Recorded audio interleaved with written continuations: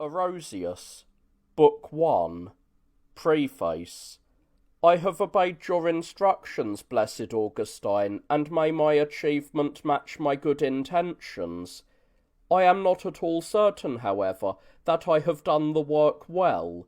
You indeed have already assumed the burden of judging whether I was capable of doing what you requested, but I am content with the evidence of obedience alone, if I have really done justice to that obedience by my will and my effort. So on a great and spacious family estate, many different animals are able to help in the work of the estate, yet the care of the dogs is a particular concern. For these animals alone are so endowed by nature that they are driven on instinctively to do the things in which they are trained. Through some inborn spirit of obedience they are held in check only by their fear of certain punishment, until the time when they are given permission by word or sign to do as they please. Indeed, they have qualities peculiarly their own, so superior to those of brutes that they approach those of human beings, that is, they distinguish, they love, and they serve. When they distinguish between masters and strangers, they do not really hate the strangers whom they attack, but rather are zealous for their masters, whom they love.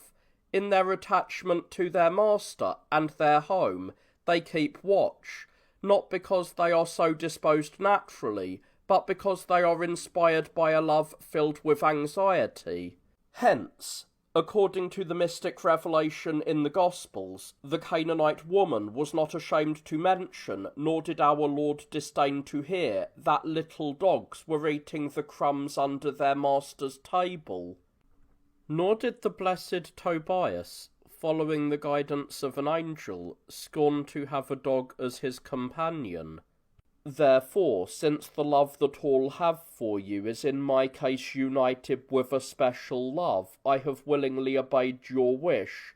My humble self owes all that I have accomplished to your fatherly advice, and my entire work is yours, because it proceeds from you and returns to you, so that my only contribution must be that I did it gladly. You bade me reply to the empty chatter and perversity of those who, aliens to the city of God, are called pagans, because they come from the countryside and the crossroads of the rural districts, or heathen, because of their knowledge of earthly matters.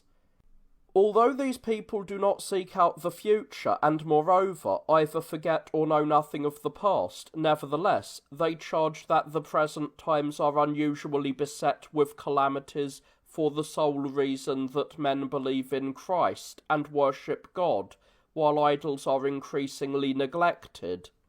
You bade me, therefore, discover from all the available records of histories and annals whether instances past ages have afforded of the burdens of war, the ravages of disease, the horrors of famine, of terrible earthquakes, extraordinary floods, dreadful eruptions of fire, thunderbolts and hailstorms, and also instances of the cruel miseries caused by parricides and disgusting crimes. I was able to set these forth systematically and briefly in the course of my book. It certainly is not right for your reverence to be bothered with so trifling a treatise as this, while you are intent on completing the 11th book of your work against these same pagans. When your 10 previous books appeared, they, like a beacon from the watchtower of your high position in the church, at once flashed their shining rays over all of the world.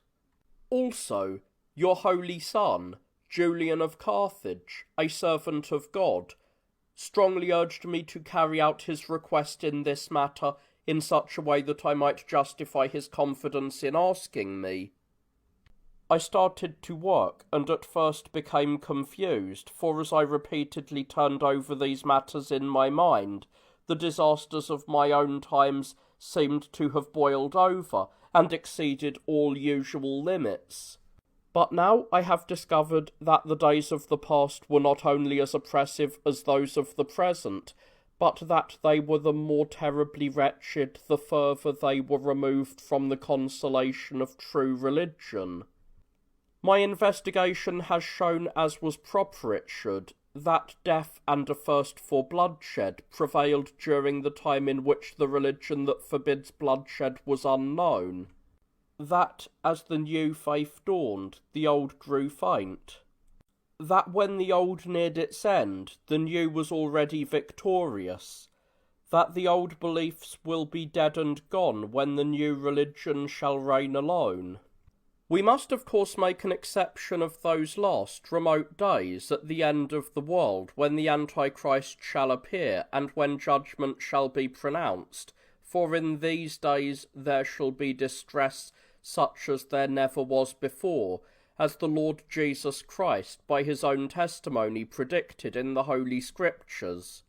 And then, in the unbearable torments of that time, it will not be in the way that happens now, and has always occurred in the past, but through a much clearer and more serious judgment, that the saints will receive their approbation, and the wicked their damnation. Nearly all of the writers of history, Greek as well as Latin, who have recorded in their various works the deeds of kings and people for posterity, have commenced their histories with Ninus, the son of Belus, and king of the Assyrians. Indeed, these historians with their very limited insight would have us believe that the origin of the world and the creation of man was without beginning, yet they definitely state that kingdoms and wars began with Ninus, as if indeed the human race had existed up to that time in the manner of beasts, and then, as though shaken and aroused, it awoke for the first time to a wisdom previously unknown to it. For my part, however, I have determined to date the beginning of man's misery from the beginning of his sin, touching only a few points, and these but briefly. From Adam, the first man, to Ninus, whom they call the Great, and in whose time Abraham was born, 3,184 years elapsed, a period that all historians have either disregarded or have not known, but from Ninus or from Abraham to Caesar Augustus, that is, to the birth of Christ, which took place in the 42nd year of Caesar's rule, when, on the conclusion of peace with the Parthians, the gates of Janus were closed and wars ceased all over the world. There were 2,015 years. During this latter period, whether one considers the men of action or the historians, the labours of all of them, both literary and active, were lavishly expended. My subject, therefore, requires a brief mention of at least a few facts from those books which, in their account of the origin of the world, have gained credence by the accuracy with which their prophecies were later fulfilled. I used these books not because I propose to press their authority upon anyone, but because it is worthwhile to repeat the common opinions that we ourselves all share. In the first place, we hold that if the world and man are directed by a divine providence that is as good as it is just, and if man is both weak and stubborn, on account of the changeableness of his nature and his freedom of choice, then it is necessary for man to be guided in the spirit of filial affection when he has need of help, but when he abuses his freedom, he must be reproved in a spirit of strict justice. Everyone who sees mankind reflected through himself and in himself perceives that this world has been disciplined since the creation of man by alternating periods of good and bad times. Next we are taught that sin and its punishment began with the very first man. Furthermore, even our opponents, who begin with the middle period and make no mention of the ages preceding, have described nothing but wars and calamities. What else are these wars but evils which befell one side or the other? those evils which existed then, as to a certain extent they exist now, were doubtless either palpable sins, or the hidden punishments for sins. What then prevents us from unfolding the beginning of this story, the main body of which has been set forth by others, and from showing, if in brief outline, that the earlier period, which, we have pointed out, covered far more centuries than the latter, underwent the same kind of miseries? Our elders divided the world, which is surrounded on its periphery by the ocean, into 3 blocks. Its 3 parts they named Asia, Europe, and Africa. Some authorities, however, have considered them to be 2, that is, Asia and Africa, and Europe, grouping the last 2 as one continent. Asia, surrounded on 3 sides by the ocean, stretches across the whole east. Towards the west, on its right, it touches the border of Europe near the North Pole, but on its left it extends as far as Africa, except that near Egypt and Syria it is bounded by the Mediterranean, which we commonly call the Great Sea. Europe begins, as I have said, in the north, at the Tanias River, where the Riparian Mountains, standing back from the Sarmatian Sea, pour forth the waters of Tanias. The Tanias, sweeping past the altars and boundaries of Alexander the Great, to the territories of the Robaski, swells the Maeotis, whose immense outflow spreads afar into the Euxine Sea, near Theodosia. From the Euxine near Constantinople, a long narrow body of water leads to the sea, which we call the Mediterranean. The Western Ocean forms the boundary of Europe in Spain, at the very point where the Pillars of Hercules stand near the Gades Islands, and where the ocean tide comes into the straits of the Tyrrhenian Sea. Africa begins with the land of Egypt and the city of Alexandria. On the shore of that great sea, the waters of which touch all the continents and the lands in the centre of the earth, we find the city of Paratonium. From there the boundaries of Africa lead through districts which the inhabitants call Catabathmon, not far from the camp of Alexander the Great, above Lake Chalursus, whence they pass near the lands of the Upper Avacitae and across the deserts of Ethiopia to reach the Southern Ocean. The western boundary of Africa is the same as that of Europe, that is, the entrance of the Strait of Gades. Its furthest boundaries are the Atlas Range and the so-called Fortunate Isles. Now that I have given briefly the 3 great continents of the world, I shall also take pains, as I promised, to point out the divisions of the continents themselves. Asia has at the centre of its eastern boundary on the Eastern Ocean the mouth of the Ganges River. To the left we find the promontory of Caligardamana, to the southeast of which lies the island of Taprobane. From this point the ocean is called the Indian Ocean. To the right of Mount Imavis, or the Himalayas, where the Caucasian chain ends, we find the promontory of Samara, northeast of which lie the mountains of the Ottagora River. From this point the ocean is called the Serian or Chinese Ocean. In this region lies India, the western boundary of which is the Indus River, which empties into the Red Sea, and the northern boundary of which is formed by the Caucasian Range. The other sides, as I have said, are bounded by the Eastern and the Indian Oceans.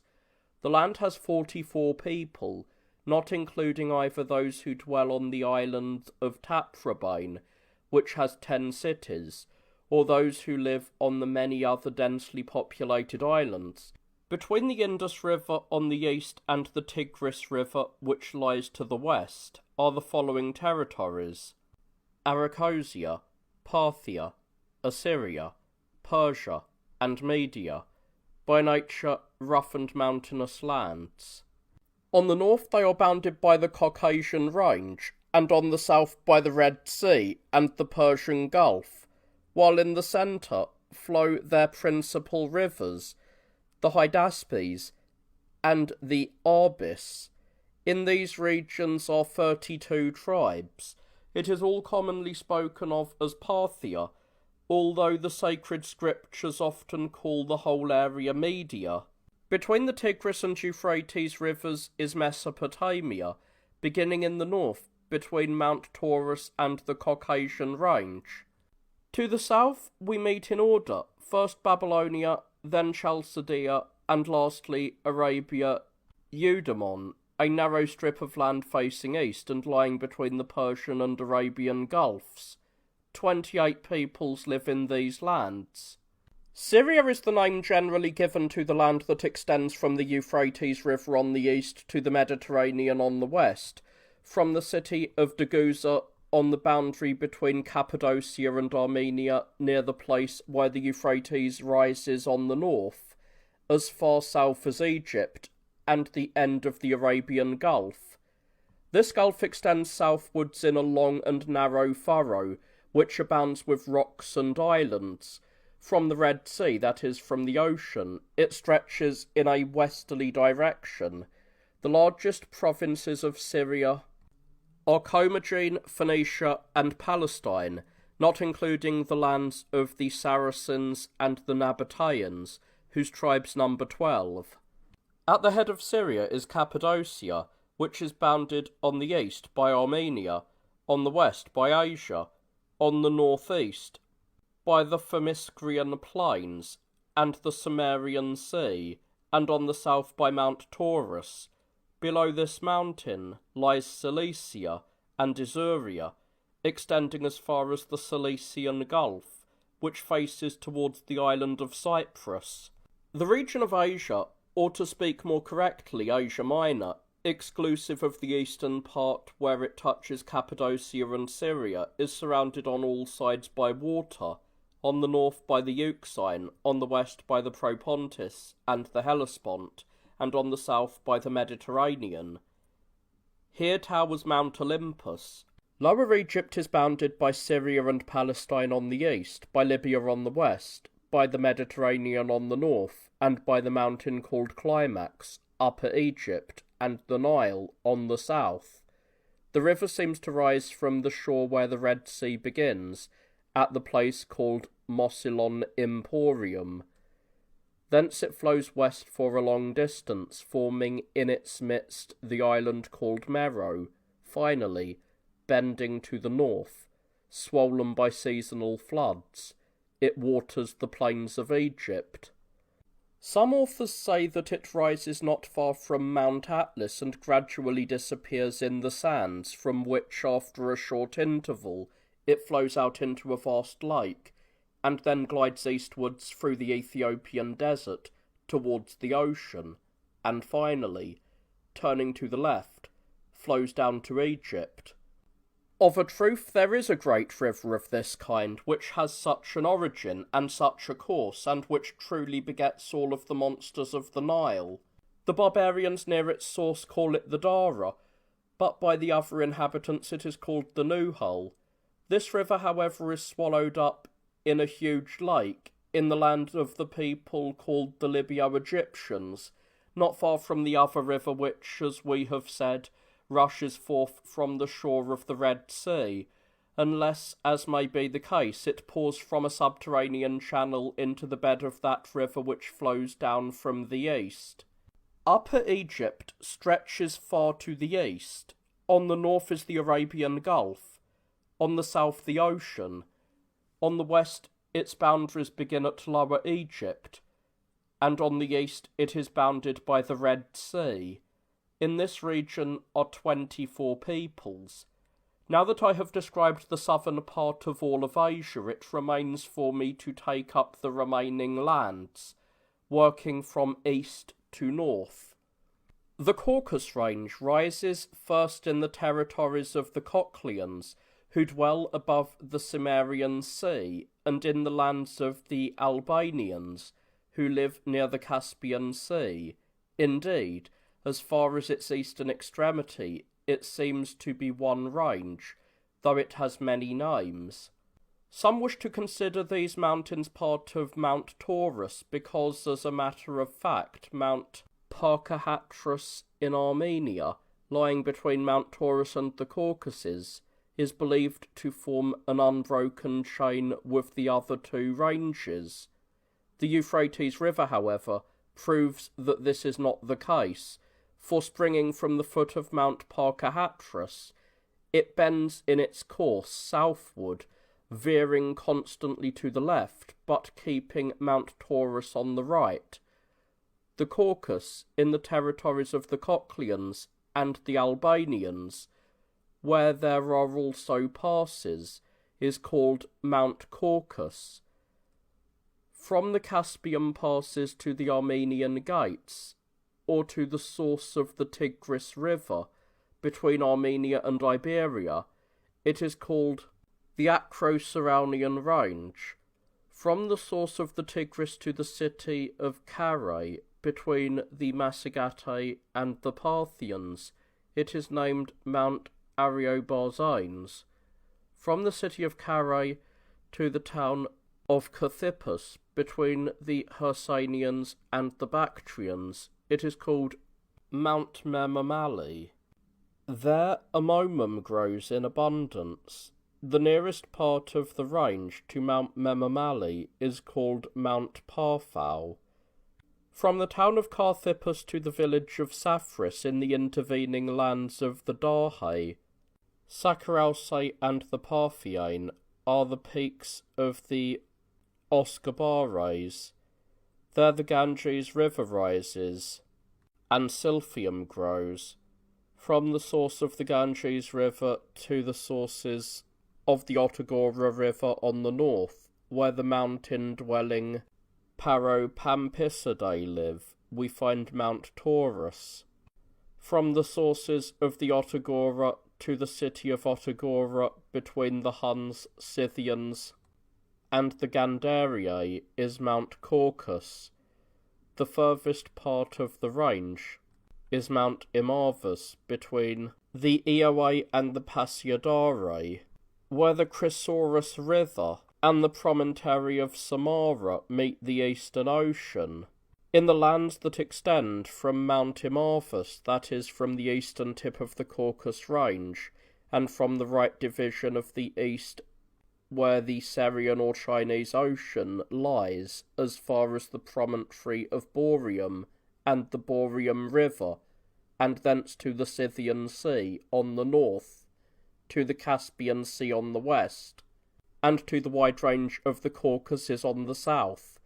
There are 42 tribes of the Hersanians and Scythians, who, on account of the barrenness of the extensive lands of the country, wander far and wide. The Caspian Sea rises from the ocean in the northeast. The shores of the lands on both sides of it in the vicinity of the ocean are considered to be desert and uncultivated. Thence towards the south the sea extends from a long channel until, spreading out over a great area, it ends at the foothills of the Caucasian Mountains. In the lands from the Caspian Sea on the east along the edge of the Northern Ocean as far as the Tanias River, and Lake Maiotis on the west, to the shores of the Cimmerian Sea on the southwest, and to the heights and passes of the Caucasus on the south, there are 34 tribes. The nearest region is usually called Albania, while the more distant territory near the sea and the Caspian Mountains is called the land of the Amazons. The boundaries of Asia have been described as briefly as possible. Now I shall let my pen wander through Europe as far as it is known to man. Europe begins at the Riparian Mountains, the Tanias River, and Lake Maiotis, all of which lie towards the east. Its territories extend along the shores of the Northern Ocean to Gallia Belgica and the River Rhine, which flows in from the west, and then to the Danube. This last river is also called the Hister. It starts from the south, and flowing to the east, empties into the Pontus. The lands of Europe in the east are first, Alania, in the middle, Dacia. There we also find Gothia, and finally Germania, the main part of which is held by the Suebi. In all, there are 54 tribes. Now I shall describe the lands between the Mediterranean and the Danube, a river which separates these lands from the territories of the barbarians. The boundaries of Moesia are on the east the mouth of the Danube River, on the south-east Thrace, on the south Macedonia, on the south-west Dalmatia, on the west Histria, on the north-west Pannonia, and on the north the Danube again. Thrace is bounded on the east by the Gulf of Propontis and the city of Constantinople, which was formerly called Byzantium, on the north by part of Dalmatia, and a gulf of the Euxine Sea, on the west and south-west by Macedonia, and on the south by the Aegean Sea. The boundary of Macedonia on the east is the Aegean Sea, on the north-east Thrace, on the south-east Euboea and the Macedonian Gulf, on the south Achaea, on the west the Acroceraunian Mountains, lying on the narrows of the Adriatic Gulf opposite Apulia and Brundisium. To the west is Dalmatia, to the northwest Dardania, and to the north Moesia. Achaea is almost entirely surrounded by water. Its boundaries are the Myrtoan Sea to the east, the Cretan Sea on the southeast, the Ionian Sea on the south, the islands of Cephallenia and Cassiopeia on the southwest and west, the Corinthian Gulf on the north. On the northeast, a narrow ridge of land joins it to Macedonia, or rather to Attica. This place is called the Isthmus, and on it is Corinth, which is not far distant from the city of Athens to the north. Dalmatia is bounded on the east by Macedonia, on the northeast by Dardania, on the north by Moesia, on the west by Histria, the Liberian Gulf, and the Liberian Islands, and on the south by the Adriatic Gulf. The boundaries of Pannonia, Noricum, and Rhaetia are on the east of Moesia, on the south Histria, on the southwest the Alps Pontae, on the west Gallia Belgica, on the northwest the source of the Danube and the boundary that separates Germany from Gaul between the Danube and Gaul, and on the north the Danube and Germany.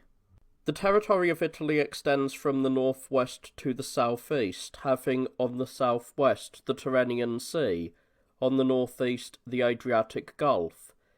That part of Italy which borders on and forms one mass with the continent is walled in by the barriers of the Alps, which rise from the Gallic Sea above the Ligurian Gulf.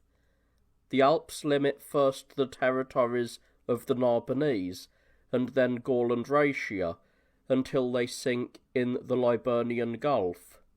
Gallia Belgica has as its eastern boundaries the Rhine River and Germany, as its southeastern the Alps Pontae, as its southern the province of Narbonensis, as its western the province of Lugdunensis, as its northwestern the Britannic Ocean, and as its northern boundary the island of Britain. Gallia Lugdunensis, very long but extremely narrow, half surrounds the province of Aquitania. On the east it is bounded by Belgica, and on the south by part of the province of Narbonensis, where the city of Arles is situated, and the Rhone River empties into the Gallic Sea. The province of Narbonensis, a part of the Gauls, is bounded on the east by the Cottian Alps, on the west by Spain, on the northwest by Aquitania, on the north by Lugdunensis, on the northeast by Gallia Belgica, and on the south by the Gallic Sea, which lies between Sardinia and the Balearic Islands. The Stockades Islands lie in front of the southern coastline of this province, where the Rhone River empties into the sea. The province of Aquitania is formed into a circle by the slanting course of the Liger River, which for almost its entire length serves as a boundary of the province. On the northwest the province touches that ocean which is called the Aquitanian Gulf. To the west it borders on Spain, to the north and east on Lugdunensis, and to its southeast and south lies Narbonensis. Spain, taken as a unit, is formed by its natural contour into a triangle, and is almost an island, owing to the fact that it is surrounded by the ocean and the Tyrrhenian Sea. Its first corner, facing east, is walled in on the right by the province of Aquitania, and on the left by the Balearic Sea, and is wedged in next to the territories of Narbonensis. The second corner extends towards the northwest. There, in Galicia, is situated the city of Brigantia, which raises its towering lighthouse, one of the most notable structures in the world, looking out towards Britain. Its third corner is at the Gardese Islands, which face to the southwest, and look towards the Atlas Mountains, across the intervening gulf of the ocean. The Saltus Pyreneae forms the boundary of Hither Spain, beginning on the east and extending on the northern side as far as the territory of the Cantabri and the Astures. From this point on, through the territory of the Vacii and Orentani, which lies to the west, Carthagio Nova, which is situated on the coast of the Mediterranean Sea, determines the boundary. Further Spain has on the east the Vacii, Celtiberi and Orotani, on the north and west the ocean, and on the south the Strait of Gardese. This strait belongs to the ocean, and through it the Mediterranean Sea, which is called the Tyrrhenian Sea, enters. Insomuch as there are in the ocean islands called Britannia and Hibernia, which are situated opposite the Gauls, in the direction of Spain, they will be discussed briefly. Britain, an island in the ocean, extends a long distance to the north. To its south are the Gauls. The city called Portus Rutupi, that is Richborough, affords the nearest landing place for those who cross the water. From this point Britain faces directly the territories of the Menapi and Batavi, which are located not far from the land of the Moroni in the south. This island is 800 miles long and 200 miles wide. In the limitless ocean, which stretches behind Britain, are the Orcades Islands, of which 20 are deserted and 13 inhabited. Next comes the land of Fuel, which is separated from the others by a great space and is situated in the middle of the ocean towards the northwest. It is known to only a few. Hibernia, an island situated between Britain and Spain, is of greater length from south to north. Its nearer coasts, which border on the Cantabrian Ocean, look out over the broad expanse in a southwesterly direction towards far-off Brigantia, a city of Galatia, which lies opposite to it, and which faces to the northwest. This city is most clearly visible from that promontory where the mouth of the Skenna River is found, and where the Velabri and Lucini are settled. Ireland is quite close to Britain and is smaller in area. It is, however, richer on account of the favourable character of its climate and soil. It is inhabited by tribes of the Scotti. The island of Mavania, its next-door neighbour, is itself fair-sized and possesses a rich soil. It, too, is inhabited by tribes of the Scotti. These are the boundaries of all the countries of Europe. As I have said earlier, when our ancestors stated that Africa must be considered the third part of the world, they did not consider the comparative sizes of the continents, but followed their actual divisions. Indeed, this great sea, which originates in the Western Ocean, by inclining more to the south, has limited the area of Africa, and made the continent narrower between its own waters and those of the ocean. Hence there are even some who, although they think that Africa is equal in length to Europe, yet at the same time, considering her to be much narrower, believe it is inappropriate to call this continent the third part. They have preferred, therefore, by allotting Africa to Europe, to call the continent a part of the latter. Furthermore, much more land remains uncultivated and unexplored in Africa because of the heat of the sun than in Europe, because of the intensity of the cold. For certainly almost all mammals and plants adapt themselves more readily and easily to great cold than to great heat. There is an obvious reason why Africa, so far as contour and population are concerned, appears smaller in every respect. Owing to her natural location, the continent has less space, and owing to the bad climate, she has more deserted land. The provinces and peoples of Africa may be described as follows. After Egypt, the next province of Africa that I shall describe is Libya, Cyrenaica and Pentapolis. This region begins at the city of Paratonium and the Catabathmon Mountains, from which, following the sea, it extends as far as the altars of the Philaeni. The territory behind it, which reaches to the Southern Ocean, is inhabited by the Libyo-Ethiopians. Egypt is on the east, the Libyan Sea on the north, the Greater Cyprus and the country of the Troglodytes on the west. Opposite the Troglodytes is the island called Calypso, and the Ethiopian Ocean on the south. The province of Tripolitania is also called Subventania, or the country of the Arzugis, as these people are generally called throughout the length and breadth of Africa. In this province, the city of Leptis Magna is situated. Tripolitania is bounded on the east by the altars of the Philippini, which are between the Greater Cyprus and the country of the Troglodytes, on the north by the Sicilian Sea, or rather by the Adriatic and the Lesser Cyprus, on the west by Byzantium, as far as the lake of Selene, on the south by the lands of the barbaric Gaetuli, Nethabres and Garamantes, whose territories stretch as far as the Ethiopian Ocean. Next are the provinces of Byzantium, Zugis, and Numidia.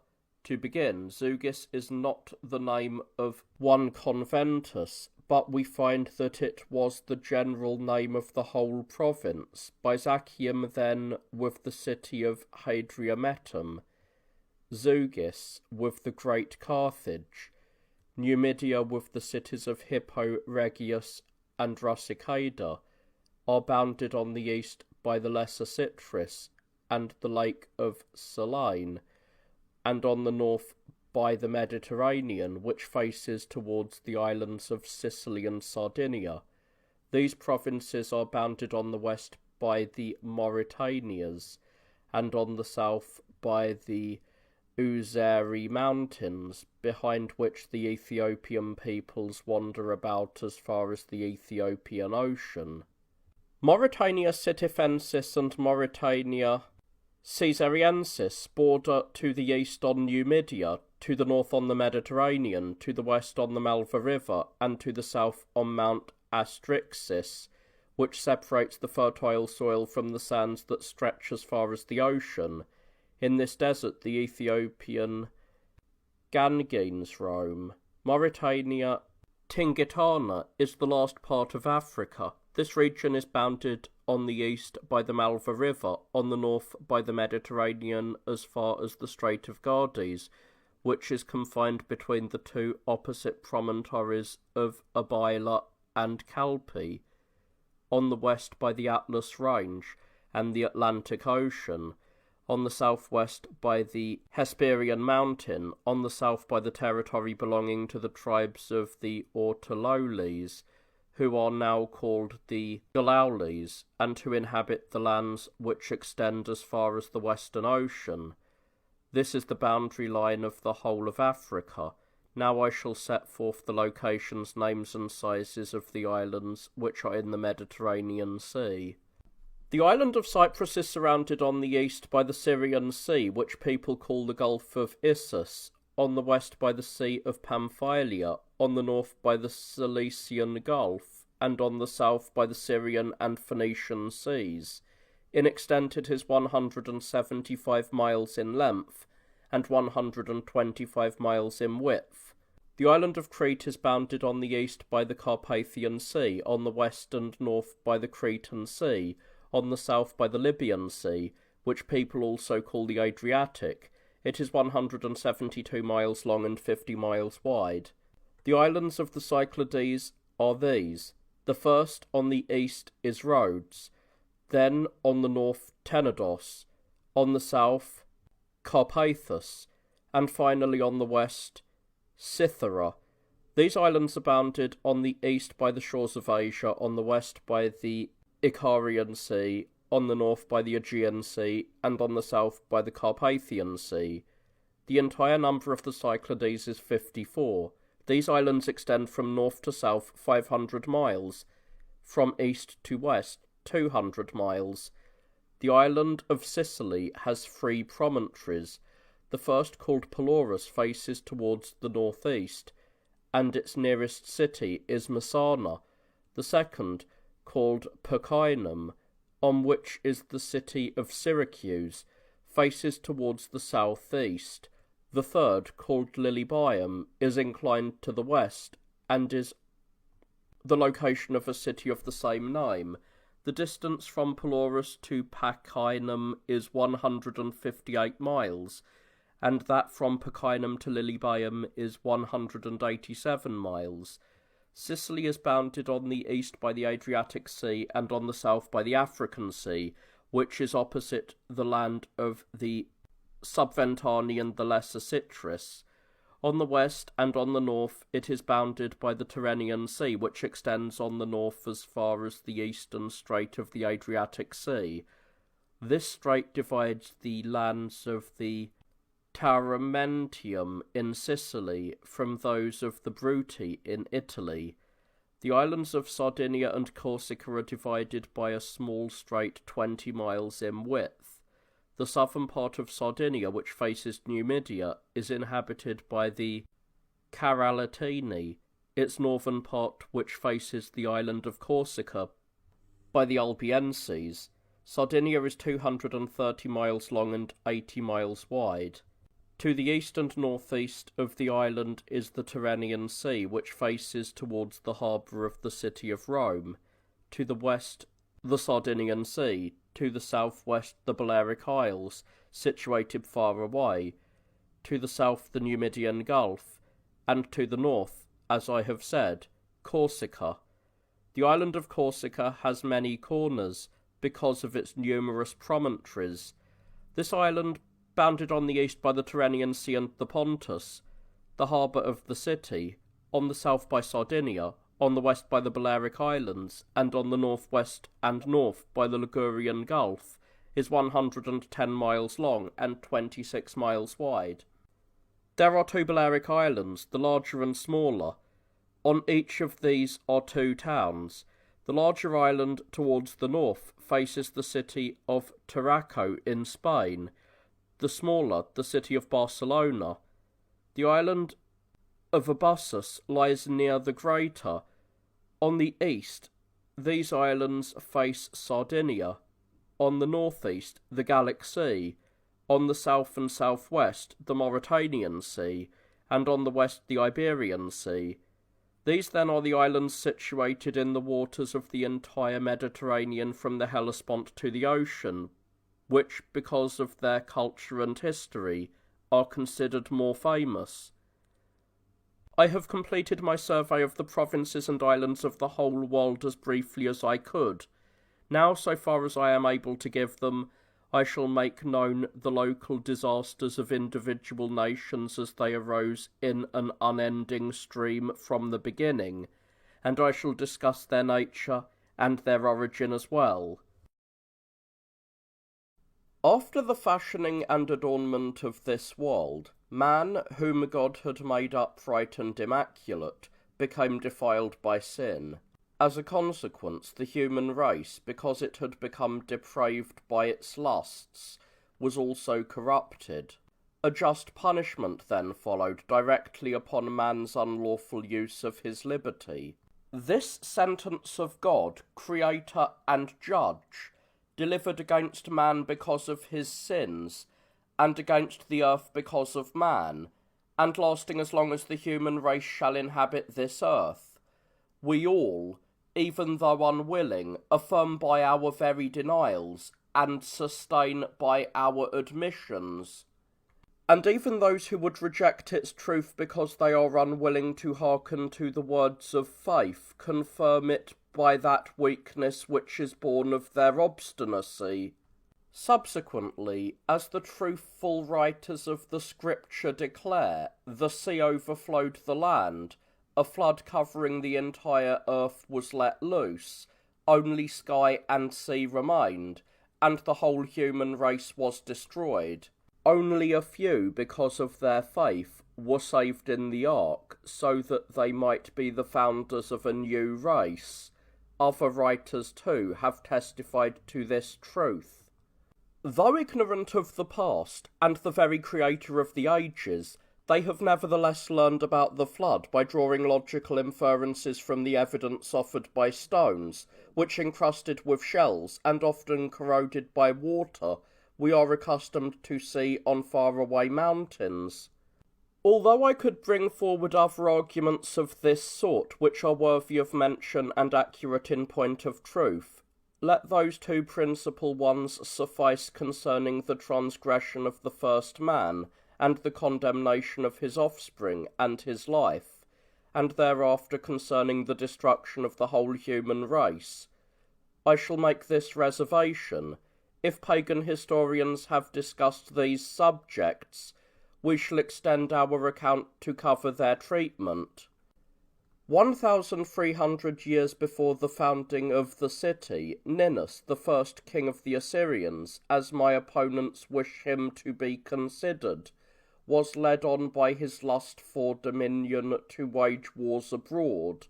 For 50 years he maintained a reign of bloodshed throughout all of Asia. Starting from the south and from the Red Sea, he laid waste and subjugated the territory in the extreme north along the Euxine Sea. He taught barbaric Scythia, hitherto an unwarlike and inoffensive country, to quicken into action her dormant spirit of ferocity, to become conscious of her strength, to drink not as heretofore the milk of domestic animals, but the blood of men, and in the end to conquer even as she was being conquered.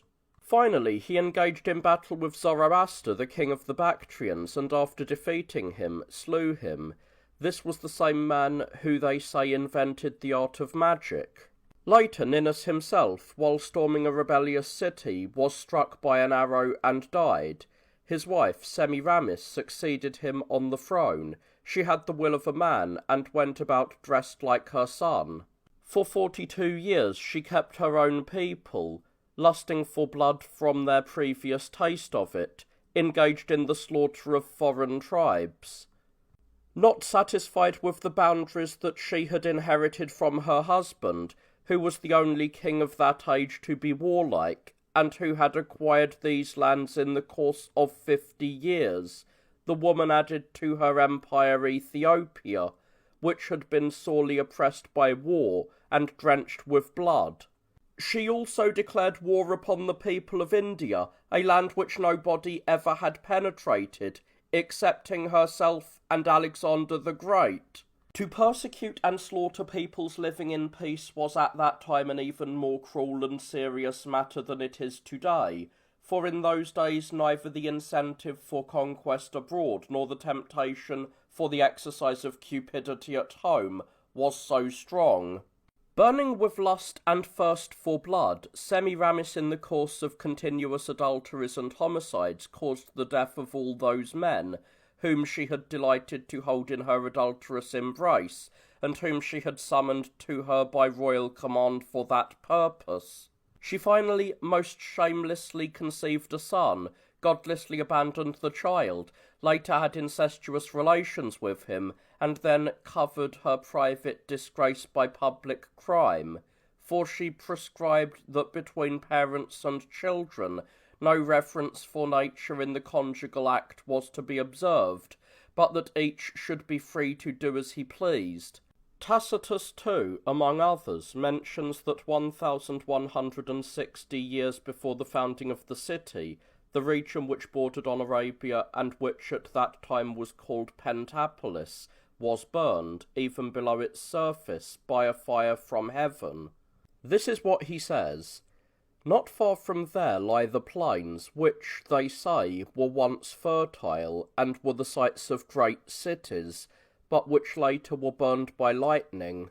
It is said that traces of this disaster still remain, but that the earth itself, which looks fruitful, has lost its power of fertility.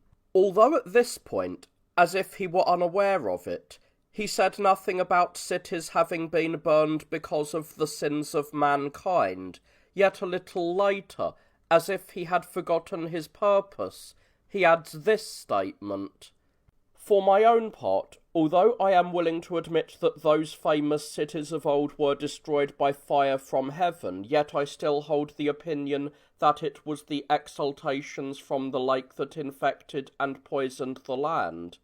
By this statement he has admitted, although loath to do so, that he had known and agreed with me about the burned cities, which undoubtedly were destroyed by fire as a punishment for their sins. Thus he has openly proved that he did not lack a trustworthy source of knowledge, but merely a willingness to express his beliefs. I will now explain this more fully. On the border of Arabia and Palestine, where the mountains as they disappear on each side merge into the fields which lie below them, were 5 cities: Sodom, Gomorrah, Adama, Soboim, and Segor. Of these, Segor was small, whereas the others were large and spacious. For the soil near these cities was fertile, and the Jordan River, spreading out through the plains, and dividing them into convenient sections, served to increase the productivity of the land. But this very abundance of resources brought evils upon the entire region, because the inhabitants misused their blessings. For out of abundance grew luxury, and out of luxury came such shameful passions that men rushed to commit vile practices upon their own sex, without even taking into consideration place, condition, or age. Therefore God in his anger rained fire and brimstone upon this land, and by burning its inhabitants and cities, pronounced upon the entire region a sentence of eternal ruin, to serve as a witness of his judgment for future generations. Thus, although the contour of the region is even now visible, it is found covered with ashes. The sea has flowed over, and at the present time covers the middle of the valley that the Jordan once watered. So great was God's displeasure, aroused by matters which the inhabitants had held to be petty, that because the people had misused their blessings, and turned the fruits of his mercy to the nourishment of their passions, the very land itself, on which these cities were built, was first burned by fires, later overwhelmed by waters, and finally vanished from the sight of men into eternal condemnation. Therefore, if it be now agreeable, let those who spit as much as they can upon Christ, whom we ourselves have shown to be the judge of the centuries, distinguish between the cases of Sodom and Rome, and let them compare their punishments. To these matters I must not again give special considerations, since they are known to all, and yet how gladly would I accept their opinions if only these people would faithfully acknowledge what they really feel. Although they murmur now and then about Christian times, and this only in out-of-the-way places, I do not think that this ought to be taken too seriously, since the feelings and general views of the entire Roman people may be learned from the expression of their unanimous judgment. The Roman people indeed have unmistakably borne witness that the disturbance which for a short time interrupted their customary pleasures was but of slight importance, for they freely cried out, "If we are given our circus back again, we have suffered nothing." That is to say, the swords of the Goths had accomplished nothing at Rome if the Romans might still be allowed to be spectators at the circus games. Yet possibly the explanation is, as many in our age believe, that those who have long been freed from care regard even the slightest anxiety as an intolerable burden. They are the type of people who consider those gentle admonitions by which we all from time to time are reproved, still more severe than the punishments exacted in other times about which they have only heard or read.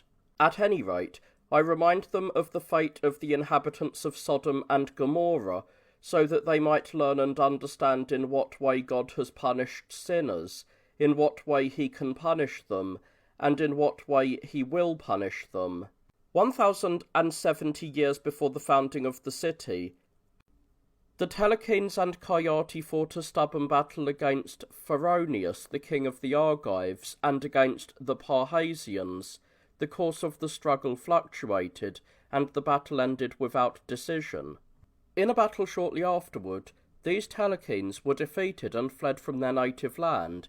Ignorant of the true state of affairs, they seized the island of Rhodes, which was earlier called Ophiusia, in the belief that it was a place of safety, and that they were cutting themselves off completely from contact with the whole civilized world. 1,040 years before the founding of the city, a raging flood brought great destruction upon almost all the province of Achaia. Insomuch as this flood took place in the days of Ogygius, who was the founder and king of Eleusis at the time, it was he who gave the name to the place and to the era. The historian Pompeius Trogus, through Justin, who made an epitome of his work, informs us that 1,008 years before the founding of the city, Egypt experienced first a period of unusual harvests, so rich as to excite disgust, and then a continuous period of unbearable famine, which Joseph, a just and wise man, relieved by divine foresight. Among other things, Justin states, Joseph was the youngest of his brothers who, fearing his superior ability, kidnapped him and sold him to foreign merchants. After being brought by them to Egypt, he then became a master of the arts of magic by reason of his exceptional native ability, and in a short time was favoured by the king himself. Joseph was also skilled in prodigies, and was the first to establish the science of interpreting dreams. No branch of divine or human law seems to have been unknown to him. So true was this, that when he foresaw a future barrenness of the land many years before it actually came to pass, he had the produce of the fields stored up.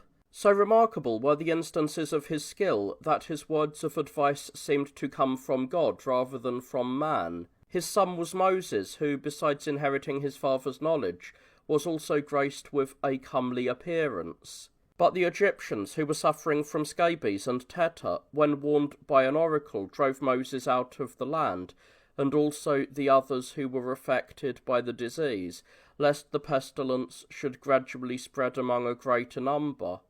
Such then is Justin's statement. Now this same Moses, who according to the testimony of these historians was a man of wisdom and understanding, wrote quite fully and accurately about these events, as he naturally would about happenings in which he and his people were participants. Therefore we must first supplement the lack of knowledge on the part of these men by his trustworthiness and authority, which even they recognise. Secondly, we must confute the deceit and malice of the Egyptian priests, who by cunning, and this is perfectly evident, attempted to bury in oblivion the memory of the manifest wrath and mercy of the true God. To be specific, these priests told a confused story in order not to cast reproach upon their own idols.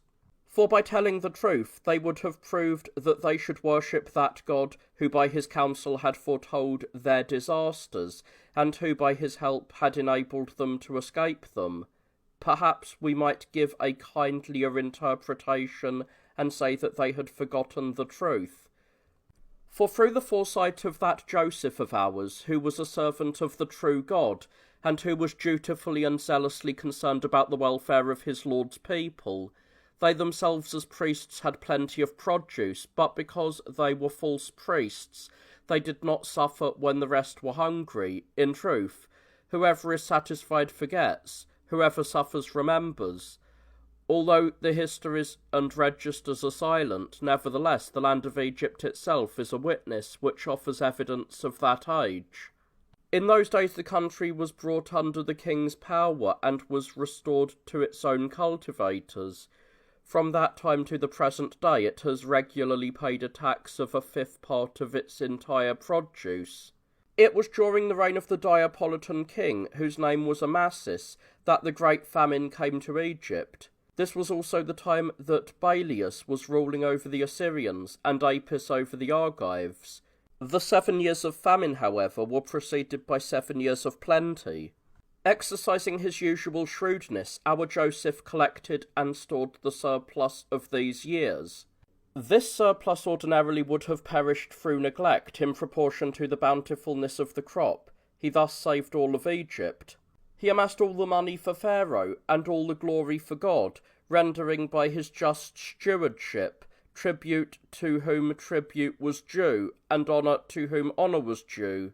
He acquired the flocks, lands, and wealth of all in accordance with a fixed agreement with them, and in return for a fifth of their property he released those who had sold both themselves and their lands in exchange for a grant of grain. Who would believe that this Joseph, whom God had placed over the Egyptians as the author of their deliverance, should have been so quickly forgotten that a little while later the Egyptians would condemn his sons and entire kinship to slavery, would inflict hardships upon them, and would crush them by massacres? Hence we must not be astonished if there are some men in our own age who, though they would remove the sword hanging over their necks by pretending to be Christians, either never mention or else defame the very name of Christ, through whom alone they are saved, and maintain that they are sorely oppressed in Christian times. In reality they are made free by the benefits which these times confer upon them. 810 years before the founding of the city, Amphitryon, the third king after Cecrops, reigned at Athens. In his time a flood carried away most of the population of Thessaly, although some were saved by taking refuge on the mountains, especially on Mount Parnassus, whose environs were then ruled over by Deucalion. Because he supported and fed the refugees who came to him on rafts and who were resting upon the twin ridges of Parnassus, Deucalion is said to have saved the human race. Plato is a witness that in those days numerous plagues and terrible diseases affected Ethiopia and reduced the population almost to a state of desolation. And lest perchance anyone should think that there was any interval between the time of God's wrath and the visitation of war's fury, let it be known that it was at this time that Father Liber conquered India and drenched it with blood. He filled this land with slaughter and polluted it with lusts, and all of this despite the fact that the people of India never offended others, and wished only to live the quiet lives of slaves.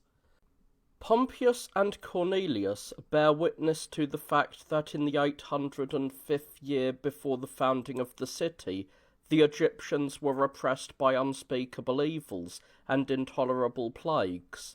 The disagreement in the testimony of these historians disturbed me somewhat. though both declared that the following facts relating to the Jews should be recorded. For Pompeius, or Justin, has to say this: when the Egyptians were suffering from scabies and ringworm, they took warning from an oracle and drove Moses and all of those diseased from the boundaries of Egypt, so that the pestilence might not gradually spread among a greater number of people. After he had become the leader of the exiles, Moses stealthily carried off the sacred vessels of the Egyptians, who, when they tried to recover them by force of arms, were compelled by storms to return home. Cornelius, however, speaks about the same events as follows. Most authors agree that when leprosy, which horribly disfigures the bodies of its victims, had broken out throughout Egypt, King Bacchoris consulted the oracle of Ammon, and upon asking for a remedy, was ordered to cleanse his kingdom and drive away to other lands this race of men, because it was hateful to the gods. So the Jewish people were sought out in their dwellings and gathered together. Afterwards, when they were abandoned in the desert, and all of the exiles, except Moses, were downcast and weeping, it was he who warned them not to look for any assistance from the gods, or from men, but to place their trust in themselves under the guidance of the heaven-sent leader. By his aid they would first cast off the burden of their present miseries. Thus Cornelius tells us that the Jews were forcibly driven into the desert by the Egyptians, but later, when evidently off his guard, he adds that in Egypt they had cast off the burdens of their miseries with the help of their leader Moses. Therefore it is clear that certain prompt measures taken by Moses have been concealed. Justin likewise asserts that when Moses was driven out with the rest of the people, he took away by stealth the sacred vessels of the Egyptians, and when the Egyptians strove to recover those by force of arms, they were compelled by storms to stop and to return home. Justin then has recorded something more, though not all of the story, which Cornelius has concealed. Since both, therefore, have given testimony to the greatness of Moses as a leader, his deeds and words should be taken on his own testimony, just as he has related them. The Egyptians then began to torture the people of God, that is, the race of that Joseph by whose efforts they had been preserved. Previously they had oppressed and forced this people to do the work of slaves. When by a cruel edict the Egyptians also compelled them to slay their own children, God, through Moses as his spokesman, commanded that his people be set free, so that they might serve him. God then inflicted harsh punishments on the Egyptians for their contempt and stubbornness. Overburdened and worn out at last by 10 plagues, the Egyptians now compelled the Jews, who they had been unwilling to let go earlier, to hasten their departure. After waters turned into blood had brought to the Egyptians, parched as they were from first, a remedy for their suffering, which was far worse than the suffering itself. After creeping frogs had spread horrid filth over everything clean or unclean, after the whole air had become alive with glowing gnats, from which no one could escape, after dog flies had run about the interior parts of their bodies, moving in a loathsome manner, and bringing sharp pains as severe as they were disgusting, after all the flocks and cattle had been suddenly destroyed in a general carnage, after running sores and festering ulcers, or, as they themselves preferred to say, scabies and ringworm, had broken out all over their bodies, after hail, and there was fire mingled with the hail, had beaten down man, beast, and tree, after swarms of locusts had devoured everything, and had attacked even the very roots and seeds of the plants, after a darkness had come that was dreadful with its apparitions, so dense that it could be felt, and so lasting that it brought death, and finally, after the firstborn had perished throughout all of Egypt, and all the people were passing through a common period of mourning, those who had not yielded before to God when he commanded, yielded now when he punished. But their repentance was insincere. Soon afterwards they dared to pursue the exiles, and paid with their lives for their impious obstinacy. For the king of the Egyptians led his entire army, which included chariots and horsemen, against the wanderers. The size of the army may be inferred from this evidence, or at least chiefly therefrom, that at one time 600,000 men fled in terror before it. But the God who protects the oppressed and chastises the stubborn suddenly divided the waters of the Red Sea. On each side of the path that was opened he formed the waters into motionless walls like unto mountains. He held these walls in position so that the good, encouraged by the hope that their journey was nearing its end, might enter unharmed upon the path leading to safety of which they had despaired, while the wicked should enter a pitfall where they would unexpectedly meet their death. After the Hebrews had thus passed in safety over the dry passage, the masses of stationary water collapsed behind them, overwhelming and destroying the whole host of the Egyptians together with its king. The entire province, which had previously been afflicted with plagues, was emptied by this final slaughter, and at the present day there remain unmistakable evidences of these events. For the tracks left by the chariots and the ruts made by the wheels are visible not only on the shore but also in the deep as far as the eye can see, and if by chance these marks are at times disturbed, accidentally or purposely, divine providence at once restores them to their former appearance, with the help of the wind and waves. Thus, if a man be not taught the fear of God by the study of revealed religion, that fear may be borne in upon him by this example of God's wrath.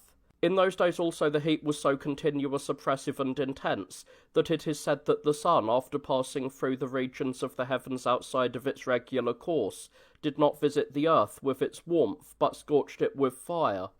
Neither the Ethiopians, who were more used to the heat than other peoples, nor the Scythians, who were unaccustomed to it, could endure this raging heat beating down upon them. In accounting for this phenomenon, some people would not concede to God his own ineffable power, but sought worthless, petty explanations, and invented the absurd story of Phaeton. During the 775th year before the founding of the city, in the course of the quarrel between Danaus and his brother Egyptus, the daughters of the former murdered the 50 sons of the latter. Later, Danaus himself, the instigator of these many crimes, was driven from the kingdom which he had won by so many shameful deeds.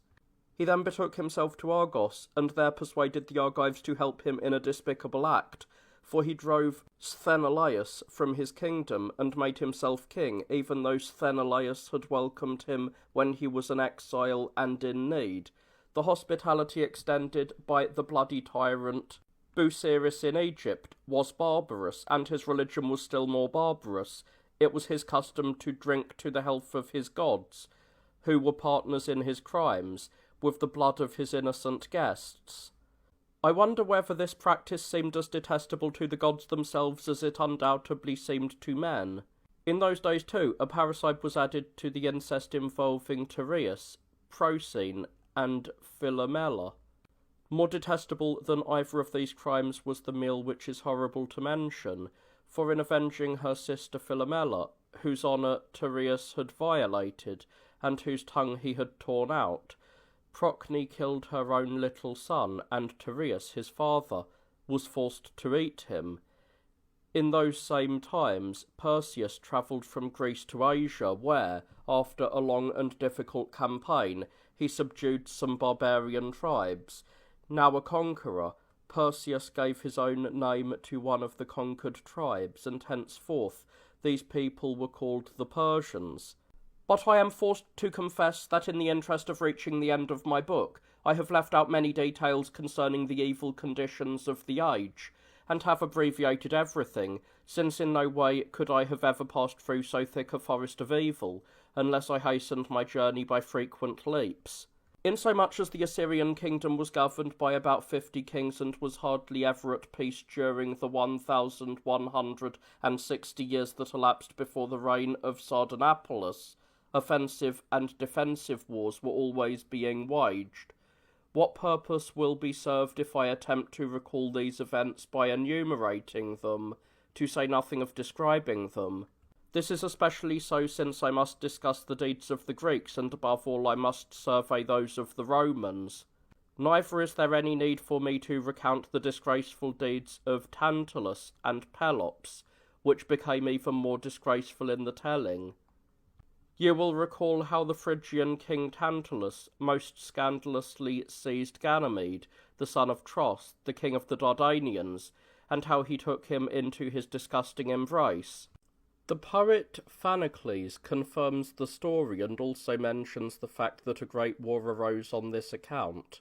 Perhaps Phanocles tells this story because he wished this same Tantalus to appear as the servant of the gods when he corrupted the stolen boy in his own home in order to prepare him for the lust of Jupiter. Tantalus indeed did not hesitate to serve up even his own son Pelops at Jupiter's banquets. Likewise, one grows weary of referring to the struggles, however great they may have been, of this Pelops against Dardanus and the Trojans. We are accustomed to hear them repeated so often in stories that no one pays much attention to them. I am also omitting those stories about Perseus, Cadmus, the Thebans, and the Spartans, which Palathetus describes as he follows their winding course through mazes of successive evils. I am silent about the disgraceful crimes of the Lemnian women. I pass over the lamentable flight of Pandion, the king of the Athenians. I conceal the hatreds, debaucheries, and parricides of Atreus and Thyestes, which even the gods detested. I omit Oedipus, the slayer of his father, the husband of his mother, the brother of their children, his own stepfather. I prefer to be silent about how the brothers Eteocles and Polynices attacked each other, each one striving to be the murderer of the other. Nor do I wish to call to mind Medea, smitten by a savage love, who rejoiced in the slaughter of her little children, or anything else that was done in those days. One may guess how much men then suffered from the fact that even the stars are said to have fled. In the 560th year before the founding of the city, the Cretans and Athenians engaged in a bitter struggle, in which both sides suffered disastrous losses. The Cretans were victorious and made their triumph even bloodier by cruelty, handing over some children of noble Athenian parentage to be devoured by the Minotaur. I do not know whether it would be more accurate to describe this creature as a man with the qualities of a wild beast, or a beast with the qualities of a human being, but the Cretans fattened this misshapen monster on those noble-born children who had been torn away from their native land. In those same days, the Lapiths and Thessalians struggled in contests no less famous. In his first book, concerning incredible tales, Palathetus relates that the Lapiths believed and asserted that the Thessalians were themselves centaurs, because when their horsemen rushed here and there in battle, horse and man appeared to be one in body. 480 years before the founding of the city, Vososes, the king of Egypt, eager to make war against the south and the north, regions separated by almost the whole heaven and the whole sea, or to annex them to his kingdom, first declared war upon the Scythians. He had previously sent ambassadors to bid them to obey his laws. In answer, the Scythians told the ambassadors that Vososes, who was already an extremely wealthy king, had stupidly undertaken war against a poor people, and that he himself ought to fear the war more than they, because it was clear that the uncertain issue of the struggle promised only losses instead of rewards. They further declared that they would not await his attack, but would on their own initiative go forward to plunder his army. There was no delay, for deeds followed these words. First the Scythians forced Vososes himself to flee back in terror to Egypt. Then they attacked his army, which was now without a leader, and captured all of its war equipment.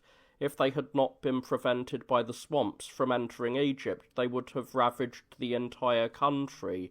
Returning at once, they exacted tribute from Asia, whose people had been the victims of repeated slaughter and massacre, and which was now in a state of complete subjugation. They remained at war in Asia for 15 years until they were recalled by the demand of their wives, who threatened to allow their neighbours to become the fathers of their children, unless their husbands returned. Meanwhile, among the Scythians, 2 young men of the royal family, Plinos and Scolopettus, were driven from their home by a faction of the nobility. They took with them a large band of young men and founded a settlement on the coast of Cappadocia, near the Thermodon River, and close to the Themyscrian plains. From that base they plundered the nearby lands for a long time, until their neighbours finally united for common action, led them into an ambush and slaughtered them.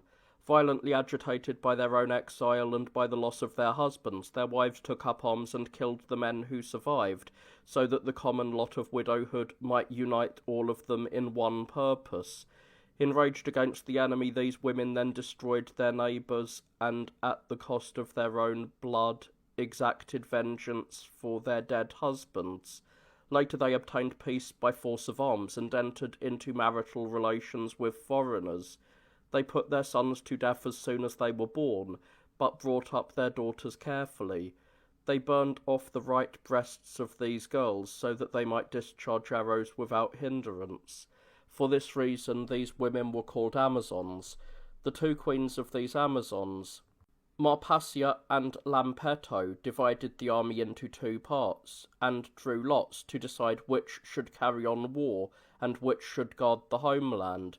When the Amazons had subdued most of Europe and had captured some cities of Asia as well, they themselves became founders of Ephesus and other cities. The principal part of their army, laden with rich booty, was then recalled home. The rest of the army, which had remained with Queen Marpasia to protect their empire in Asia, was cut to pieces in battle with the enemy. Sinope, the daughter of Marpasia, took her place. As a crowning achievement to her matchless reputation for courage, she remained a virgin to the end of her life. So great was the admiration and fear spread by her fame among peoples already alarmed that even Hercules, when he was ordered by his master to bring the weapons of the queen, certain that he would have to face inevitable peril, gathered together the pick of the noble youth of all of Greece and prepared 9 vessels of war. After estimating his force, he was still not satisfied, and preferred to proceed against the queens suddenly and surround them when they had no suspicion of attack. 2 sisters, Antiope and Orythria, were ruling the kingdom at this time. Arriving by sea, Hercules overcame them when they were off guard, unarmed, and indolent from the carefree existence of peaceful times. Among the large number slaughtered or captured were the 2 sisters of Antiope, of whom Hercules kept Melanippe, while Theseus took Hippolyte. Theseus married Hippolyte, but Hercules returned Melanippe to her sister Antiope and received as the price of her ransom the weapons of the queen. After the reign of Orythia, Penthesilea became the ruler of the kingdom, and the accounts of her courage exhibited among men during the Trojan War have come down to us. Low grief, the shame of human error. Women, fleeing from their native land, entered, overran and destroyed Europe and Asia, the largest and most powerful sections of the world. For almost 100 years they kept control of these lands by overthrowing many cities and founding others. The blame for the oppression of the times was nevertheless not to be imputed to the utter worthlessness of men. On the contrary, recently these Getae, who are at present also called the Goths, Alexander publicly said that they must be shunned, Pyrrhus dreaded them, and even Caesar avoided them. After stripping their homes bare and abandoning them, united their forces in one body and invaded the Roman provinces. After proving themselves to be a menace over a long period of time, these barbarians made a request to obtain an alliance with Rome, an alliance which they could have won by force of arms. They asked only enough land for a small settlement, not a location which they themselves might choose, but one which we should grant them. These barbarians, who were free to take for themselves as much as they wanted, since the whole world was subdued and laid open to them, these barbarians, I say, requested this favour. They who alone were feared by unconquered kingdoms offered now their services to protect the Roman Empire. Since in their blindness the pagans do not see that these things were brought to pass by Roman virtue, and won through the Christian faith of the Romans, they do not believe and are unwilling to acknowledge though they realise that it was through the mediation of the Christian religion, which unites all people in the recognition of a common faith, that those barbarians became subjects of the Romans without a conflict, those men whose wives had destroyed the greater part of the earth with measureless slaughter. But 430 years before the founding of the city, the abduction of Helen, the covenant of the Greeks, the assembly of 1,000 ships, and the 10 years' siege, and lastly the celebrated destruction of Troy, is well known to all. That war was waged for 10 years with the utmost cruelty. The most renowned poet Homer, in his glorious song, has clearly shown what nations and how many peoples were caught in the path of that hurricane and destroyed. It is not our concern to unfold again the story in sequence, since that would take a long time, and besides, it is well known to everybody. If there is really any justification for my critics being displeased with the present state of affairs, whatever their condition, let those who have learned about the length of the siege, the savagery and massacre accompanying the overthrow of the city, and the state of bondage that followed, consider the enemies of Rome. For although these enemies might have pursued the Romans through all the lands with troops prepared to attack, they were led by the hidden mercy of God to follow these same Romans over all seas, and even to offer hostages to obtain peace. And lest people think that their actions were motivated only by love of a quiet life, behold them offering to risk their lives against other tribes to maintain the Roman peace. Moreover, in the next few years came the events that followed the arrival of Aeneas in Italy, after he had fled from Troy, that is, the strifes he aroused, the kinds of wars he provoked over a period of 3 years, and the number of peoples he involved in hatred and ruthlessly overthrew. All these have been imprinted upon our memories by the instruction received in our elementary schools. And interspersed with these events were the exiles and shipwrecks of the Greeks, the disasters of the Peloponnesians at the time when Cordus died, the uprisings of the barbarian Thracians in new wars, and the general disorders throughout all Greece and Asia. In the 64th year before the founding of the city, Sardanapalus reigned over the Assyrians. He was their last king, and a man more corrupt than a woman. Arbatus, who was his prefect at that time and in authority over the Medes, cursed his king when he saw him dressed in the garb of a woman, spinning purple cloth in the midst of a flock of harlots. Soon afterwards the Median people rose in revolt and forced Sardanapalus to go to war. When he was defeated, he threw himself upon a burning pyre. The kingdom of the Assyrians then gave way to that of the Medes. After many wars had broken out on all sides, to discuss them in due order does not seem to me to be at all appropriate. The sovereignty passed through various stages in a cycle, first to the Scythians, next to the Chalcidians, and finally back again to the Medes. It is not necessary to describe in detail the number of disasters and massacres of peoples that occurred, and also the many wars that arose in the course of which, over and over again, many great monarchies changed hands. After these events, Phraates ruled over the Medes. He consumed 22 years of his reign in continual warfare with the Assyrians and the Persians. His successor was Diocles, a man expert in arms and constantly engaged in war. On the death of Diocles, Astyages received a greatly enlarged empire. Lacking a male heir, he adopted his grandson Cyrus, who was a Persian by birth.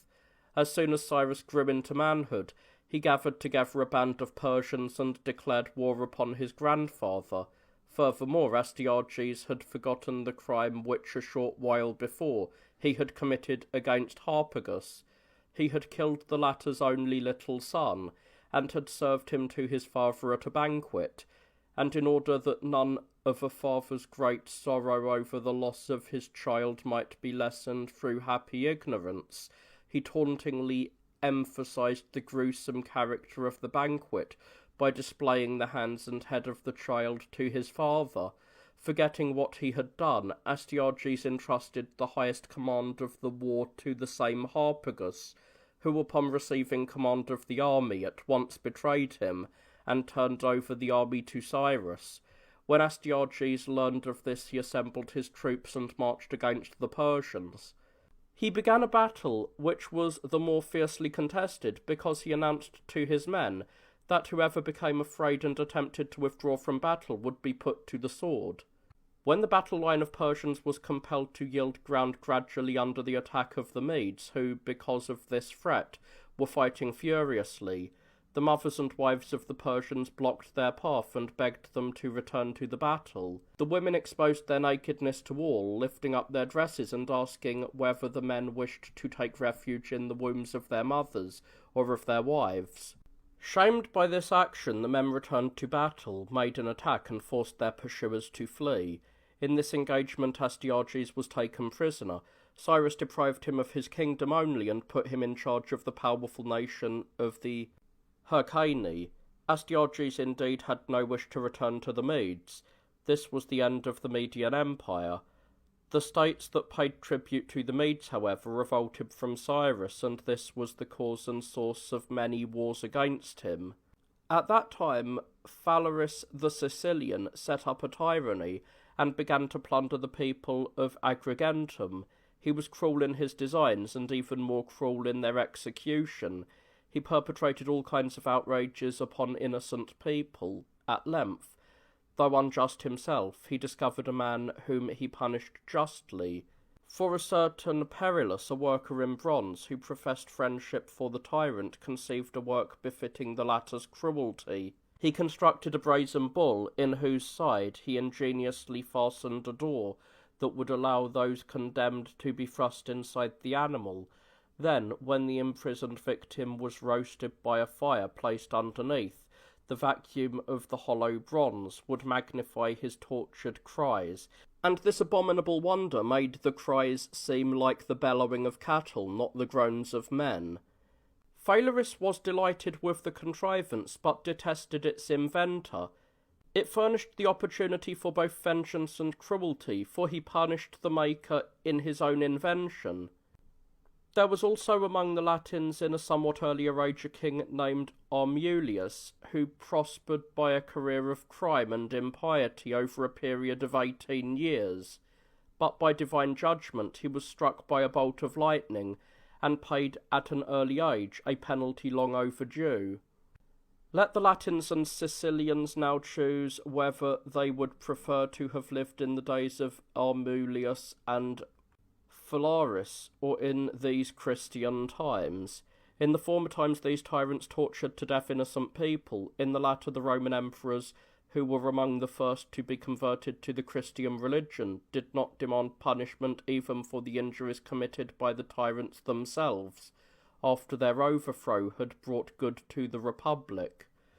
30 years before the founding of the city, the Peloponnesians and the Athenians waged a great war in which both peoples entered with their full strength and enthusiasm. Each side was finally forced by mutual destruction to withdraw from combat and to terminate the war, as if both had been defeated.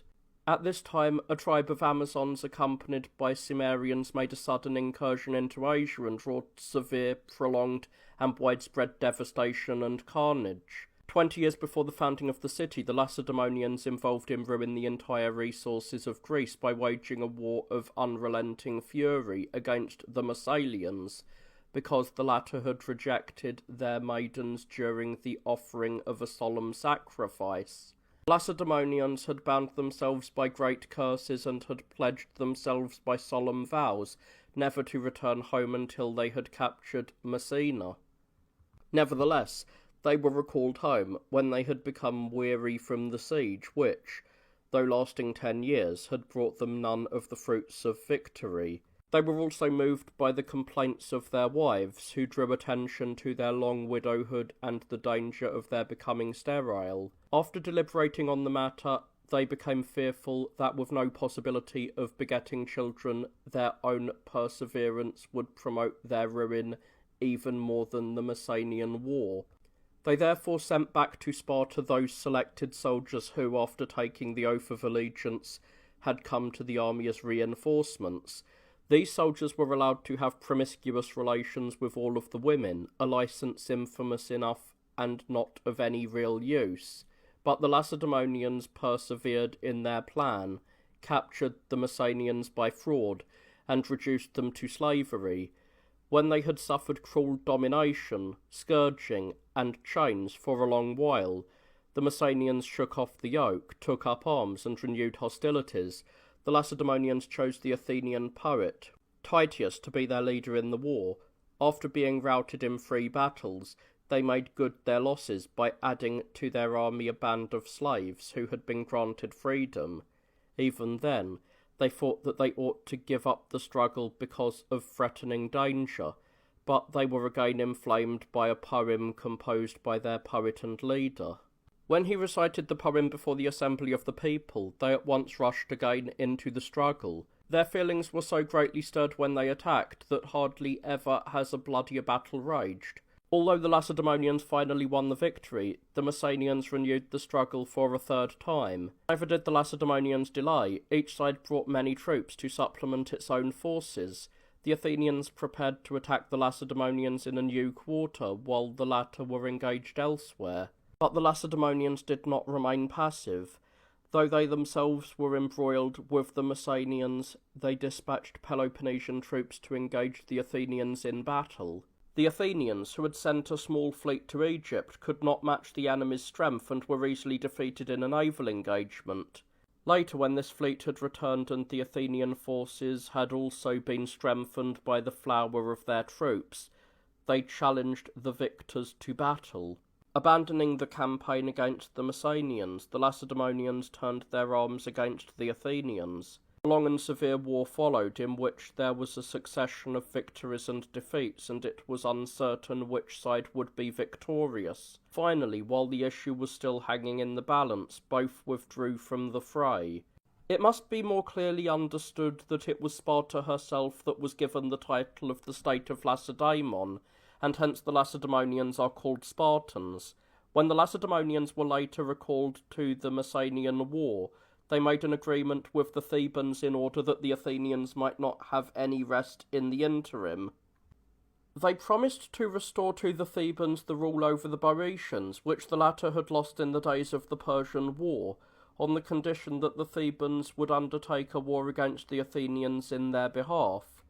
So great a fury possessed the Spartans that, even though they were already engaged in 2 wars, they would not refuse to undertake a 3rd, provided they could obtain new allies against their enemies. Alarmed by such a storm of wars, the Athenians chose 2 leaders, Pericles, a man of proven courage, and Sophocles, a writer of tragedies. Driving their forces, the Athenians ravaged far and wide the territories of the Spartans, and added many cities of Asia to the Athenian Empire. From this beginning, the struggle continued for 50 years on land and sea, with victory ever doubtful, until the Spartans, with their wealth dissipated and their confidence completely shattered, were regarded as disgraced even by their own allies. But we think of little moment those afflictions which lay so heavily upon Greece. What we at present find difficult to bear is any interference whatsoever in our pleasures, or any restraint placed upon our passions, even for a moment. There is this difference, however, between men of that age and of this. The men of that age endured with patience those unbearable burdens, because they were born and raised amid them, and knew no better times, whereas men of our age, accustomed to perpetual peace in a life of tranquillity and pleasure that envelops them, that envelops them, if only they would pray to him who can end this period of unrest, trifling though it be, and to whom they owe this continued peace, which was unknown to other ages, remembering that I promised, when I was limiting the order of my narrative by some sort of division, to tell the history of the world from the creation to the foundation of the city, let me here bring an end to this book, which has set forth the story from the foundation of the world. My following book, then, may begin from the foundation of the city. It will contain the account of the evils of those days, which became more closely entwined, just as men indeed grew more versed and skilled in wickedness. There is no person living today, I think, who does not acknowledge that God created man in this world. Hence, whenever man sins, the world also becomes subject to censure, and owing to our failure to control the passions that we ought to restrain, this earth on which we live is punished by having its animal life die out and its crops fail. It follows, too, that if we are the creation of God, we are also properly the object of his concern. For who loves us more than he who made us? Who orders our existence better than he who has created and loves us? Who can order and control our actions more wisely or more firmly than he who foresaw what must be done, and then brought to pass what he had foreseen? Hence, those who have not read feel, and those who have read recognise that all power and all governments come from God. But if powers are the gift of God, all the more so are the kingdoms from which all other powers proceed. If the kingdoms, however, are rivals, it is better that some one kingdom be supreme, to which all other kingdoms are subject. Thus, for instance, in the beginning there was the Babylonian kingdom, then the Macedonian, later the African, and finally the Roman, which endures even unto our own day. By the same inscrutable plan, 4 main nations were preeminent in successive stages at the 4 cardinal points of the world, namely, the Babylonian kingdom in the east, the Carthaginians in the south, the Macedonians in the north, and the Romans in the west. Between the first and the last, that is, between the Babylonian and the Roman, bridging as it were the space of years between an aged father and his little son, there intervened the brief period of supremacy of the African and Macedonian empires, circumstances rather than law of inheritance, determining their role as guardians and trustees. I shall now try to explain as clearly as possible whether this really is the truth. Among the Assyrians, Ninus was the first king who achieved preeminence. After his death, his wife Semiramis, the queen of all Asia, restored the city of Babylon and made it the capital of the Assyrian kingdom. For a long time the power of the Assyrian kingdom remained unshaken, but when Arbatus, otherwise called Arbaces, the prefect of the Medes, and himself born a Mede, had killed his king Sardanapalus at Babylon, he transferred the title and supreme power of the kingdom to the Medes. In this way the kingdom of Ninus and of Babylon was turned over to the Medes, the same year in which Procas, the father of Amulius and of Numitor, and the grandfather of Rhea Silvia, who was the mother of Romulus, began to rule among the Latins. Moreover, I will prove beyond question that all these events were arranged according to the inscrutable, mysterious, and unfathomable judgments of God, and that they were not brought to pass either by human agencies or mere chance. Now all histories of ancient times begin with Ninus, and all histories of Rome begin with Procas. There was an interval of 64 years from the first year of the reign of Ninus to the time when Semiramis began to restore Babylon, and from the first year of the reign of Procas to the founding of the city of Romulus there was a like interval of 64 years. Thus, in the reign of Procas, the seed of future Rome was sown, although as yet the shoot had not appeared. In the same year of the reign of this Procas, the kingdom of Babylon came to an end, though Babylon herself has survived to our own day.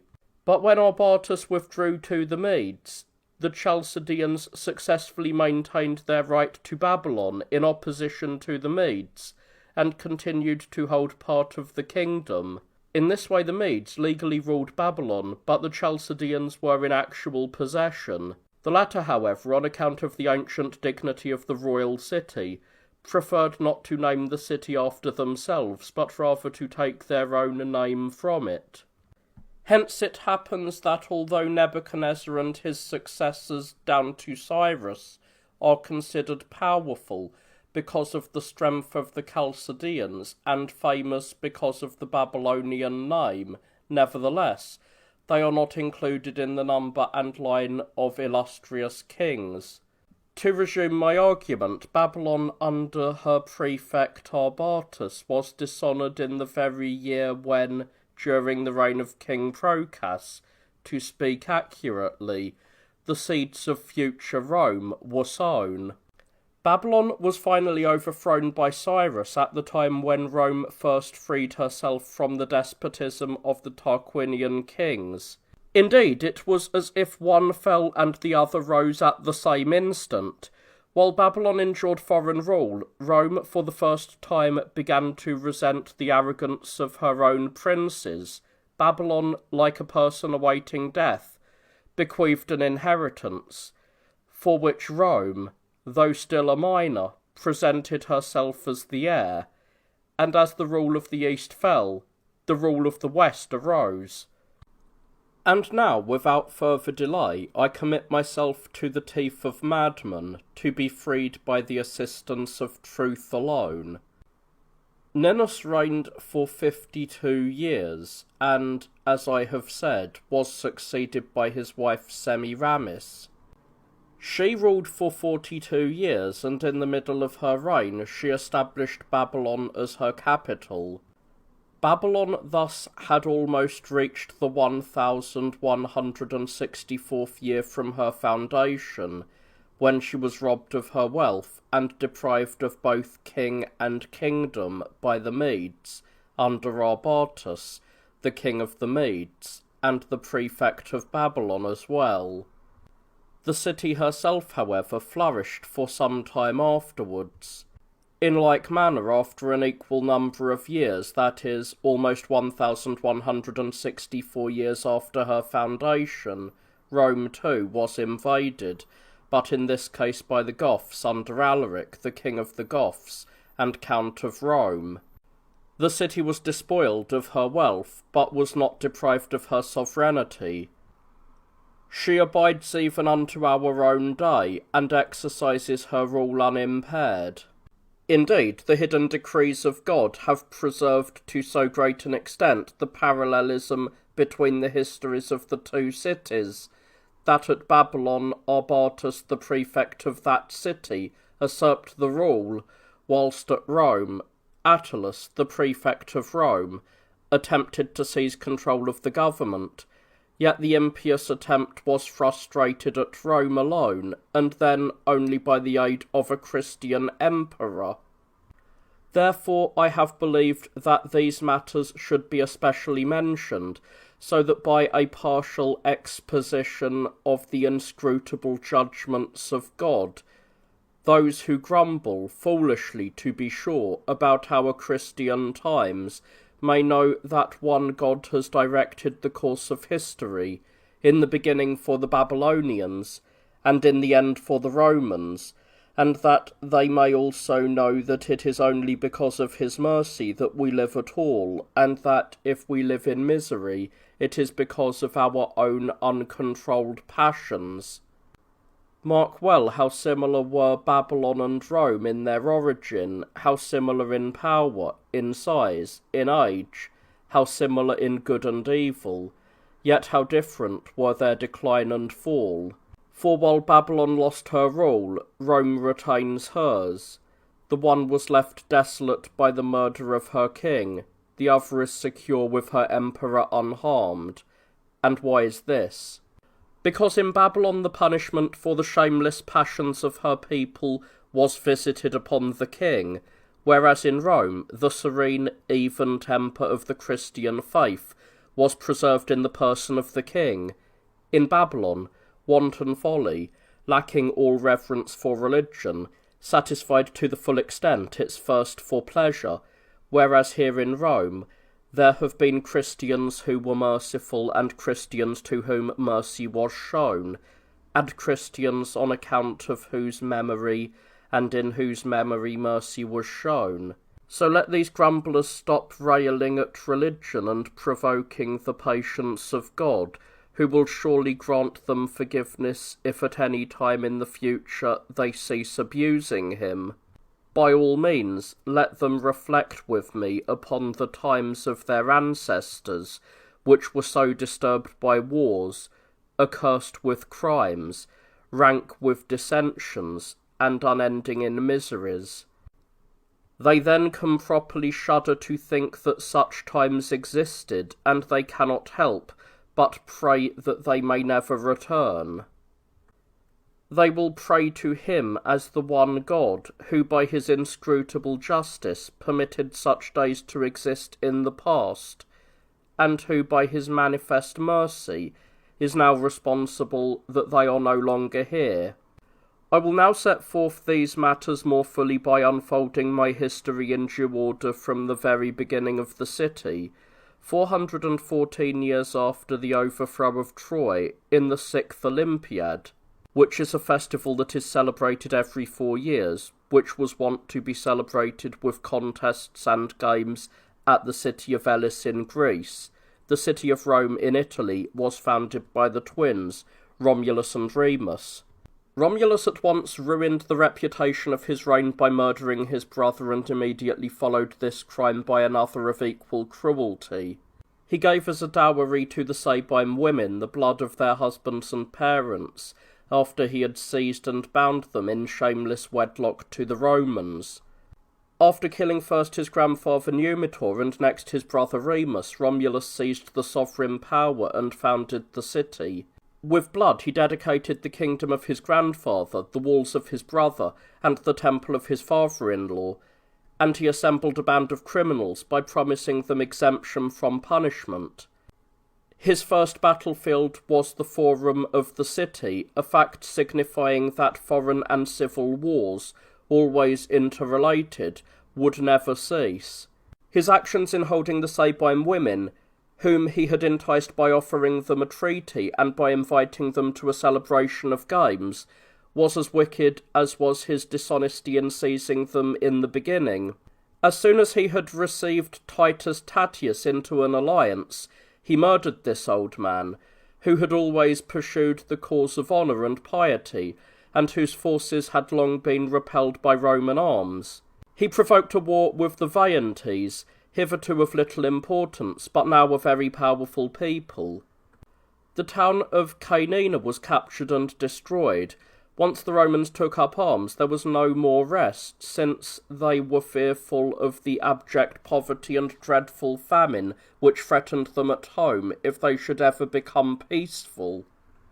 From this point on, I shall touch as briefly as possible upon the struggles that went on without interruption, the seriousness of which may be gauged by the number of men involved. I shall tell how Tullius Hostilius, the founder of the military system, with full confidence in his well-trained army, declared war on the Albans, and how, although the issue was for a long time in doubt, disaster to both sides was inevitable. How the short conflict of the triplets finally put an end to this destructive and indecisive struggle.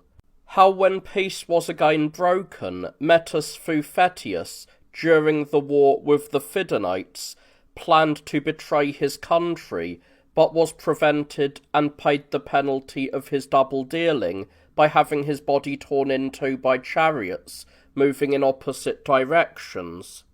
How the Latins, who had always fought under the leadership of Ancus Marcius, were at last defeated. How Tarquinius Priscus, in repeated conflicts, destroyed all the powerful neighbouring peoples of Etruria, at that time 12 in number. How the Veientes were conquered but not crushed by the persistent attacks of Servius Tullius. How Tarquinius Superbus gained control of the state by murdering his father-in-law, how he held on to it by his brutal attacks on citizens, and finally, how he lost it by the disgraceful rape of Lucretia. Along with his vices at home, I may also mention his brilliant achievements abroad, namely, his capture of the powerful towns of Ardea, Auriculum, and Suessa Pometia in Latium, and his exploits against the city of Gabii, accomplished either by his own trickery, or by the punishments carried out by his son, or by the strength of the Roman forces. The expulsion of one king, together with the abandonment of the very name and office of king, shows what continuous misfortunes the Romans had suffered for 243 years under the despotism of their rulers. For if only the arrogance of a single king had been at fault, he alone would have necessarily been expelled, and the royal prerogative would have been reserved for better men. Accordingly, after the kings had been expelled, the Romans thought that they ought to look after their own affairs, rather than to allow any one person to restrain their liberty, and they therefore created consuls. As the Republic grew older and more mature, it entered upon bolder enterprises under the direction of the consuls. 244 years after the founding of the city, Brutus, the first Roman consul, desired not only to equal but to surpass the number of parricides committed by the founder and first king of Rome. He dragged before the assembly his own 2 young sons, and the 2 youthful Vitelli, his wife's brothers, on the charge that they had been plotting to recall the kings to the city, and he had them beaten with rods and beheaded. Later, in the war with the Veientes and the Tarquinienses, Brutus himself fell in an encounter in which Arruns, the son of Superbus, also lost his life. Porcina, the king of the Etruscans, and a strong supporter of royal prerogative, attempted to restore Tarquinius to his throne by force, and for 3 whole years harassed, encompassed, and besieged the terrified city. Mucius made a profound impression upon the enemy by the heroic fortitude that he displayed in burning his own hand, and the Virgin Cloelia made a like impression by the admirable bravery that she showed in crossing the river. But for them, the Romans would surely have been forced to suffer captivity after defeat at the hands of an unrelenting enemy, or else slavery, by becoming the subjects of Tarquinius, who would once more be their king. After this, the Sabines gathered together every available soldier, and with a great army, hastened towards Rome. Alarmed by the danger which threatened, the Romans elected a dictator whose authority and power exceeded that of a consul. At this juncture of the war, this move was of the greatest advantage. Then followed the secession of the plebeians from the patricians.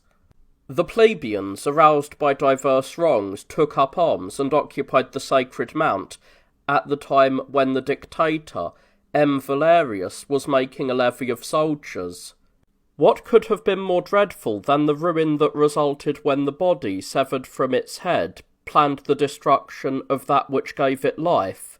Had not a hasty reconciliation taken place before the separation had made itself felt, the Roman nation would have been destroyed by internal disaster. For an insidious disease, through its malignant growth, spreads and threatens destruction, as surely do the visible disasters of war. And in the consulship of T. Gazonius and P. Minucius, the 2 evils most abhorred by the human race, famine and pestilence, swept the wearied city. There was some respite from battle, but none from deaths. The Veientines and Etruscans, both dangerous enemies, reinforced the troops of their neighbours, took arms, and were met by the consuls M. Fabius and Gnaeus Manlius. The Romans then took an oath pledging themselves not to return to camp unless victorious. So fierce a struggle ensued, bringing disaster to conquered and conqueror alike, that the greater part of the Roman army was lost. Manlius, the consul, and Quintus Fabius, a man of consular rank, were killed in battle. The consul M. Fabius, however, refused to accept the triumph granted him by the Senate, on the ground that the Republic should rather mourn such great losses.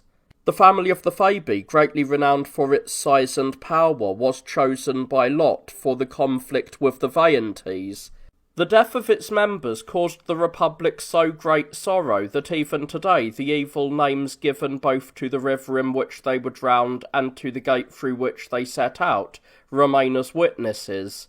306 of the Fabii, the brightest lights of the Roman state, sought permission to carry on alone the war against the Veientes. They were strengthened in their hope of victory by the initial successes of the expedition they had so rashly undertaken. Afterwards they were all drawn into an ambush and surrounded by the enemy. All were killed on the spot. Only one man was spared to report the news of the great disaster, so that his country might experience even greater misery when it learned of the losses which it had suffered. Not only were these calamities taking place in Rome, but in addition every province was aflame from its own fires. And what the poet has particularly described in one city, I myself shall apply to the whole world: bitter mourning everywhere, everywhere fear, and many a shadow of death. At that time Cyrus, the king of the Persians, I have mentioned him earlier in the course of my history, when he was ravaging Asia, Scythia, and the whole East, at the time when Tarquinius Superbus, king or traitor as you will, was oppressing Rome, either by reducing her people to slavery, or by making war upon them. Cyrus, as I said, after subduing all his adversaries, attacked the Assyrians and Babylon, a people and a city at that time richer than all others. But the Ganges River, the second in size after the Euphrates, blocked his attack. Now one of the royal horses, remarkable for its glossy coat and its beauty, and very confident of its ability to cross the river at a ford, where the dashing waves were lifted high by the rapid current, was carried away by the force of the current, cast headlong, and drowned. In his anger the king decided to punish the river, declaring that the river which had just now devoured his splendid horse should be made so shallow that women would scarcely have to wet their knees in crossing it. In order not to waste a whole year there with his entire army, Cyrus diminished the volume of the water in this river by cutting canals through it and drawing off its water through 460 streams. After he had shown the trench diggers how to do this work, he also drew off the water of the Euphrates, which flowed through the middle of Babylonia, and which was by far the mightiest of rivers. Cyrus was thus able, without getting wet, to make his way by means of the passable fords, now that parts of the riverbed lay exposed, and captured a city that men scarcely believed either that human labour could have constructed, or human strength could have destroyed. Many indeed have told how Babylon was founded by Nebrot the giant, and how she was restored later by Ninus or by Semiramis. The city, surrounded by level country and delightfully situated, was arranged like a camp, with her 4 surrounding walls formed into a square. The report of the strength and size of these walls hardly seems credible. They were 50 cubits wide and 4 times as high. Its circumference was 480 stades. The wall, constructed of burnt brick with bitumen used as mortar, was surrounded on the outside by a very wide moat in place of a stream. In the circuit of the walls were 100 bronze gates. Small stations for defenders facing one another were placed at regular intervals along the edges of the 2 sides of the wall, and between them there was sufficient room for a 4-horse chariot to pass. The houses within the city were of 8 stories, and were remarkable for their imposing height. Yet that great Babylon, the first city founded after the re-establishment of the human race, was now almost immediately conquered, captured, and overthrown. At this time, Croesus, a Lydian king famous for his wealth, came to bring relief to the Babylonians. He was defeated, and fled back in alarm to his own kingdom. After Cyrus had attacked Babylon as an enemy, had overthrown it as a conqueror, and had set it in order as a king, he transferred the war to Lydia. There he had no trouble in defeating an army already demoralized by the previous battle. He also captured Croesus himself, but granted him both his life and a patrimony. It is unnecessary to add here further instances of the unstable conditions that have followed the changing events of history. For whatever has been built up by the hands of man falls and comes to an end through the passage of time. This truth is illustrated by the capture of Babylon. Her empire began to decline just as it had reached the height of its power, so that, in accordance with a certain law of succession which runs through the ages, posterity might receive the inheritance due to it, posterity which was fated to hand on the inheritance according to the same law. Thus, Great Babylon and vast Lydia fell at the first attacks that Cyrus made after his arrival. The mightiest arms of the East, and also the head, succumbed in a campaign of a single battle, and now we ourselves, as we anxiously watch the structure of the once powerful Roman Republic, debate whether it is tottering more from the weakness common to old age or from the blows struck by foreign invaders. With the approach of the next season, this same Cyrus declared war on the Scythians. Although Queen Tamiris, who was then ruling over this people, could have prevented Cyrus from crossing the Araxes River, she permitted it, first because she had full confidence in her own abilities, and secondly, because she would be able to hem in her enemy by using the river to block his retreat. Cyrus then advanced into Scythia and pitched his camp at some distance from the river that he had crossed. After preparing wine and food, he craftily abandoned the camp and fled back as if terrified. On learning of this, the queen sent a third of her forces under her young son to pursue Cyrus. The barbarians, as if guests at a banquet, were overcome by drunkenness, and when Cyrus shortly thereafter returned, all, including the young prince, were cut down. After the loss of her army and her son, Tamiris prepared to wash away her sorrow, that of a mother and of a queen, with the blood of the enemy rather than with her tears. She feigned anxiety and despair over the disaster that she had suffered, and retreated gradually, drawing the overconfident enemy into an ambush. By placing ambuscades among the mountains, she destroyed 200,000 Persians, together with their king. Beyond all else, her delight at this success was increased by the fact that not even one man survived to carry news of the disaster.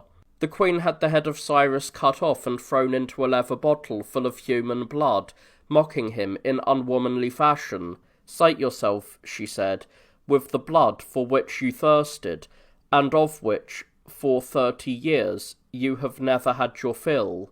In the 245th year of the city, sometime after Cyrus had lost his life among the Scythians, Darius obtained possession of the kingdom by a stroke of luck. The ruler of the kingdom, in the interval between the reigns of Cyrus and Darius, was Cambyses, the son of Cyrus.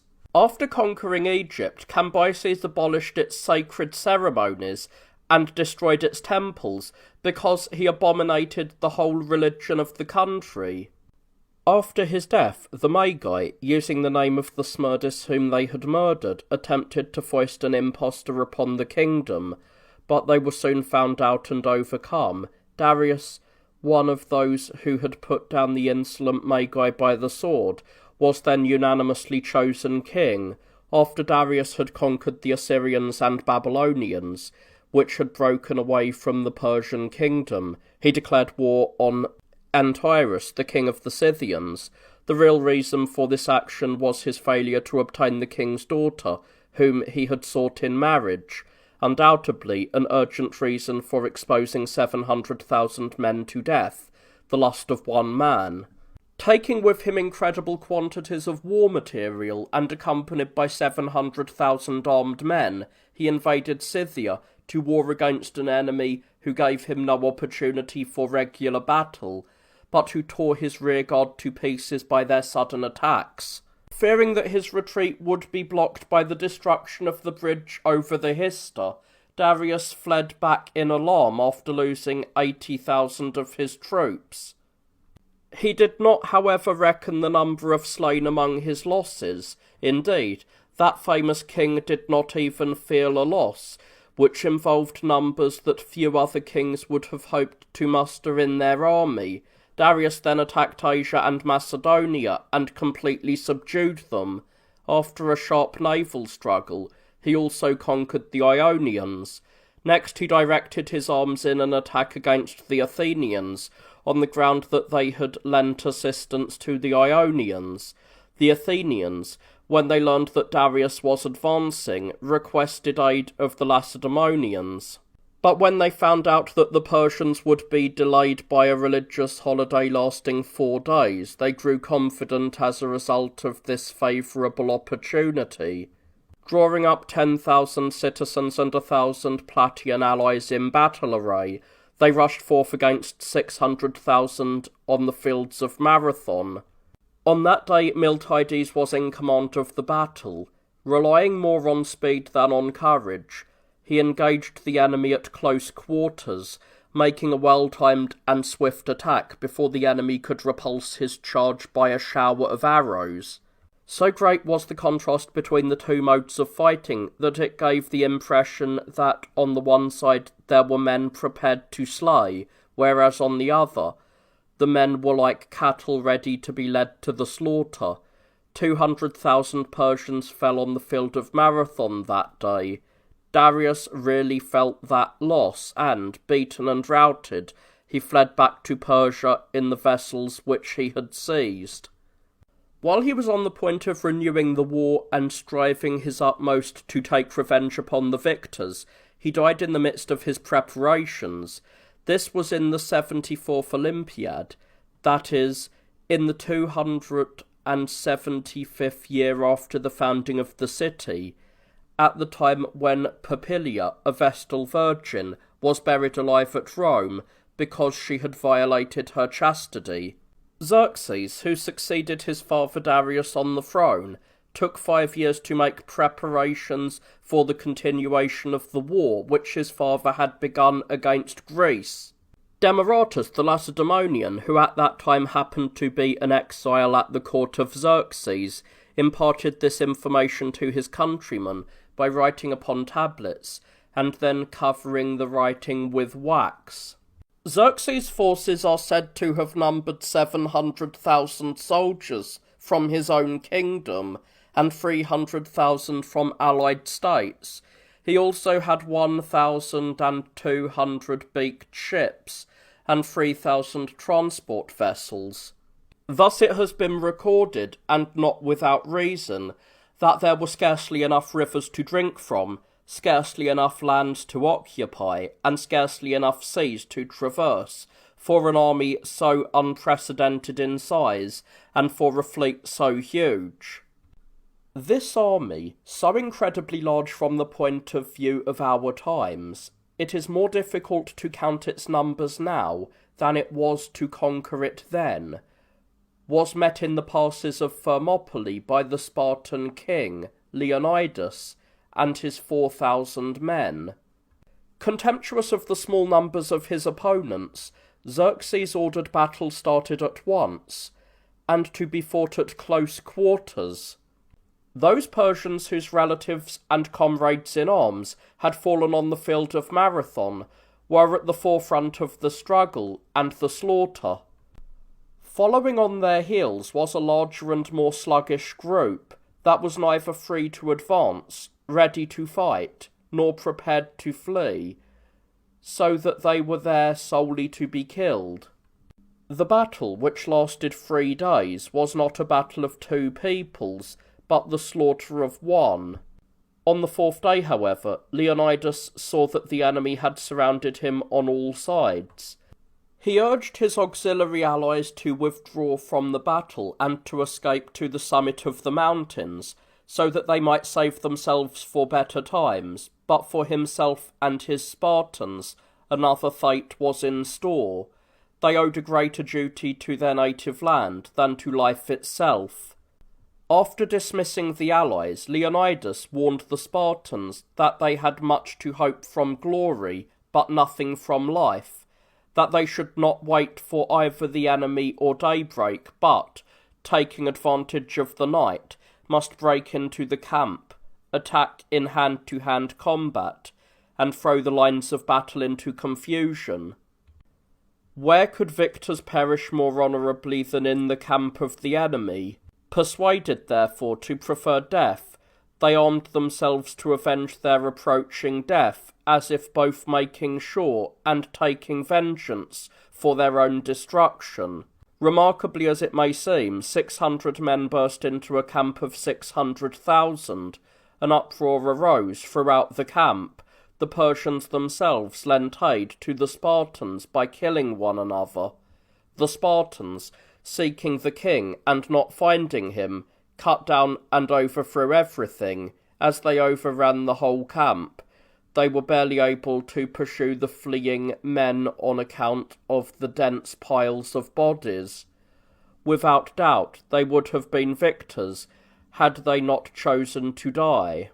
The battle continued from nightfall through the greater part of the next day, and then each man, worn out at last by his efforts to conquer, and with his limbs now failing him, seemingly satisfied that he had avenged his own death, sank down in exhaustion and died amid the tangle of dead bodies, in fields palpitating with thick and half-congealed blood.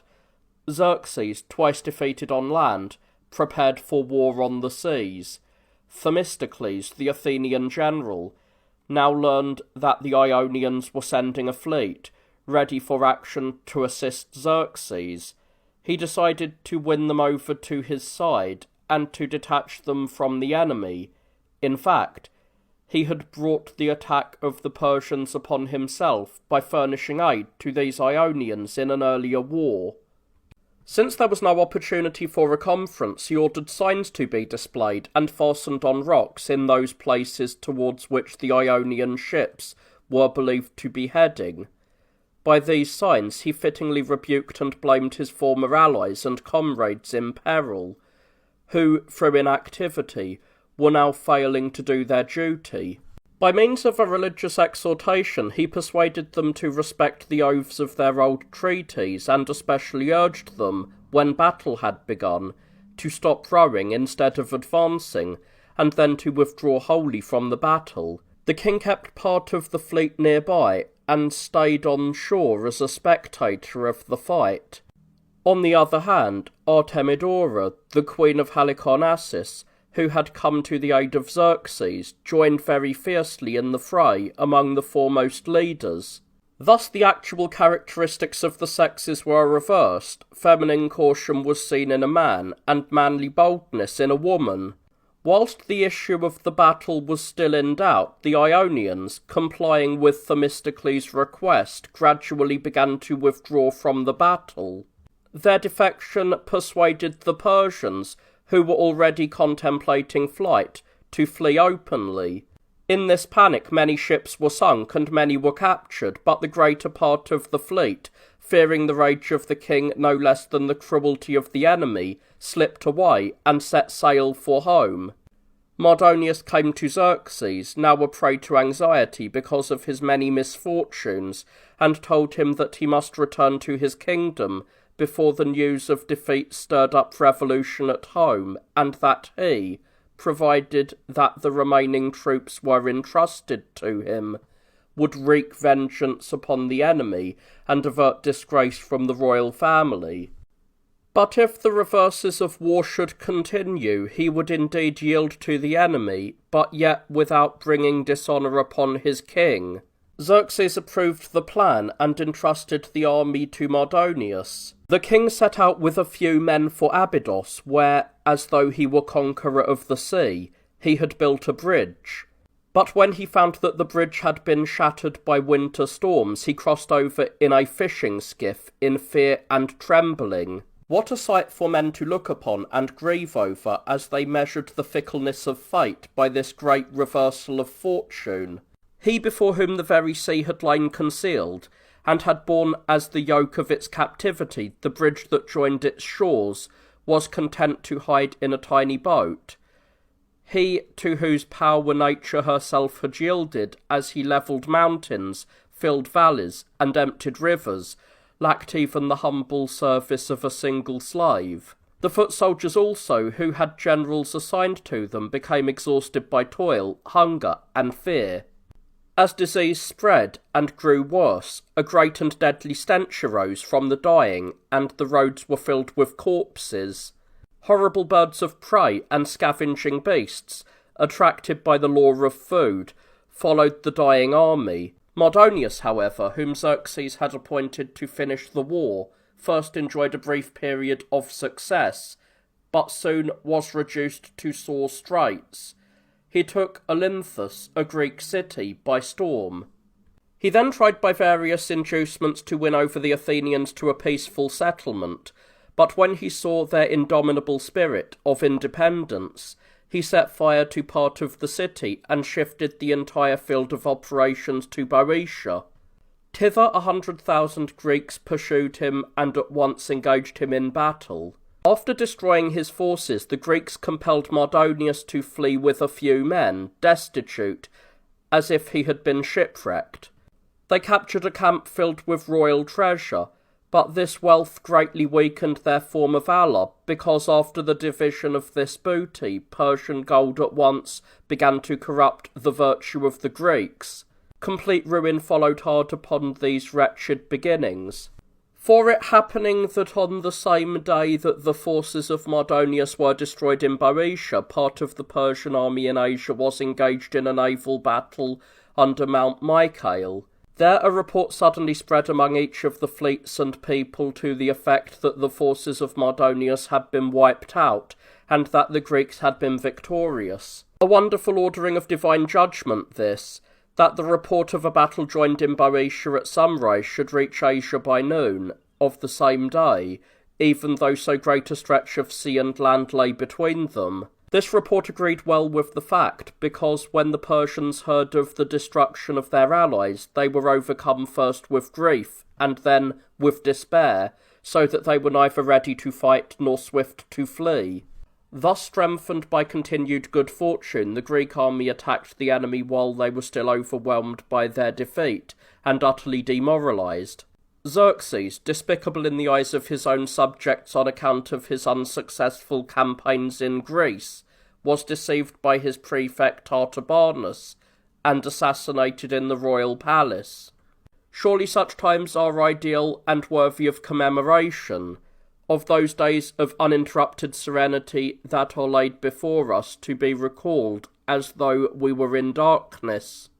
In a short time 3 wars with 3 neighbouring kings carried away 9 million men from the bowels of one kingdom, not to mention the wretched condition of Greece at that time, where the deaths by war exceeded even this number, the very thought of which makes us grow faint. Leonidas, the most famous of the Lacedaemonians in this war against Xerxes, realizing that the moment of his own death and that of the enemy was at hand, spoke to his own 600 these famous words of encouragement: "Eat your breakfast as if you were about to eat among the dead."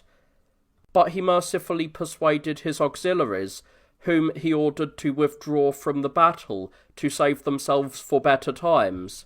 Take note that whereas Leonidas promised better times in the future, our contemporaries insist that the better times were in the past.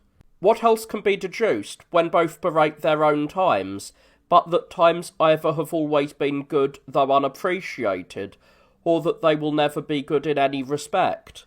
It is my purpose now to return to Rome, and to that period from which I have digressed. The fact is, I am not forced by any cessation of calamities to pass over to other peoples, but since in former times evils were everywhere rampant, intermingled in their actual occurrences, it is perfectly proper to report them in this manner. Indeed, it is my aim to compare the periods of history, not to scoff at the trials of any particular age. In Rome, then, during a short interval of peace, 290 years after the founding of the city, a severe plague raged violently throughout the city. This plague was like those that had so often disturbed the rare periods of truce or forced such truces to be made. Just as the omen had foretold, the heavens themselves seemed to be aflame when the mistress of the nations burned with the fires of this disease. In that year the plague killed both consuls. Obotius and Servilius, and carried away most of the military forces. Its horrible contagion led to the death of many nobles, but even more of the plebeians, whose numbers had already been depleted by a plague 4 years earlier. In the next year, the exiled citizens and fugitive slaves under Herbonius, a Sabine, invaded and burned the capital. There the young men, led by the consul Valerius, opposed them with the utmost bravery, but so savage and desperate was the battle that the consul Valerius himself was killed, and by his own death diminished the glory of his victory, ignominious at best, since it was gained in a battle against slaves. The following year a consul was besieged after the defeat of his army. The Aqui and the Volsci had met and overcome the consul Minucius in battle. After he had taken refuge on the Mount Algidius, they surrounded his army and began to reduce it by famine and sword. It would have turned out badly for the consul had not the renowned dictator, Quintus Cincinnatus, raised this close siege by defeating the enemy. While he was working in the fields, Quintus was summoned from the plough to high office and, after assuming command and marshalling his army, he soon conquered and imposed the cattle yoke upon the Aqui. Holding victory in his hands, as he had the handle of the plough, he was the first to drive his enemies before him like oxen under the yoke. In the 299th year of the city, while the Romans were waiting for the return of the legates whom they had sent to the Athenians to copy the laws of Solon, they were restrained from further warfare by famine and pestilence.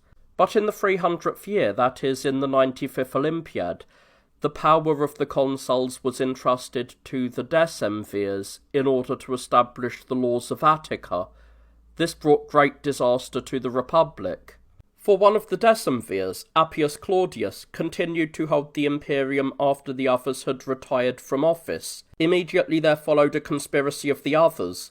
All of them contemptuously disregarded the custom which reserved the distinction of the imperium to one officer alone, while it awarded the potestas to all alike, and each one, pursuing his own evil inclinations, helped to throw everything into confusion. Among other actions, they all had the insolence and presumption to appear unexpectedly in public with the 12 fasces, and with the other symbols of authority. When this new and evil regime had begun and the consuls had abandoned all sense of duty, there sprang up a line of tyrants who added 2 tables of laws to the previous 10. Acting always in a most overbearing and arrogant manner, they appeared in public with these same symbols of authority on the day when it was customary to lay down their official powers. Likewise, the lusts of Appius Claudius aroused the greatest hatred. In order that he might dishonour Virginia, he first accused her of being a slave. For this reason, her father Virginius was driven to commit a righteous murder out of his anxiety for her liberty, and by his shame at her disgrace. As the people looked on, he killed his daughter, whom Appius had already reduced to slavery. The people, thoroughly aroused by this necessary atrocity, and warned by the danger threatening their liberty, took up arms, and occupied Mount Aventine. Nor did they cease to guard their liberty with their arms until the conspiracy had dissolved itself, and the conspirators laid down their arms. In the 103rd and 105th Olympiads, frequent earthquakes shook Italy throughout the entire year. They were so severe that Rome was constantly disturbed by reports of innumerable tremors and of the destruction of villas and towns. A drought came later. It was so parching and lasted so long that hope was then and there abandoned of raising crops on the land during that or the succeeding year. At this time, the Fidenates, terrible enemies and supported by great auxiliary forces, were threatening the Roman defences. But Amulius, dictator for the 3rd time, captured the city of Fidenae with great difficulty and thereby rid the state of a great burden of evil and restored it to health. These evils which they had suffered and the excited state of their minds created such a tension in the Romans that the wars which spread far and wide abroad caused them to forget the disasters at home. On the other hand, following the losses of war, various plagues raged in heaven and on earth, and by their increasing malignity caused the breaking of the truces which previously had been observed. In the earliest times, Sicily was the land of the Cyclopses, and since that time has ever been the nurse of tyrants. Much of the time, moreover, Sicily found herself under the rule of slaves. These Cyclopses were gratified by the flesh of men, the tyrants by the torture of men, and the slaves by the death of men. This was her fate, except that in foreign wars she was wont to be considered an object of spoil or booty. To put it briefly, the island has never known any respite from misfortunes until now, nay, rather, as her changing fortunes show, in times past this island alone of all countries has always suffered from both internal and external revolutions, but now she alone is free from them. Indeed, to make no mention either of the long period of suffering and misfortune that the island has undergone, or of the peace that she now enjoys, Etna, which in former days used to boil over from frequent eruptions that brought ruin upon cities and fields, at present only smokes harmlessly, as if to prove that it has been active in the past. For the time being I shall omit the history of the tyrants, which records how one tyrant took vengeance upon his predecessor and then succeeded him, and I shall resume my narrative with the middle period, that is, from the 335th year after the founding of the city. The people of Rhegium, a city near Sicily, were suffering at this time from internal discord, and the city was divided into two factions by dissension. One party called to its assistance veterans from Himera, a city of Sicily. After these soldiers had driven from the city the citizens whom they had been asked to fight, they proceeded to kill those whom they had come to assist.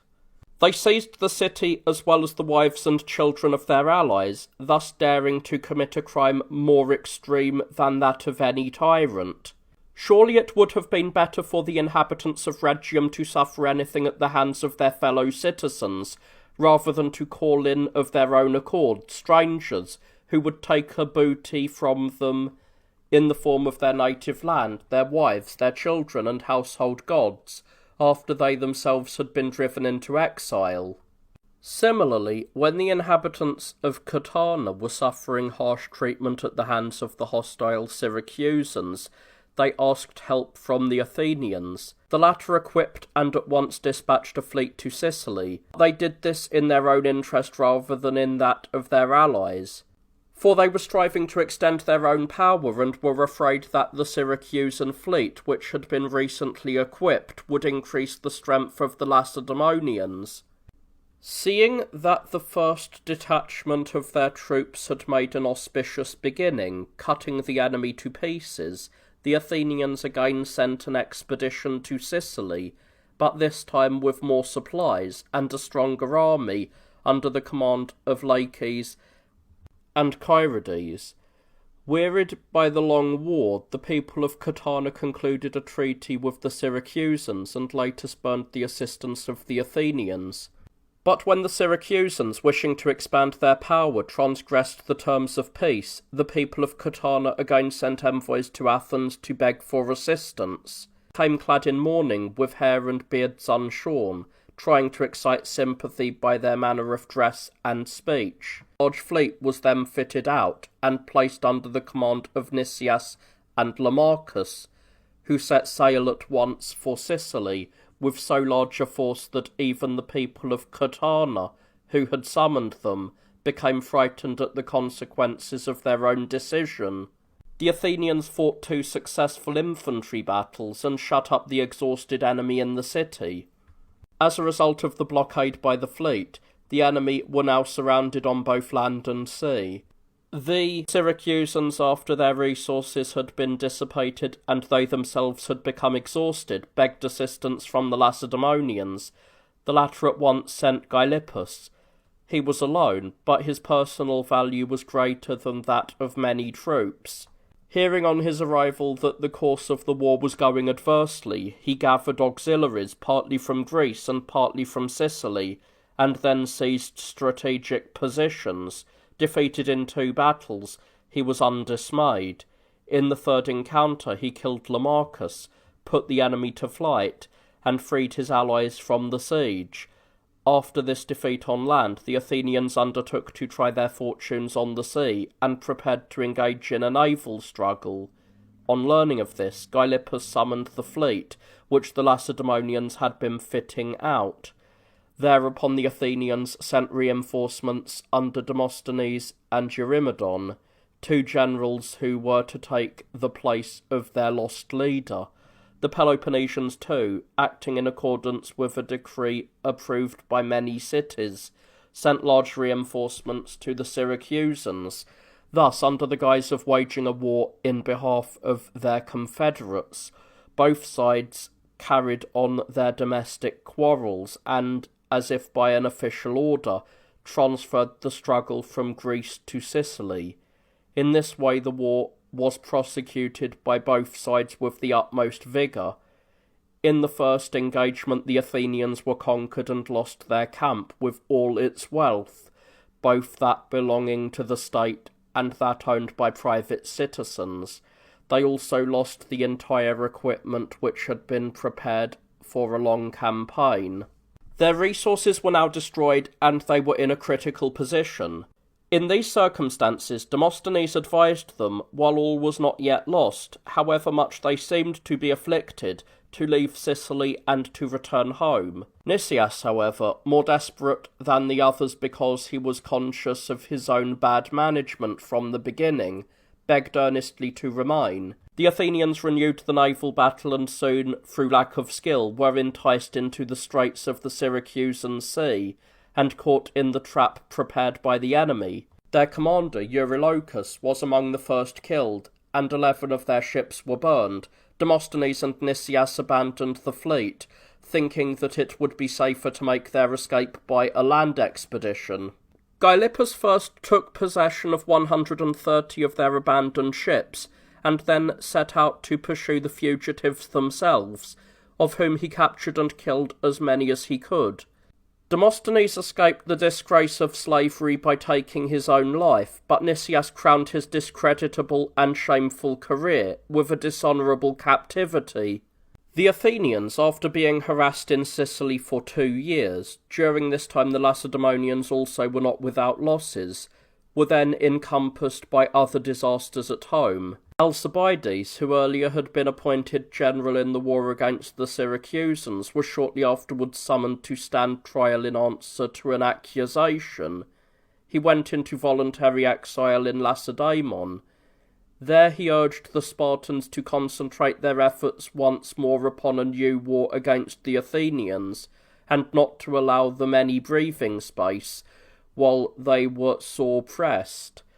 All the Greek states agreed to carry out this undertaking. It was as if they had planned for the public good to assemble their forces to extinguish a general conflagration. Moreover, the Persian king Darius, remembering his father's and grandfather's hatred of Athens, employed Tissaphernes, the prefect of Lydia, to act for him, and instructed the latter to conclude a treaty with the Lacedaemonians, promising to send them troops and money to defray the costs of the war. Strange to relate, the wealth of the Athenians at that time was so great that, though the forces of Greece, Asia, and the entire East were launched against them, that is, against a single city, yet by constantly fighting and never yielding, they seem to have been worn down rather than conquered.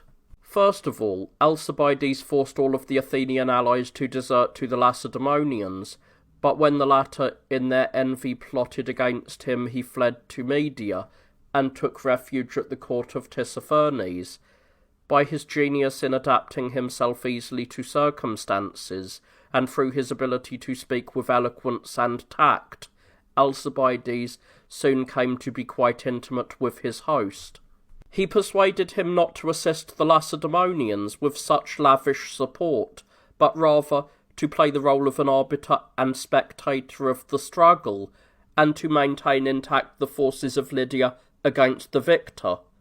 For this reason Tissaphernes ordered only part of the fleet to sail to Lacedaemon. It was manned by a considerable force, so that the Lacedaemonians, supported by just enough reinforcements, should have to fight and yet not be entirely safe from danger at the hands of the enemy, but these were large enough so that they should not feel ill-supported and therefore give up the struggle which they had begun. The Athenians, long disturbed by domestic discord, when threatened by actual danger, transferred the highest authority by will of the people to their senate. For discords are nourished by idleness, but when necessity presses, people normally put aside private contentions and hates, and take counsel together. In the case of the Athenians, however, this move would have ended in disaster, because they had an innate pride in their race, and were enslaved by their lusts. Alcibiades, therefore, was finally recalled from exile by the army, and put in charge of the fleet. When this became known, the nobles first tried to betray the city to the Spartans, but when they had come to the conclusion that this would be useless, they voluntarily went into exile. After freeing his native land, Alcibiades directed the fleet against the enemy. The Athenians were victorious in the battle that followed. What is more, the greater part of the Spartan army was slain, almost all the leaders killed, and 80 of the ships captured, that is, all those ships which had not been either burned or sunk in the battle. When the war was transferred to the land, the Spartans were equally unfortunate. Broken by these disasters, they sued for peace, but were unable to obtain it. Moreover, the Syracusan troops were recalled to Sicily upon receiving news that Carthage was threatening war. Taking advantage of the situation, Alcibiades and his victorious fleet sailed up and down the entire coast of Asia, ravaging and destroying the country by warfare, fire, and sword. He captured and regained as many as possible of the cities that had withdrawn from their alliance not long before. Having thus gained a great reputation, Alcibiades came as conqueror to Athens, where everyone received him with admiration and joy. Shortly afterwards he strengthened his forces, increased the size of the army and fleet, and once more attacked Asia. Thereupon the Lacedaemonians put Lysander in charge of their fleet and the direction of the war. Cyrus, the brother of Darius, who had been placed at the head of the government of Ionia and of Lydia to succeed Tissaphernes, also strengthened the forces of the Spartans with large supplies and reinforcements. Lysander then suddenly attacked and crushed the army of Alcibiades, while it was intent upon booty, and for that reason was scattered far and wide. Lysander was able therefore to gain the victory without any real conflict, and to slaughter the soldiers while they were running away. The Athenians suffered a great disaster in this battle, and received a much more serious blow than any they had themselves previously inflicted. When the Athenians learned of this disaster, they thought that Alcibiades had made it his concern to avenge himself upon them by becoming a traitor, because he was still resentful over his former exile. They therefore appointed Conon in his place, and entrusted to him the remaining forces and the highest command of the war. In his desire to increase the number of his depleted forces, Conon gathered together old men and boys and enrolled them into an army. But a force of this kind could not prolong the war, since a war is usually decided by the strength of its army, not by the numbers. This unwarlike band was immediately captured or slain. The losses in this battle were so great that not only the empire, but even the Athenian state seemed to have been destroyed. These desperate conditions led the Athenians to give the freedom of their city to foreigners. Thus, those who a little while before had dominated the whole province of Asia were now reduced to the position of safeguarding their own walls and liberty with the help of this last line of defence. Though they did not judge themselves strong enough to protect their homes and liberty even behind their own walls, yet they prepared to try their fortune in a second naval battle. Madness divorced from reason thinks anger bravery, and rashness promises the fulfilment of that which wrath contemplates. Consequently, all were either captured or killed. There was nothing left for the survivors to do. Conon was the sole general to survive the fighting, and he, fearing the vindictiveness of the citizens, withdrew to the court of King Cyrus. Euagoras, leader of the Lacedaemonians, deprived the Athenians of all their subject cities, leaving them nothing except a spiritless city. And even this was not left them for long, because he afterwards blockaded Athens herself. Famine, desolation, and disease harassed the besieged Athenians. After suffering frightful miseries too horrible to relate, and seeing that there was nothing to look forward to except death, they sued for peace. At this point, an important conference between the Spartans and their allies was held.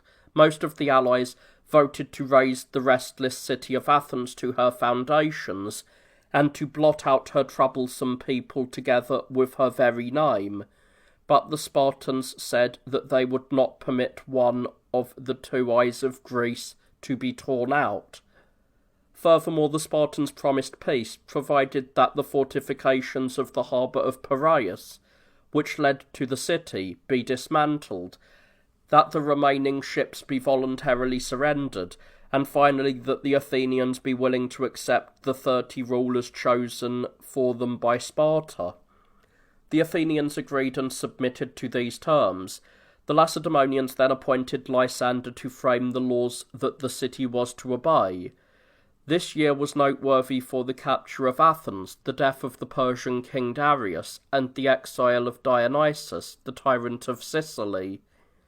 The 30 rulers who had been set over the Athenians became 30 tyrants. Their first action was to surround themselves with 3,000 bodyguards, and soon afterwards they summoned to their side 700 soldiers from the victorious army. They then began an indiscriminate slaughter of all of the citizens, first murdering Alcibiades, who, as he fled, was cornered in a bedroom and there burned alive.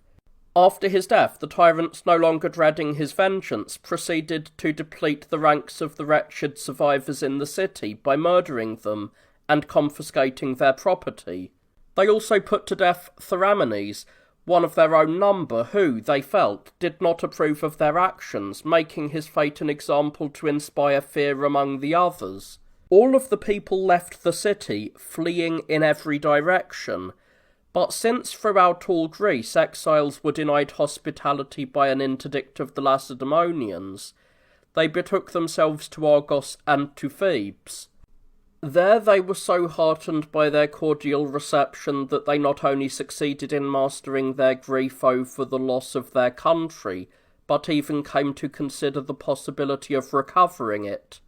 Among the exiles was Thrasybulus, a man of action, and distinguished among the people because of his noble birth. He originated a daring project in behalf of his native Athenians.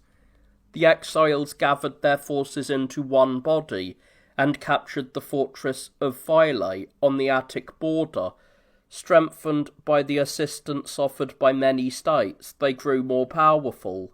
To help the city that had been the universal home of eloquence, Lysias, the Syracusan orator, sent them 500 soldiers and the money with which to pay their wages. The battle that followed was fiercely fought. One party was struggling for the liberty of its native country, the other to uphold the rule of a foreign power.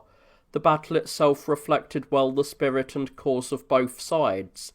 After suffering defeat, the tyrants fled back into the city, and relieved from their posts all those Athenians whom they had earlier chosen as guards of the city, but whom they now suspected of treason. They even dared to tempt Thrasybulus himself with a bribe, but when this hope failed, they summoned reinforcements from Lacedaemon and again rushed into battle. In this engagement, the two tyrants, who were by far the most cruel of them, were killed. Thrasybulus, realizing that the others who had been defeated and put to flight were for the most part Athenians, shouted and ran after them.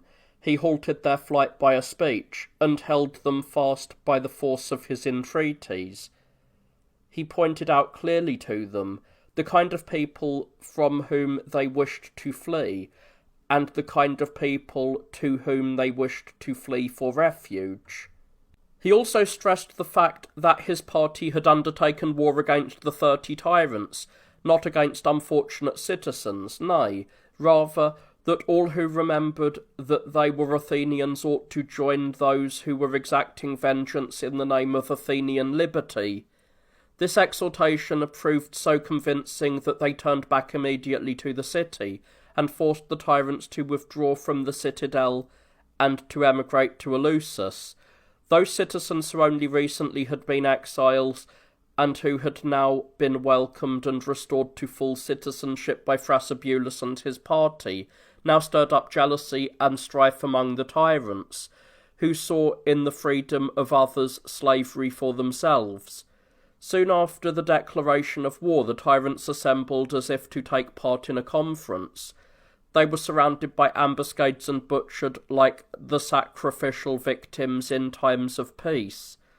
Thus restored to unity, the Athenians shed copious tears to express their great joy and build the foundations of their newborn liberty on the binding force of a solemn oath, to consign past discords and animosities to perpetual oblivion and unending silence. This kind of agreement, forming as it were a new structure of society and a new basis for happiness, they called an amnesty, that is, a complete abolition of existing differences.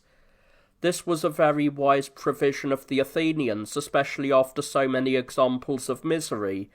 If the pact had been honoured, human affairs would have prospered as a result of the harmony which prevailed when it was originally made, but this decree was vitiated to such an extent by its very wording that hardly 2 years had elapsed before Socrates, the most renowned of philosophers, was driven by the evil conditions of his time to take his own life by drinking hemlock.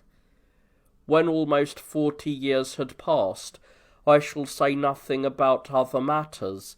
The Athenians themselves completely lost their liberty and became subject to Philip, the king of the Macedonians. What is more, being wiser than the rest, they now banished their domestic hatreds and brought their foreign wars to an end.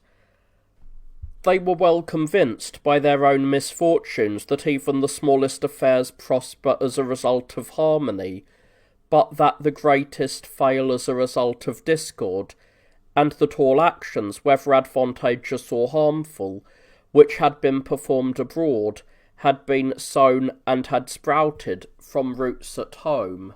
Their descendants were left an example of ruin and a plan for recovery, if indeed after making allowance for the vacillation of the human mind, we concede that man remembers in prosperity what he heeded in adversity. About this time a civil war was waged among the Persians. Indeed, it was even more than a civil war, for it ended only after a fratricide. Following the death of their father Darius, Artaxerxes and Cyrus contended for the throne. After both sides had made great preparations, they finally began a struggle that brought ruin to provinces and inhabitants alike. In this conflict, fortune set the two brothers charging against one another.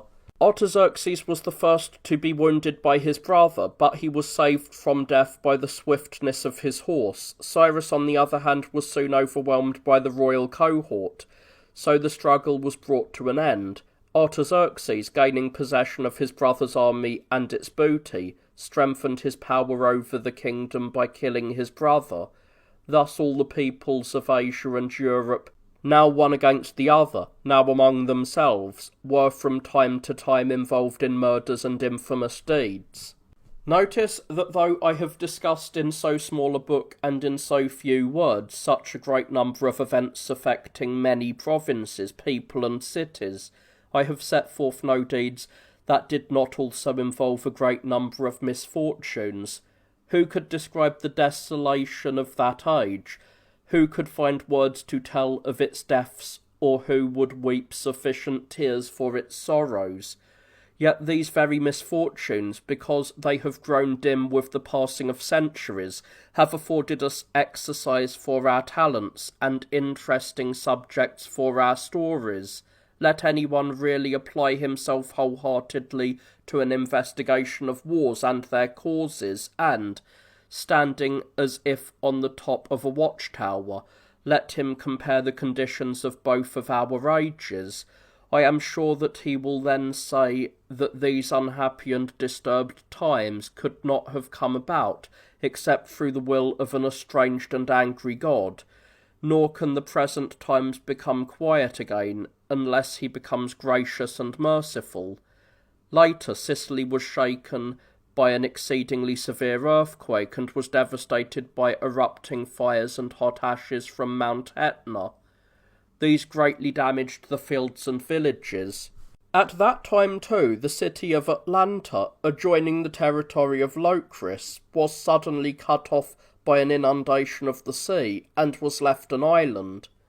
Also, a plague attacked the wretched remnant of the Athenians and ravaged them for a long time. 355 years after the foundation of the city, the siege of Veii, which lasted 10 continuous years, destroyed the besiegers rather than the besieged.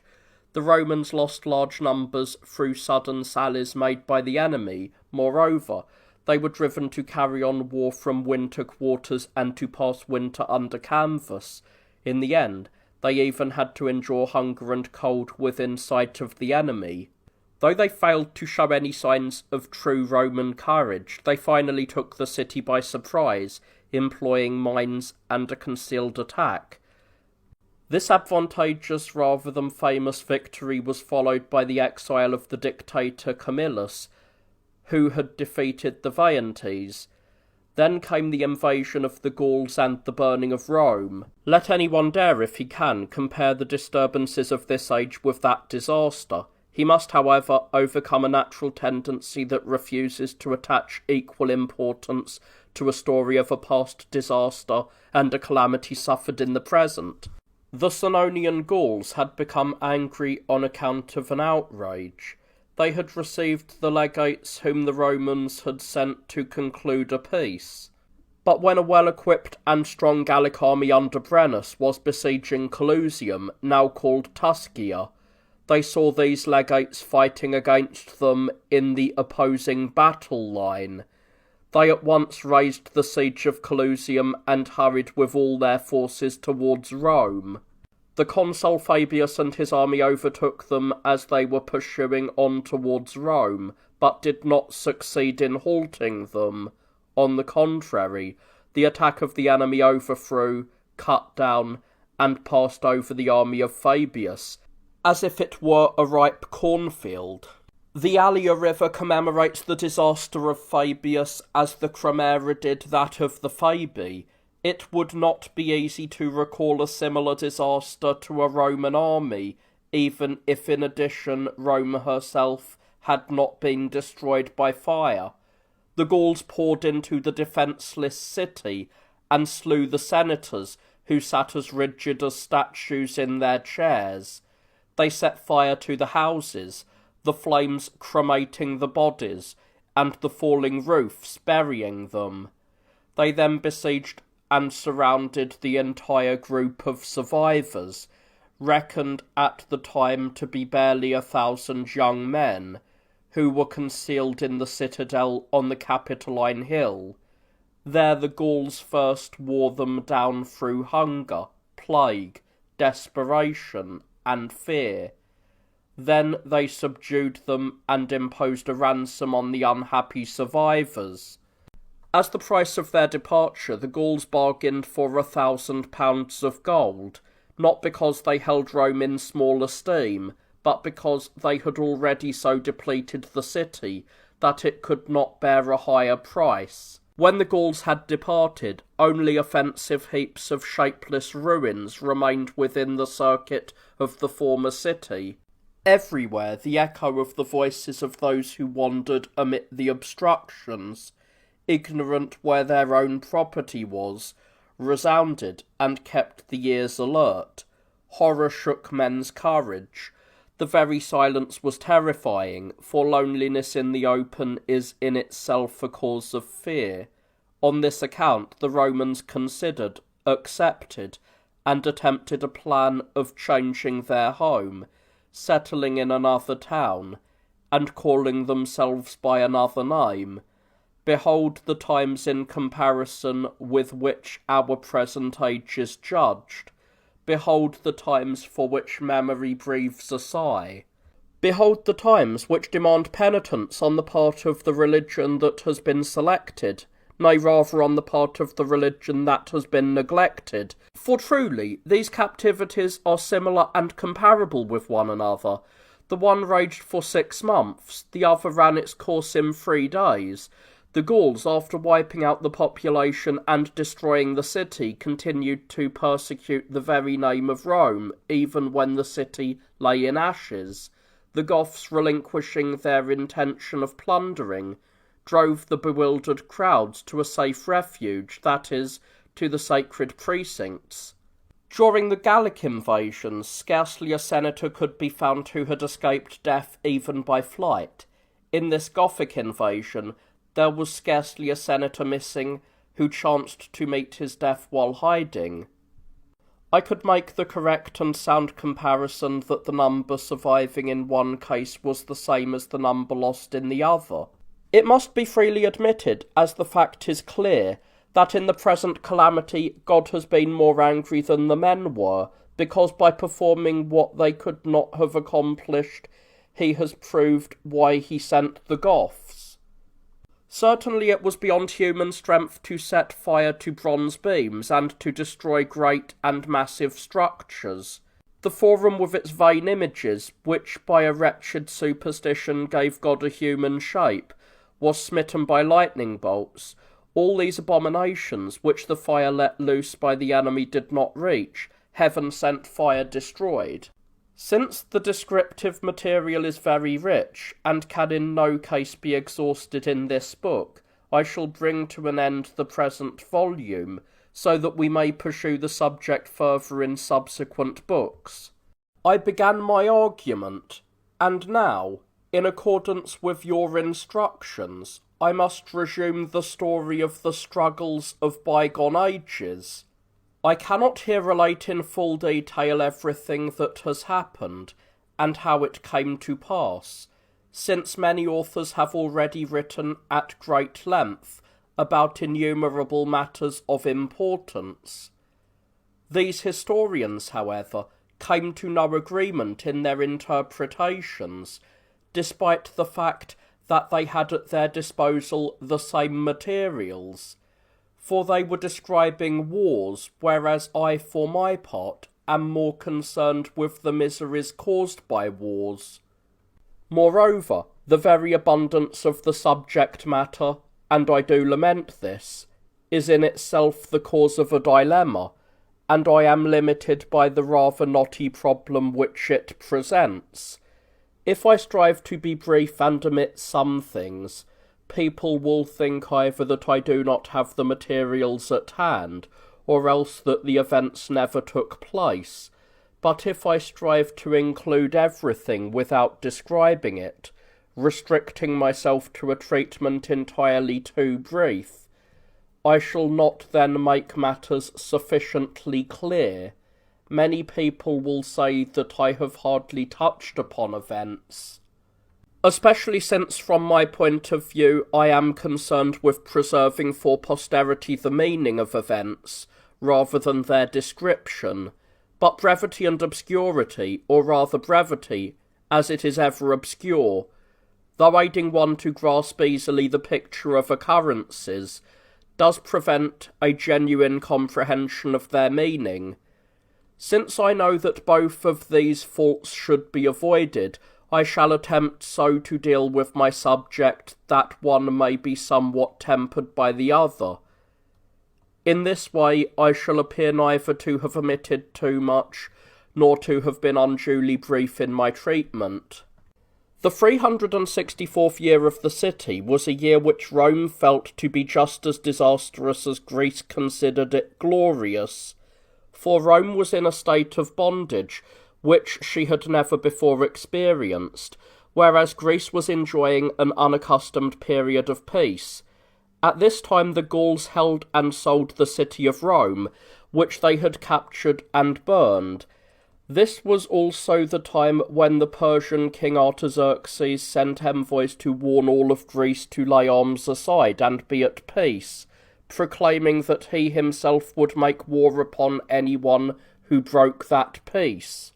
The Greeks could have been as firm in defying his order as they had often been brave in winning victories over him, but they gladly seized any opportunity, whatever its source, to attain the peace they had been so eagerly desiring. In this way they showed how grievously and wretchedly they had hitherto been carrying on wars, which now they ended so readily, and on such discreditable terms. For what can be so base as for free and brave men to lay down their arms and to remain in peace at the command of a king who is far away, who has been frequently defeated, who has hitherto been an enemy, and who even now continues to threaten them? The Greeks could not have acted as they did, had not all inclinations for war melted away in their hearts. Indeed, they were already weary of war when they first heard the proclamation of peace, which brought them an unexpected respite from war, and gave them a taste of peace, while they were still bewildered and stupefied after their hardships and long vigils. So great, in fact, was their war-weariness, that they proceeded to enjoy the peace even before formal deliberations could bring about this respite.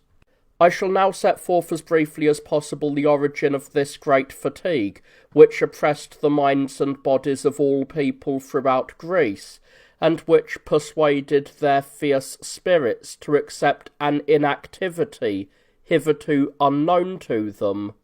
The Lacedaemonians exhibited an attitude characteristic of mankind in general, and of the Greeks in particular. The more they had, the more they coveted. When they had become masters of the Athenians, they turned their eyes greedily on Asia in the hope of acquiring dominion over all of that country. After stirring up war in the entire East, they chose Heraclides as leader for this campaign. When Heraclides saw that he would have to fight against Pharnabazus and Tissaphernes, two of the most powerful satraps of Artaxerxes, the Persian king, he took counsel for the moment to consider how he might avoid the consequences of fighting against these two men at the same time. He declared war and attacked one of them, but held the other off by making a treaty with him. Pharnabazus brought Tissaphernes before Artaxerxes, to whom at that time they both owed allegiance, and accused him of being a traitor, charging him specifically with negotiating a treaty in times of war. Pharnabazus then urged the king to appoint in the traitor's place, as chief of naval operations, Conon, an Athenian citizen who happened at that time to be living as an exile in Cyprus. Pharnabazus then summoned Conon to appear, giving him 500 silver talents, and put him in command of the fleet.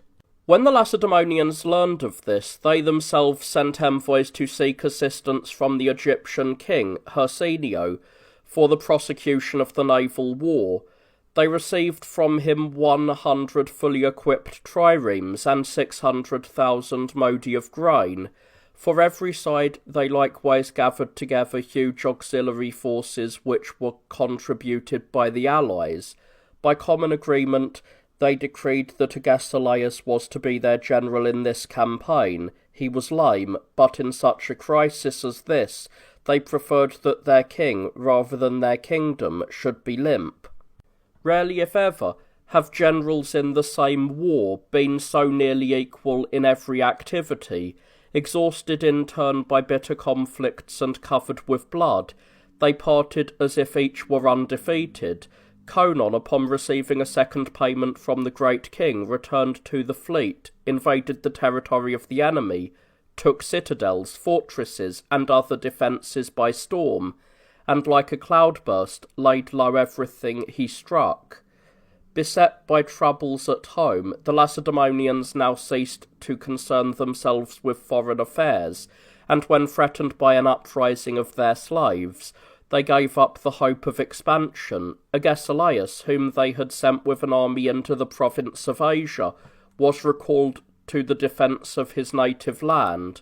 In the meantime, Pisander, who had been left in command at Sparta by King Agesilaus, had equipped a great and powerful fleet. Desiring to emulate the courageous example of Agesilaus, who at that time was engaged in infantry expeditions, he on his part sailed about making naval raids along the sea coast. After undertaking the campaign, Conon, who owed obligations to his allies as well as loyalty to his own country, began to weigh his twofold responsibility, how he might show himself true to the latter, and how he might furnish an example of his industry to the former. In this instance, he was more inclined to be on the side of his fellow citizens, because it was to ensure their peace and liberty that he was about to imperil the blood of foreigners, and to contend against most arrogant enemies. In this war the king would bear all of the risk, but the advantage would accrue to his own native land. A naval encounter took place.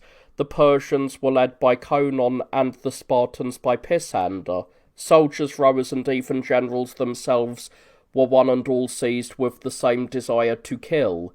The position of the Lacedaemonians, growing weaker as it did from this time on, reveals how great and how severe that war was. Thereafter the hopes of the Spartans seemed to ebb, and shrinking backwards recede until Sparta, finally exhausted by a great effort to rise again and by a second wretched collapse, lost both power and reputation. Indeed, for the Athenians this battle marked the beginning of the restoration of power, just as for the Lacedaemonians it had signified the loss of power. The Thebans were the first to take advantage of this situation, relying upon the support of the Athenians, and filled with confidence because of the courage and energy of their general, Epaminondas, under whose leadership they thought they could easily win dominion over all Greece. They advanced against the Spartans. The latter were still suffering from the blow of their earlier defeat, and consequently were demoralised. A land battle took place, which the Thebans won without great difficulty. In this engagement Lysander was defeated and killed. Pausanias, the other Lacedaemonian leader, was accused of treason and driven into exile. After winning this victory, the Thebans collected their entire army and hastened to Sparta, thinking they could easily enter a city devoid of defenders, for they had already destroyed almost all the Spartan forces together with their king, and they saw too that the Spartans had been deserted by their allies. The Lacedaemonians became alarmed by the danger threatening their city, and after making a levy of untrained troops from whatever sources available, they advanced to meet the enemy. When these levies had once been defeated, the Spartans then had neither the courage nor the spirit to offer further resistance to the victors. The slaughter was almost wholly confined to one side, but suddenly and unexpectedly King Agesilaus, who had been summoned from the province of Asia, appeared on the field of battle. He at once attacked the Thebans, who had now become rather overconfident and careless as a result of their double victory. He therefore had no trouble at all in defeating them, especially since he had kept the strength of his own forces unimpaired up to this time. Agesilaus himself, however, was seriously wounded. Learning that the Lacedaemonians were encouraged by their unexpected victory, the Athenians became much alarmed, for they feared that they themselves might return to their former state of servitude, from the effects of which they had only just begun to recover. They therefore assembled their own army and united it as an auxiliary force to that of the Boeotians.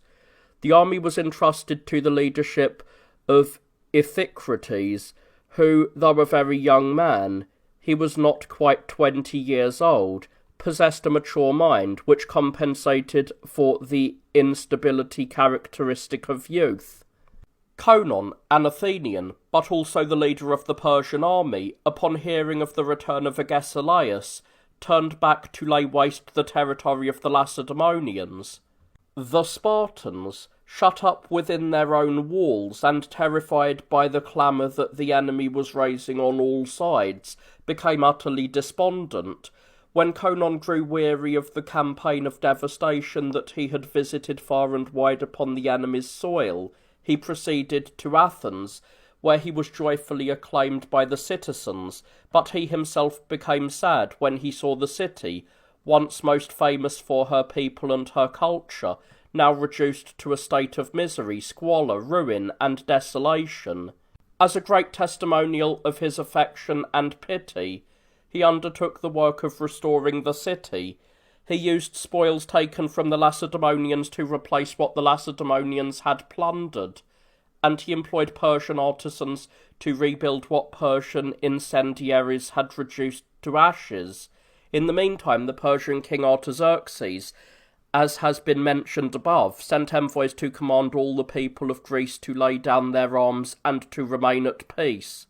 He did so not because he was aroused by pity for the state of exhaustion, but in order that no invasion of his own kingdom might be attempted while he was engaged in carrying on a war with Egypt. The peace which the Greeks had so earnestly desired now made them weak, and leisure at home led to sluggishness. Taking advantage of this, the Lacedaemonians, who were restless rather than strenuous, and irresistible through their impetuosity rather than through their courage, embarked upon a clandestine war after they had supposedly given up warfare. When they observed that the Arcadians were away, they made a sudden attack upon their citadel and broke into it. Aroused by this unlawful act, the Arcadians, with the assistance of the Thebans, who had joined them, sought to regain by arms what had been lost through this sly manoeuvre on the part of the Lacedaemonians. In the battle that followed, Archidamus, the leader of the Lacedaemonians, was wounded. Seeing that his men were defeated and were beginning to be slaughtered, he sent a herald to ask permission to bury the bodies of the dead. Among the Greeks, this action is wont to be considered as an acknowledgment of defeat. Content with this admission, the Thebans gave the signal to cease fighting, and thus brought the struggle to an end. After a few intervening days of armistice, the Lacedaemonians turned their attention to other wars. The Thebans, under the leadership of Epaminondas, then placed their reliance in an attack upon Sparta during a time, as they thought, it was quiet and deserted. Silently and in the dead of night they came to the city, but they did not find it as much off guard and as defenceless as they had expected. The old men and those who were too young to fight, having armed themselves in anticipation of the arrival of the enemy, had stationed themselves in the very entrances of the gates. Although barely 100 strong, the old men, despite the feebleness due to their years, rushed forth against 15,000 soldiers. While they were bearing the brunt of the fighting, the young men arrived on the scene and decided without delay to engage the Thebans in the open. Defeat faced the Lacedaemonians when suddenly the Theban general Epaminondas was wounded while exposing himself recklessly in the fight. The Thebans were at once filled with anxiety as a result of their grievous loss, but the Spartans were overcome with joy. Both sides then withdrew from battle as if by common consent. When Epaminondas, who was seriously wounded, received the news that his men had been victorious, he kissed his shield. Then, removing his hand with which he had closed up the wound, he opened wide a passage for the flow of blood, and an avenue leading to death. The ruin of the Thebans themselves followed so closely upon his death that they seemed not only to have lost their leader, but to have perished with him. I have woven together strands of unrelated events into a historical wickerwork that cannot be unravelled, and following the evidence closely, I have worked in a description of the uncertain cycles of wars waged here and there, with uncontrolled fury. I have done this because, as I see it, the more I retained the order of events, the more my account became disordered. Who can arrange either by number, chronology, or logic the disturbances springing from every kind of hatred, and the numerous causes of strife which the Lacedaemonians' wicked lust for conquest has brought to numerous and important peoples, cities, and provinces? The Lacedaemonians, it is true, are reported to have been afflicted by the disorders arising out of wars no less than by the wars themselves. Indeed, when this war had lasted several years without interruption, the Athenians, Lacedaemonians, Arcadians, Boeotians, Thebans, and finally Greece, Asia, Persia, Egypt, together with Libya and the largest islands, all became involved in an endless series of conflicts on land and sea. Even if I enumerated the wars, I could not record the thousands of slaughters suffered by mankind. But now let those rail at our times and extol the past who do not know that all the inhabitants of those cities and provinces mentioned are at the present time wasting their declining strength attending the games and theatres as their sole occupation, just as in former days they exhausted their energies for the most part in camps and battles. The very flourishing Lacedaemonian state, which in those times was striving for the mastery of the whole East, could muster barely 100 old men. Beset as she was by unending troubles, she miserably expended the lives of her youth. And at the present time we hear the complaints of men whose cities filled with children and old men are growing rich, as their young men travel safely in foreign lands and acquire from peaceful pursuits the funds for their pleasure at home. Or possibly the explanation is, according to the fickle human habit of holding all present achievements of no account, that even life itself has become boring to those who itch to do and to hear of new things. In the 300th year of the city, a violent earthquake shook all Achaia, 2 cities. Abora and Helice were swallowed up by fissures rent in the ground. But I myself could tell of similar happenings in our own day at Constantinople, which is now equally the first city of the world, happenings, it is true, predicted and underway, but not completed. After a terrible intimation and an acknowledgment of the evil it bore, the earth below trembled, and was shaken to its depths. Above, a flame, spreading from the sky, was suspended until God, moved by the prayers of the Emperor Arcadius and the Christian population, averted the imminent catastrophe, proving that he alone was the preserver of the meek as well as the punisher of the wicked. But I should admit a concession to modesty, that I have merely mentioned these events rather than set them forth and at length, so that whoever knows them may recall them, and whoever does not know them may investigate them further. In the meantime, the Romans, who had been harassed for 70 years by the city of the Volsci, and by the cities of the Falisci, Aequi, and Sutrini, and who had been worn down by constant warfare, were exhausted. Despite this, however, during the period mentioned above, under the leadership of Camillus, they finally captured those cities and put an end to the struggle when it had broken out anew. In a battle at the Allia River, under the leadership of T. Quintius, they defeated the Praenestians, who, fighting and slaughtering as they went, had come to the very gates of Rome. In the 384th year of the city, during the consulship of L. Genucius and Q. Servilius, a great plague gripped the entire city of Rome. Instead of the usual variations that differ more or less from the norm of the seasons, that is, untimely dryness in winter, sudden heat in spring, unseasonable moisture in summer, and the varied seductions of a fruitful autumn, a breeze laden with destruction swept in from the pastures of Calabria, carrying in its wake a violent epidemic that spread rapidly through the land. Unlike a common plague, it was severe, of long duration, and had no regard for either sex or age. For 2 years without interruption it destroyed everything, so that even those whose lives it did not take were left exhausted, despondent, and horribly emaciated.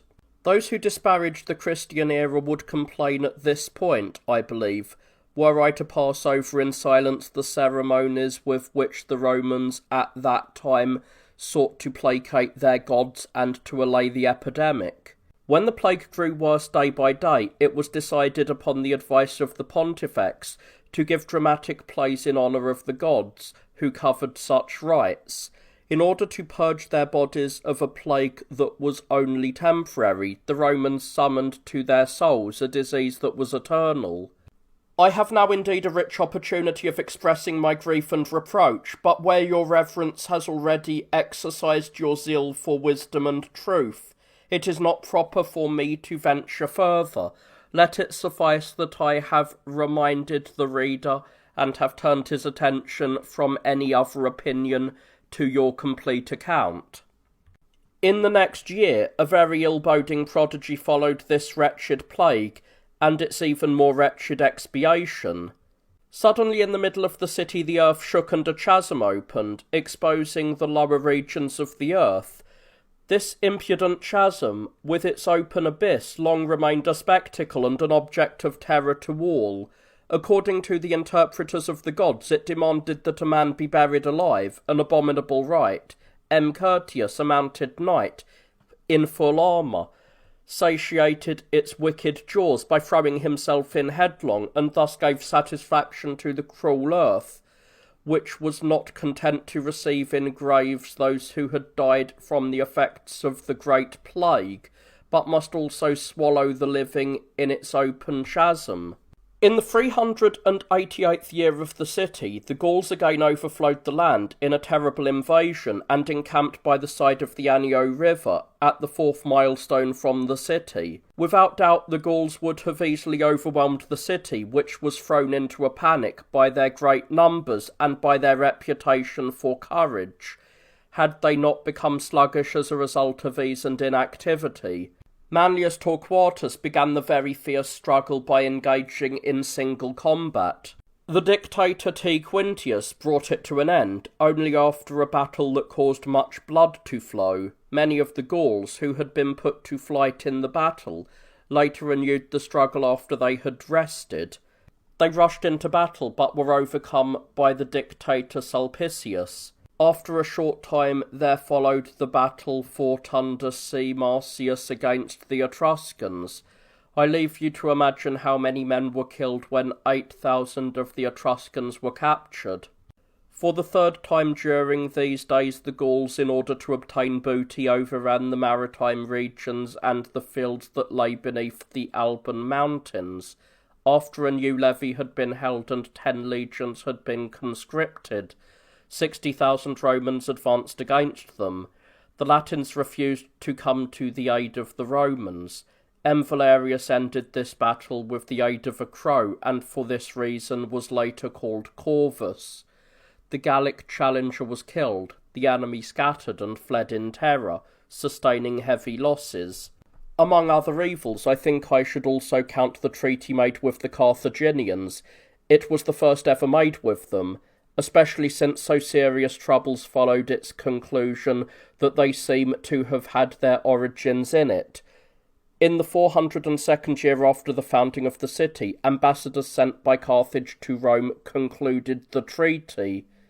The trustworthy accounts of historians, the ill-omened character of the places, and the horror of the days in which these things happened all testify that the entrance of the Carthaginians into Italy was destined to be followed by a hailstorm of evils, and perpetual night of uninterrupted evils. At that time, moreover, night seemed to last into the greater part of the next day, and a storm, raining stones instead of hail, came down from the clouds and lashed the earth. Also, there was born in those days Alexander the Great, a veritable whirlpool of evils and a hurricane that swept the whole East in its fury. At that time, too, Ochus, who was also called Artaxerxes, after completing a long and severe war in Egypt, forced many of the Jews to migrate and ordered them to make their home in Hyrcania, near the Caspian Sea. They have remained there even to the present day, and have greatly increased their numbers. It is common belief that someday they will be forced to leave because of the pressure caused by overpopulation. At the time of this war, Ochus, as he was passing through the land, also destroyed Sidon, the richest city of the province of Phoenicia, and, despite an earlier defeat, now brought Egypt under his control, a land previously subdued and crushed by the sword of the Persians. Immediately after this, the Romans, on behalf of the Campanians and Sidicinians, began a war against the Samnites, a people mighty in arms and rich in resources. Conduct of the Samnite War, which so far has been waged with indecisive results, was taken over by Pyrrhus, the bitterest enemy of the Roman people. The Punic War followed close upon the war fought against Pyrrhus. Indeed, the ever-open gates of Janus indicate that never after the time of Numa's death had there been any cessation of the disasters of war, but from that time on misfortune pressed upon the Romans with the same intensity as the glowing heat that is kindling the whole vault of heaven by the noonday sun. Furthermore, after the Punic War had once begun, let anyone who thinks Christian times should be decried inquire, discover, and proclaim in public whether wars, massacres, destructions, and all kinds of horrible deaths ever ceased except during the reign of Augustus Caesar. With the exception of that 1 year during the Punic Wars, which passed as swiftly as a bird's flight, the Romans were but once deluded by the briefest indication of peace, and then only by the closing of the gates of Janus during a period when fevers and diseases raged in the Republic. The situation reminds one how a sick person, by taking a sip of cold water, merely increases his fever and makes his suffering more violent and more difficult to bear. It is settled beyond dispute, however, that it was under Augustus Caesar and after peace had been made with the Parthians that the whole world first laid down arms and brought to an end the causes of dissension. The world was then in a state of universal peace and quiet, hitherto unknown. It rendered obedience to the Roman law, preferred Roman justice to its own, and chose Roman judges in place of its despised leaders. There also existed a single will to preserve peace by the zealous exercise of a free and honest spirit, and to plan for the common welfare of all nations, entire provinces, innumerable cities and countless peoples, in fact, for the whole world. This was a condition that not even one city nor any group of citizens, nay, what is more, not one household of brothers had previously ever been able to enjoy in common. If we agree that all these things came to pass during the reign of Caesar, it is then most clearly proved and evident that the birth of our Lord Jesus Christ had begun to illuminate the world in his reign. Men, though prompted to blasphemy by hatred, are unwillingly forced to recognise and to concede that this quiet serenity and peace throughout the entire world has come not from the greatness of Caesar, but by the power of the Son of God, who appeared in this time of Caesar. Also, that they have obeyed according to general knowledge, not the ruler of one city, but the creator of the whole universe itself, a creator who, like the rising sun which bathes the day with light, mercifully clothed the world in prolonged peace at his advent. How this came to be will be discussed more fully in the proper place when the Lord wills it.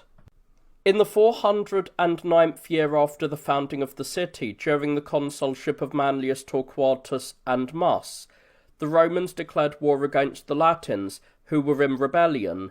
In this war, one consul was killed while the other survived by committing a parricide, for Manlius Torquatus killed his own son, who was a young man, a conqueror, and the slayer of Maecenas Tusculanus, a well-known member of the equestrian order and an especially provoking and abusing enemy, the second consul, Decius Mus, when the conflict had been renewed, upon seeing that the wing which he commanded was being slaughtered and overwhelmed, went forth alone into the dense ranks of the enemy and was killed. Although Manlius was the victor, nevertheless, triumphing as he did by committing a parricide, he did not receive the welcome that the noble youths of Rome customarily tended to conquerors in accordance with the provision of the law. In the following year, Minucia, a Vestal virgin, confessed that she had committed incest. She was condemned and buried alive in the field which is now called the Campus Scleratus, or Polluted. And truly do I shudder when I refer to what happened a few years later. In the consulship of Claudius Marcellus and Valerius Flaccus, some Roman matrons were frenzied by an incredible madness and a love of crime. It was that same horrible year of the plague when everywhere corpses were heaped up in piles and carried away. At first it was the general belief that the pestilence came from poisoned air. Later, however, a certain maidservant turned informer and proved beyond doubt what had really happened. Many matrons were compelled to drink the poisons they themselves had mixed for others, and as soon as they had drunk the potions, they died. So great was the number of the matrons involved in these crimes that 370 of them, according to report, were condemned at one time. In the 422nd year of the city, Alexander, the king of the Epirots and the maternal uncle of Alexander the Great, transported his forces to Italy and made preparations for war against the Romans. In his eagerness for war, he tried his best to strengthen his own army and auxiliaries, either by bringing the cities near Rome over to his own side, or by detaching them from the enemy. In a great battle at Lucania, however, he was defeated and killed by the Samnites, who were bringing assistance to a Lucanian tribe. I have indeed progressed somewhat on my course by reviewing the disasters which befell the Romans, but since I am particularly moved by the mention of this Alexander, I shall bring together in the smallest possible space, by retracing a few years, the great events which took place under Philip. He was that Macedonian king who had married Olympias, the sister of Alexander of Epirus, and the mother of Alexander the Great. In the 400th year of the city, Philip the son of Amyntas and the father of Alexander obtained possession of the Macedonian crown and held it for 25 years. During this period he was responsible for the storing up of much bitterness and for great numbers of wicked deeds. Philip first was sent by his brother Alexander as a hostage to the Thebans, among whom for 3 years he was educated in the company of Epaminondas, an extraordinarily vigorous commander-in-chief and also a most distinguished philosopher. Alexander subsequently was murdered by his mother Eurydice, who, although she had already committed adultery, previously killed another son, and made a widow of her daughter, contracted a marriage with her cousin upon the death of her husband. The people now forced Philip to accept the throne for which he had been acting as regent in behalf of the little son of his murdered brother. Philip was harassed abroad by the attacks of enemies who rose up on all sides, while at home he was troubled by the fear of plots which, however, he usually detected. In the midst of all this, he waged his first war against the Athenians. When he had defeated them, he directed his arms against the Illyrians, and after killing thousands of the enemy, captured the celebrated city of Larissa. He next invaded Thessaly, not so much because he loved conquest as because he wanted to obtain the Thessalian cavalry, the strength of which he might add to his own army. He took the Thessalians by surprise and brought them under his control. By incorporating the strongest divisions and forces of their cavalry and infantry, he formed an almost invincible army. When the Athenians had been defeated and the Thessalians subjugated, he married Olympias, the sister of Arubas, who was the king of the Molossians. This Arubas supposed that he could enlarge his own empire because he was contracting a Macedonian alliance through his new relationship to the king. He was deceived in this expectation, however, and having failed in his attempt, passed his declining years as a private citizen in exile. Later, while storming the city of Methone, Philip was struck by an arrow and lost an eye. Nevertheless, he quickly took the city by assault.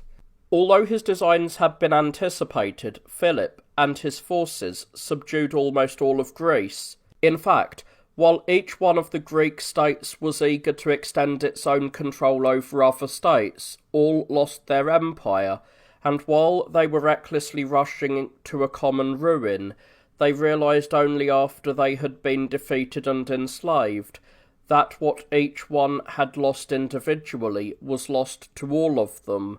Philip, looking as it were from a watchtower, and observing their foolish attempts to save themselves, always brought assistance to the weaker side. An adroit contriver of trickery, he fostered disputes, the kindling wood of war, and reduced to his rule conquered and conquerors alike. But the unbridled rule of the Thebans gave Philip an opportunity to obtain political control over all of Greece. The Thebans had defeated the Lacedaemonians and Phocians, who had been completely exhausted by repeated slaughter and plundering. Then, at the Common Council of Greece, they burdened them with more debt than they could possibly pay, and thus forced them to take up arms. The Phocians were led by Philomelus, and were reinforced by Lacedaemonian and Athenian auxiliaries. They joined battle with the Thebans, put them to flight, and captured their camp. In a later battle, amid heavy casualties on both sides, Philomelus was slain. In his place, the Phocians elected Oenomanos as their leader. The Thebans and Thessalians did not hold a levy of their citizens, but willingly invited Philip, the Macedonian king, to be their leader. This was the king whom earlier they had striven hard to repel as an enemy. When battle was joined, the Phocians were butchered almost to the last man, and Philip gained the victory. When the Athenians learned the outcome of the battle, they occupied the passes of Thermopylae in order to prevent him from entering Greece. In so doing, they were motivated by the same reason as that which they had acted upon in the past, when the Persians were drawing near. When Philip saw that his entrance into Greece would be barred at Thermopylae, which had now been rendered impassable, he directed the war intended for the enemy against his own allies. His armies attacked and cruelly plundered states of which but a short time before he had been the leader, and which were now ready to receive him with open arms, and give him a hearty welcome. Completely putting aside all sense of honour in regard to his alliance with them, he sold their wives and sons into slavery, destroyed and plundered their temples, and, as if the gods showed no resentment at his actions, never once in 25 years did he suffer defeat. After these deeds, Philip crossed into Cappadocia, where he waged war with equal perfidy. By employing deception, he captured the neighbouring kings, and put them to death. Thus he brought all Cappadocia under Macedonian rule. After visiting slaughter, conflagration, and robbery upon the cities of his allies, he turned to parricide, fearing his brothers as co-heirs of the kingdom, since they were children of his father and his stepmother. He attempted to murder them. When he had slain one of them, the other two fled for refuge to Olynthus. Philip at once made a hostile attack upon this ancient and flourishing city, overwhelming it with blood and slaughter, and emptying it of its wealth and men. He carried off his brothers, tortured them, and then put them to death. Elated by the destruction of his allies and by the murder of his brothers, Philip then began to think it was lawful for him to do everything that he had planned. He seized the gold mines in Thessaly and the silver mines in Thrace. In order not to allow any law, human or divine, to remain unbroken, he seized control of the sea. dispatched his boats to different directions, and began to engage in piracy. Furthermore, when two brothers, who were kings in Thrace, agreed to appoint him as arbiter in their dispute over the boundaries of their kingdom, he acted with his customary cunning. Advancing to the arbitration with an army drawn up as if for war, he deprived the unsuspecting young men of their lives as well as their kingdom. Despite all of these acts, the Athenians, who had earlier blocked the advance of Philip by fortifying Thermopylae, now of their own free will sought peace with him, and impressed upon the mind of their very deceitful enemy the careless character of their watch over the pass.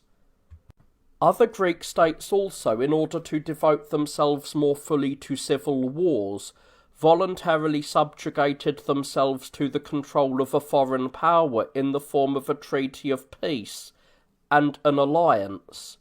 The principal reason for doing this at that time was that the Thessalians and Boeotians were asking Philip to present and acknowledge himself as their leader in the war which they had undertaken against the Phocians, who, supported by the Athenians and Lacedaemonians, were trying, by payments and entreaties, either to defer or to avert the war.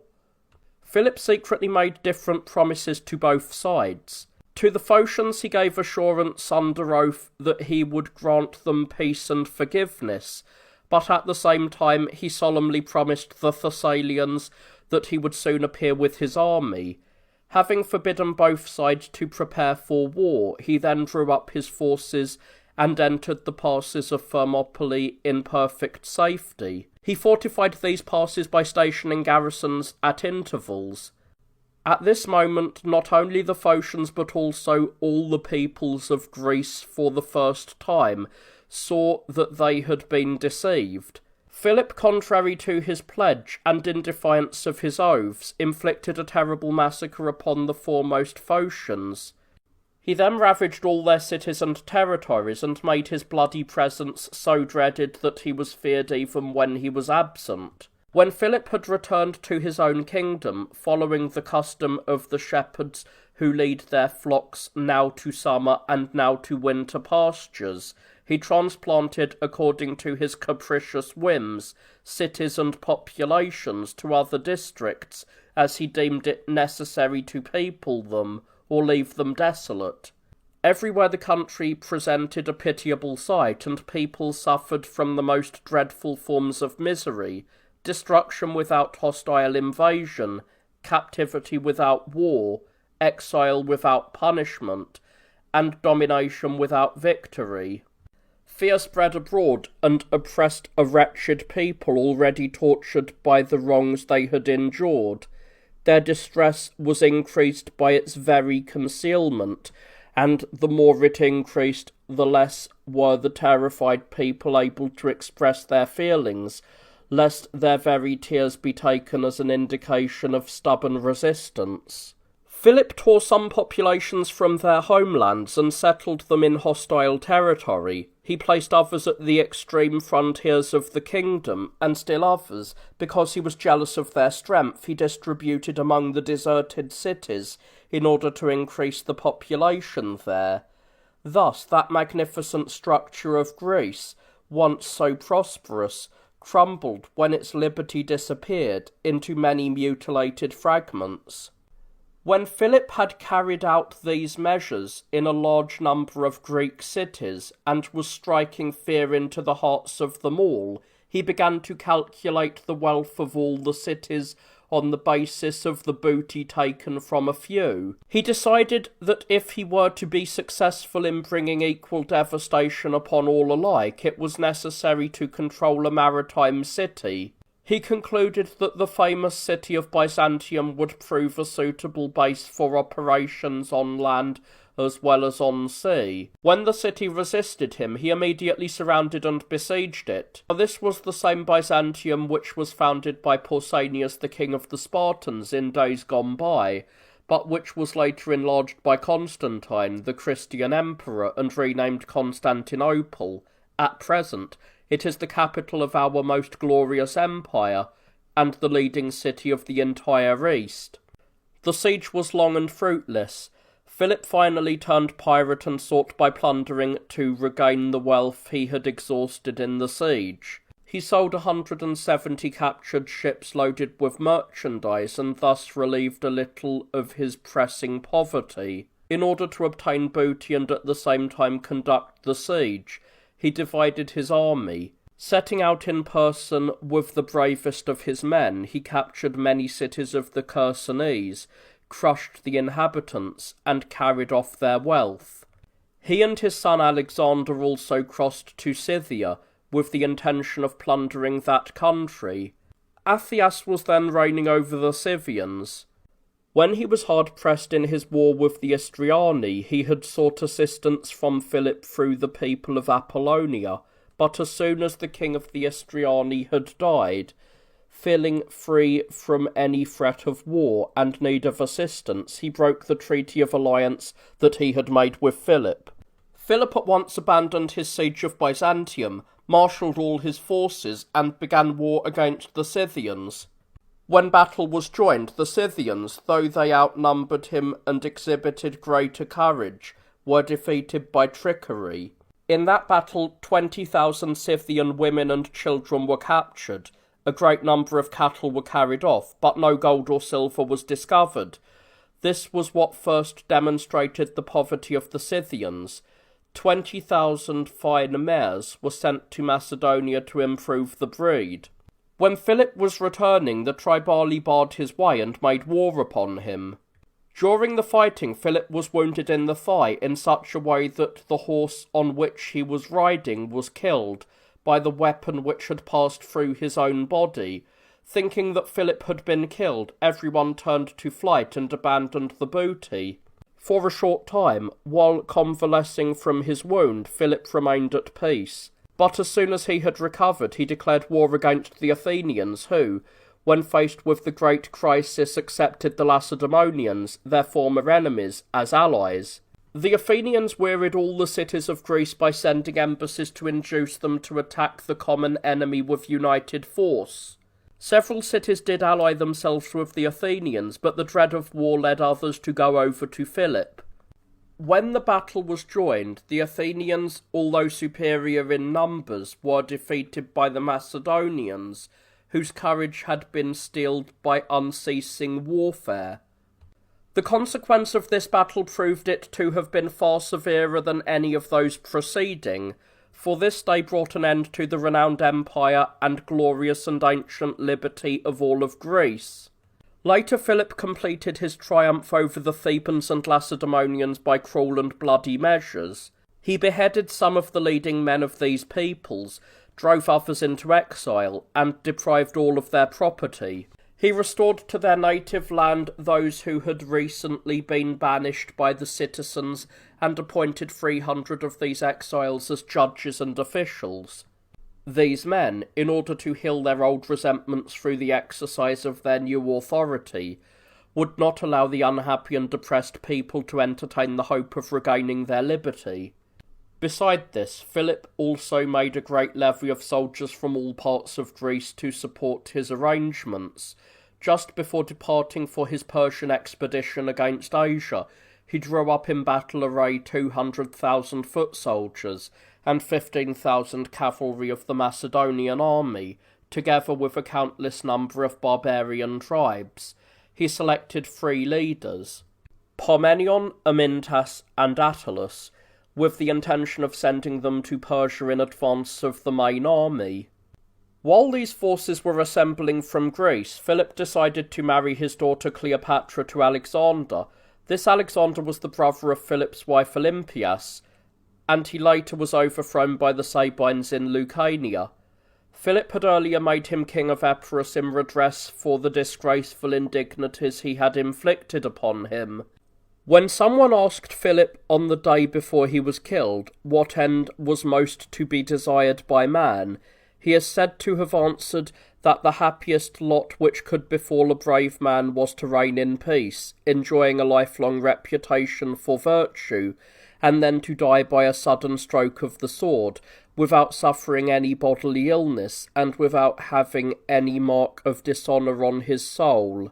This soon turned out to be his own fate. Nor could the angry gods whom he had always held in low esteem, and whose altars, temples, and shrines he had destroyed, prevent him from meeting his death in the way that seemed to him most desirable. For on the day set for the wedding, as he was walking unattended by guards between the two Alexanders, his son and his son-in-law, on the way to the games that had been prepared on a magnificent scale, he was waylaid in a narrow passageway and slain by Pausanias, a young Macedonian noble. My adversaries may now assert and loudly proclaim that these were glorious deeds and successful achievements of brave men. Indeed, the bitterest calamities of others become pleasant tales to these opponents of mine, so long as they themselves are not tormented from time to time by injuries which they must needs relate with sadness and bitter tears. But if my adversaries are willing, when their troubles are reported to others, to receive sympathy only from those who have suffered from the same events, first let them compare, not the past with the present, but events with events, and let judges decide both cases, as if they were listening to strangers. During 25 years, a single king's deceit, brutality, and tyranny brought about the burning of cities, the ruin of war, the enslavement of provinces, the slaughter of men, the plundering of wealth, the pillaging of flocks, the robbery of the dead, and the slavery of the living. These deeds of Philip, which have made an impression upon our minds, would suffice as examples of calamities, even if Alexander had not succeeded him on the throne. But for the time being, I shall omit Alexander's wars, or rather the evils that afflicted the world following his wars, in order to keep the proper sequence of events, and I shall bring forward at this point a discussion of the Roman wars. In the 426th year of the city, the Romans suffered a signal disgrace that made the Caudine Forks not only celebrated, but notorious. In a previous war, 20,000 of the Samnites fell in a battle in which Fabius, master of the horse, had engaged them. The Samnites, more cautious and better equipped, then established themselves at the Caudine Forks, where their armed forces blocked the passes and shut in the consuls, Veturius and Postumius, and all the Roman troops. Their leader, Pontius, was so certain of victory that he thought he ought to consult his father, Herennius, whether he should slay those who he had surrounded, or should spare them after he had subdued them. He decided to grant the survivors their lives, but to dishonour them. The Romans in the past had very frequently been defeated and slaughtered, but never could they be captured or compelled to surrender. When the Samnites had gained a victory, they therefore ordered the entire Roman army. It had ignominiously surrendered, and had been stripped of its arms, and even of its clothing, so that individuals had not the wherewithal to cover their nakedness, to be sent under the yoke, to be reduced to slavery, and to take their places at the head of the long line in the public procession. The Samnites took 600 Roman knights as hostages, and sent back the consuls empty-handed and utterly disgraced. Why should I, who would have preferred to remain silent, strive to find words to enlarge upon the stigma of this most disgraceful treaty?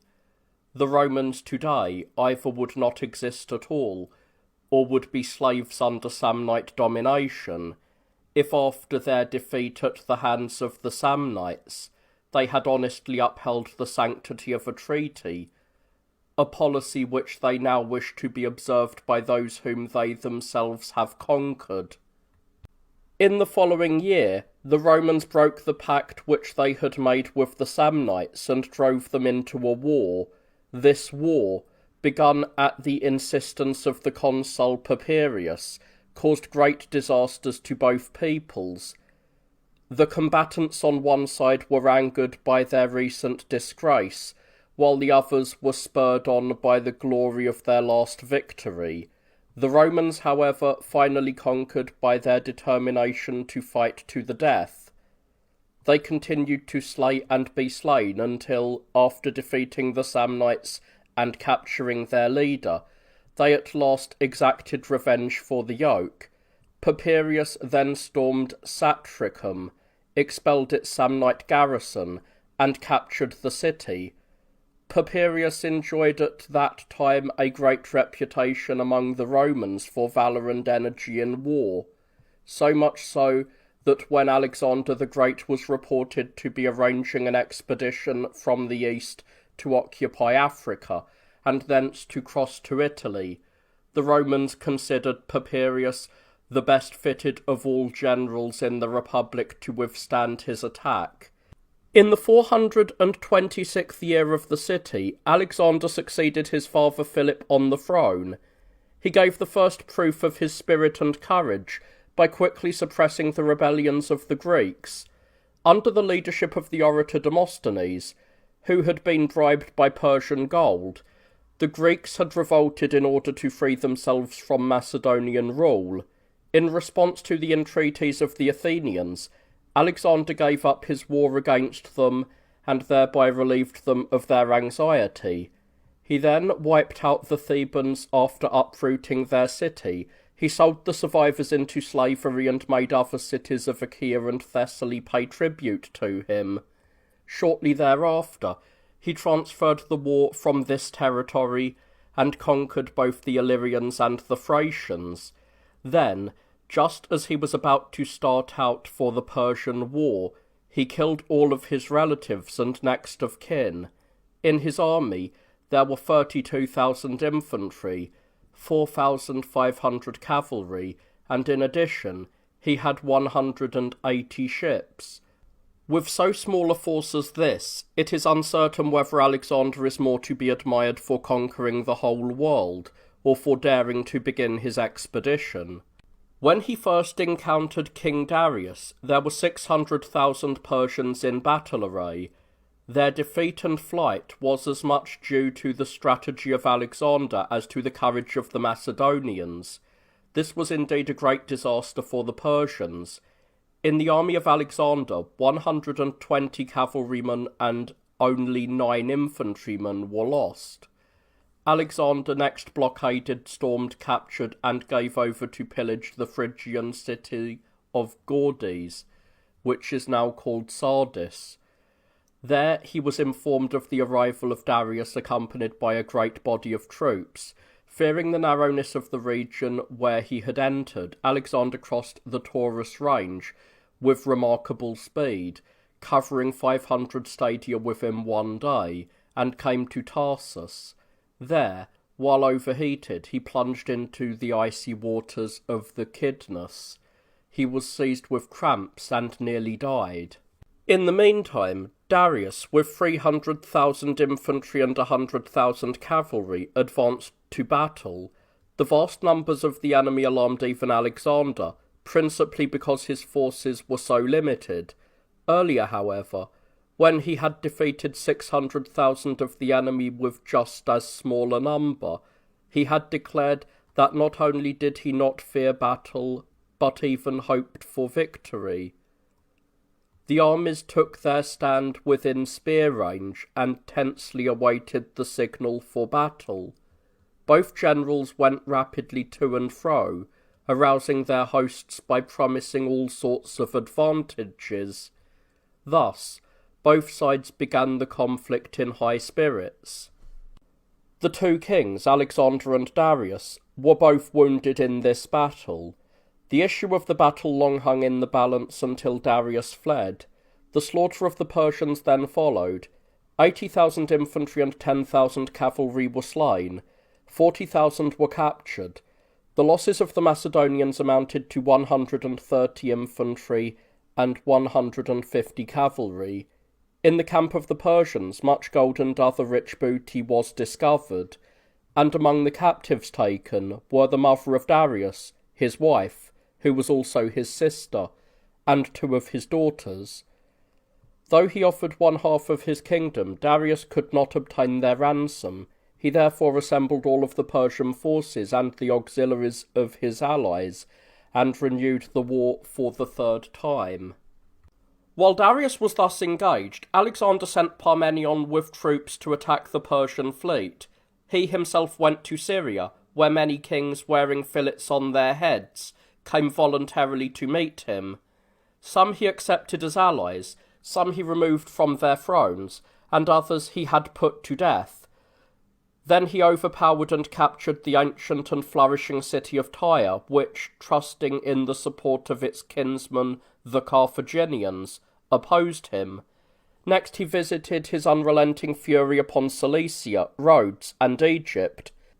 From there he proceeded to the temple of Jupiter Ammon, where in order to blot out the ignominy of his uncertain paternity and the infamy arising from the adultery of his mother, he fabricated a falsehood appropriate to the occasion. For the historians who speak of these events tell us that Alexander summoned the high priest of the sanctuary to his side and secretly instructed him what answers he wished to have made when he consulted him. Thus Alexander was certain, and he has handed his opinion down to us, since the gods themselves are both deaf and dumb, that either the high priest had the power to frame what answer he wished, or else the petitioner might will to hear what answer he desired.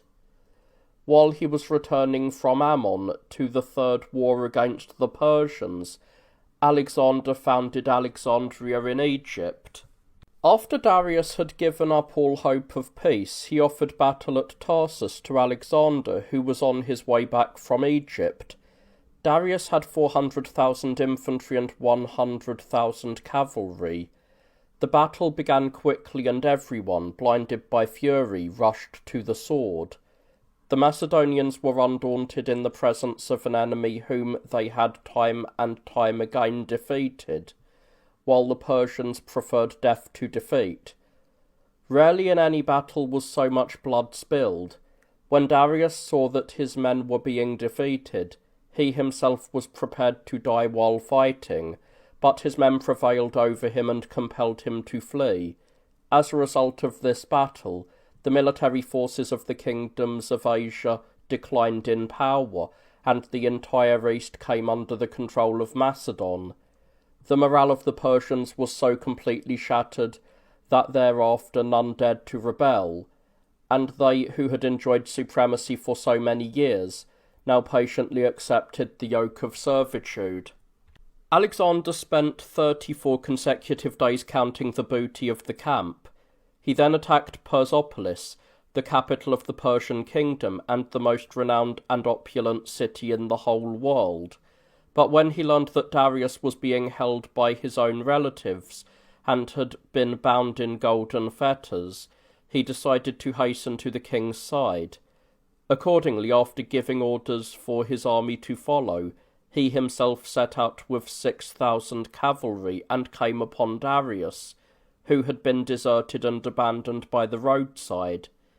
Darius, who had been wounded many times, was now breathing his last as the result of his injuries. In a spirit of specious piety, Alexander ordered the corpse to be carried back and buried in the sepulchre of the Persian kings. Alexander held in cruel captivity not only the mother and wife of Darius, but even his little daughters. To speak the truth in the midst of so vast a number of evils is most difficult. In 3 battles in as many years, 1.5 million infantry and cavalry were destroyed, and this loss was inflicted upon the same kingdom and upon those same armies, of whom more than 1,900,000 are said to have been destroyed a few years earlier. In addition to these disasters, and during these same 3 years, the greatest states of Asia were crushed. Syria was completely devastated, Tyre uprooted, Cilicia exhausted, Cappadocia subdued, and Egypt enslaved. The island of Rhodes voluntarily submitted, fearful of slavery, and a great number of provinces that lie near the Taurus and the Tauran range itself were subdued, conquered, and forced to accept the yoke that they had so long refused. Let no one by chance think at this point that the East, which had been subdued by the forces of Alexander, or Italy, which had been worn out by the ruthlessness of Rome, were the only sufferers, for at that time war was in progress in Greece with Agis, the king of the Spartans, in Lucania with Alexander, the king of Epirus, and in Scythia with Zopyrion, the prefect. Agis the Lacedaemonian aroused all Greece to join him in a rebellion. He then encountered the strong troops of Antipater. He lost his own life amid the general slaughter wrought upon both armies. In Italy, Alexander, who was striving after the rule of the West and vying with Alexander the Great, was overcome and killed by the Bruttians and Lucanians, after he had fought many severe battles in those lands. His body was redeemed for burial. Zopyrion, the prefect of Pontus, assembled an army of 30,000 and was so foolhardy as to declare war upon the Scythians. His whole army was slaughtered almost to the last man, and it disappeared from the scene along with its leader. After the death of Darius, Alexander the Great brought the Hercyni and Mardian to subjugation. While he was in their lands as eager for war as ever, the bold Amazon, Phalestris or Minothea, with 300 women in her train, came to meet him because she was desirous of conceiving offspring by him. Afterwards, Alexander entered into battle with the Parthians, whom, after a protracted resistance, he almost destroyed before he had defeated them. Then he subdued the Drangae, Eurygeti, Paramae, Paropamisidae, Adaspi, and other peoples living at the foot of the Caucasus, and established on the banks of the Tanias River the city of Alexandria. His cruelty to his friends was no less intense than his insane rage against his enemies. The story is that he slew his cousin Amintas, put to death his stepmother and her brothers, and murdered Parmenion and Philotas, Attalus, Eurylochus, Pausanias, and many leading men of Macedonia also lost their lives at his hands. Clytus, too, heavy with years and enjoying a friendship of long standing, was heinously done to death at a banquet, when, trusting to his friendship with the king, he defended the reputation of Philip against Alexander, who was claiming that his own deeds surpassed those of his father. The king, angry without adequate cause, pierced him with his hunting spear.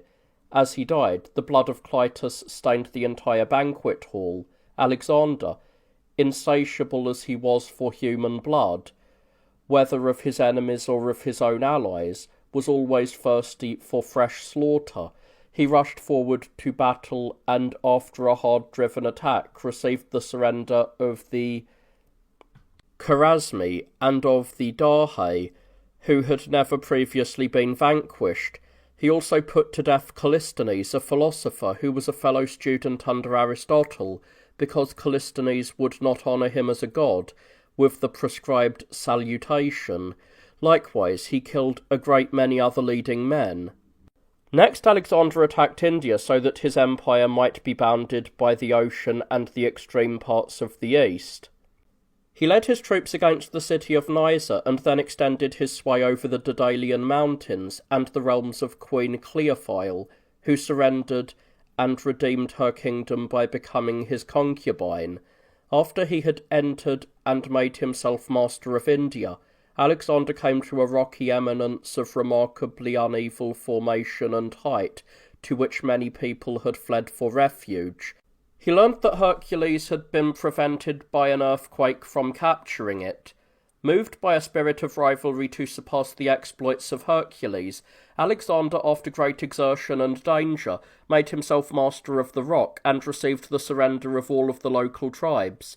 He fought a very bloody battle with Porus, the most powerful king of the Indians. In this battle Alexander encountered Porus himself in personal combat. Alexander was hurled from his dead horse, but escaped death for the moment by the rallying of his bodyguard about him. Porus was wounded many times and captured. As a testimonial to his courage, Alexander restored Porus to his kingdom, and then founded the two cities of Nicaea and Bucephala. The latter city he ordered to be so named after his horse. The Macedonians then cut to pieces the armies of the Adrastae, Catheni, Pracidae, and Gangaridae, and subdued them. When they came up against Cophides, they joined battle with 200,000 of the enemy's cavalry. Worn out by the heat as they now were, their spirits depressed, and their strength exhausted, they barely managed to win the victory. As a memorial, they founded a camp of more than usual magnificence. From there, Alexander proceeded to the Agassiz River, on which he took ships to the ocean. He overcame the Gassonae and the Sibi, whose founder was Hercules. Thence he sailed to the land of the Mandri and Sabagri, where the tribes rose up in arms and attacked him with 80,000 infantry and 60,000 cavalry. The battle was bloody, and the issue was long in doubt, but it finally ended in a victory for Alexander. This victory, however, proved almost disastrous, for after scattering the troops of the enemy, Alexander led his army against a city. There he was the first to scale the wall, and, thinking that the city was deserted, he leapt down inside alone. The fierce enemy surrounded him on every side. Incredible as it may seem, he was not at all terrified by the number of the enemy, by the great show of weapons, or by the loud shouting of his assailants, for alone in the past he had killed and put to flight many thousands. When he saw, however, that he was being overwhelmed by the sheer weight of the numbers that surrounded him, he defended himself in a corner with his back to the wall. There he held his assailants quite easily in check, until his entire army entered the city through a breach in the wall. This action endangered Alexander, and at the same time caused the enemy to shout with dismay. During the fighting, Alexander was struck in the chest by an arrow, but resting on one knee, he fought on until he had killed the man who had wounded him. He next embarked and sailed along the shores of the ocean until he came to a certain city, over which Ambria ruled as king. In storming the city, he lost a large number of his army, who were struck by poisoned arrows, but he and others were cured by drinking herbs, a remedy which had been revealed to him in a dream. He later carried the city by storm and captured it. Afterwards, when, as it were, he had gone around the turning post, Alexander entered the Indus River from the ocean and quickly returned to Babylon, where ambassadors from the terror-stricken provinces of the whole world awaited him. There were ambassadors from Carthage, from all the states of Africa, also from the Spanish provinces, the Gallic provinces, Sicily, Sardinia, and from the greater part of Italy.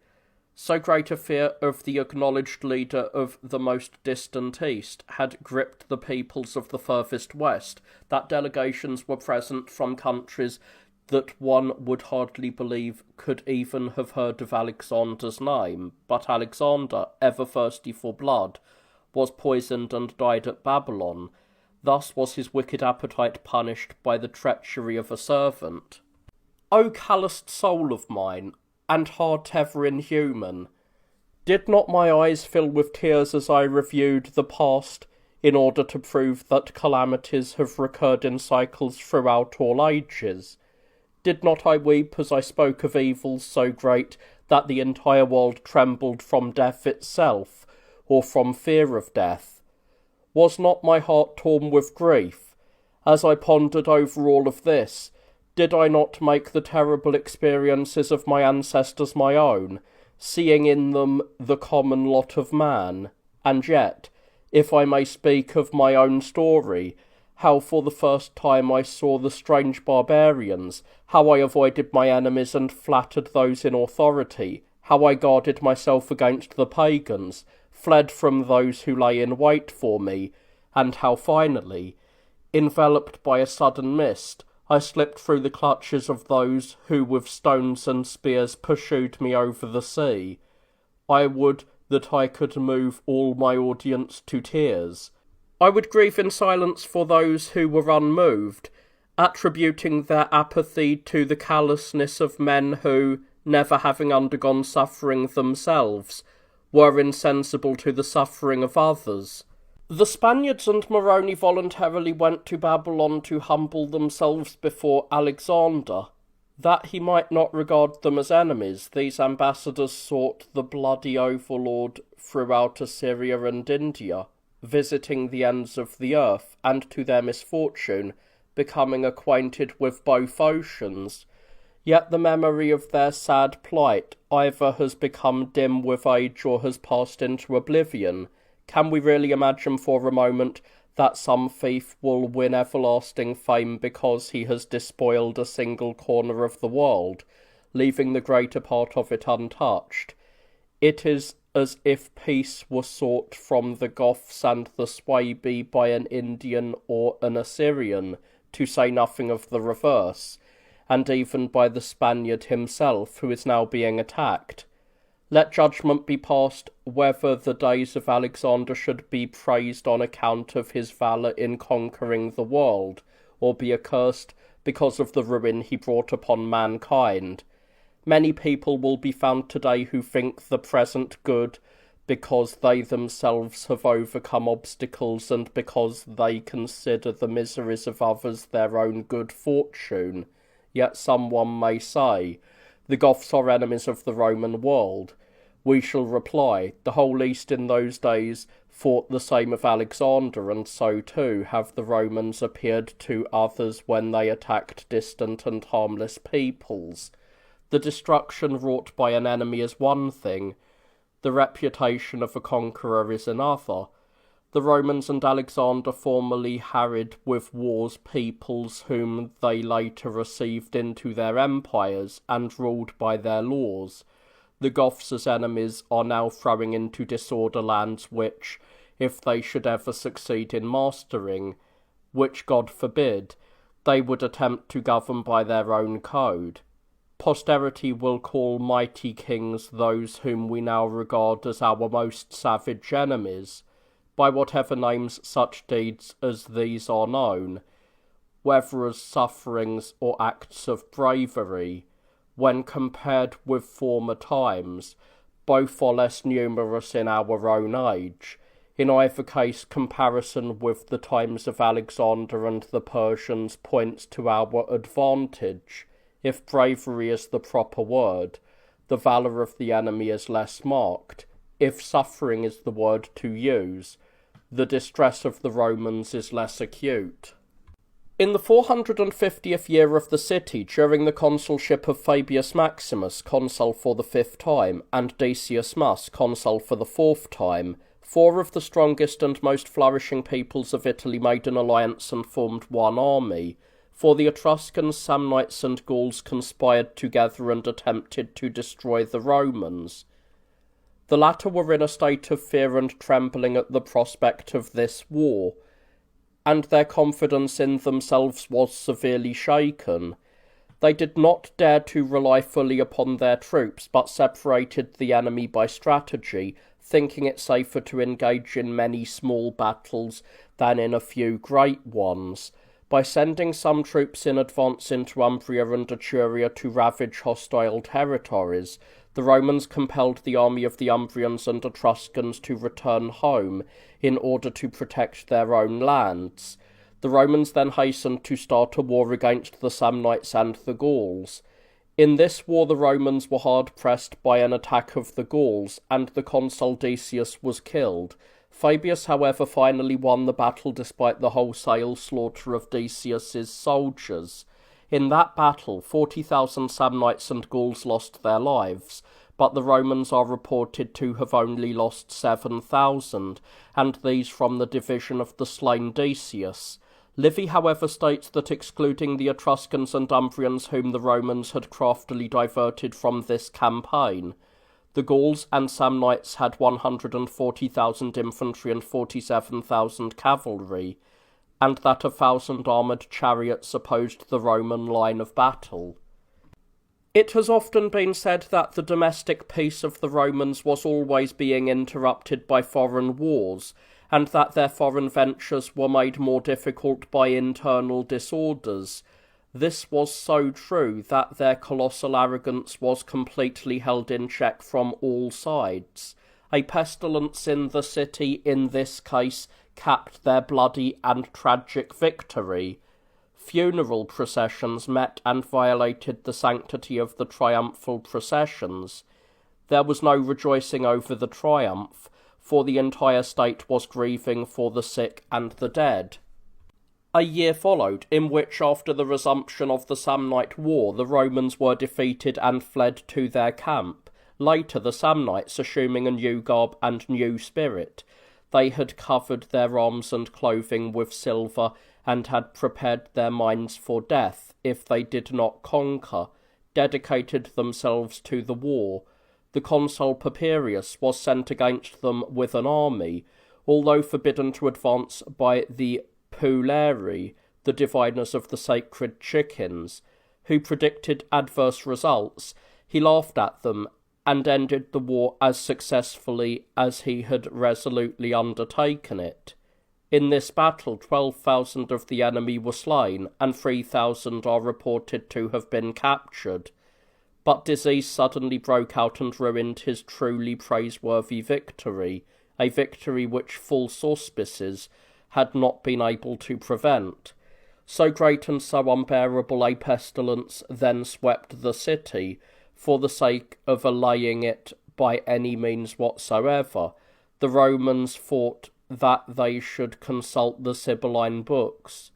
They even brought in the infamous and vile Epicurean snake, and the very statue of Asclepius, as if, in truth, pestilence had never died out in the past, and would not spring up again in the future.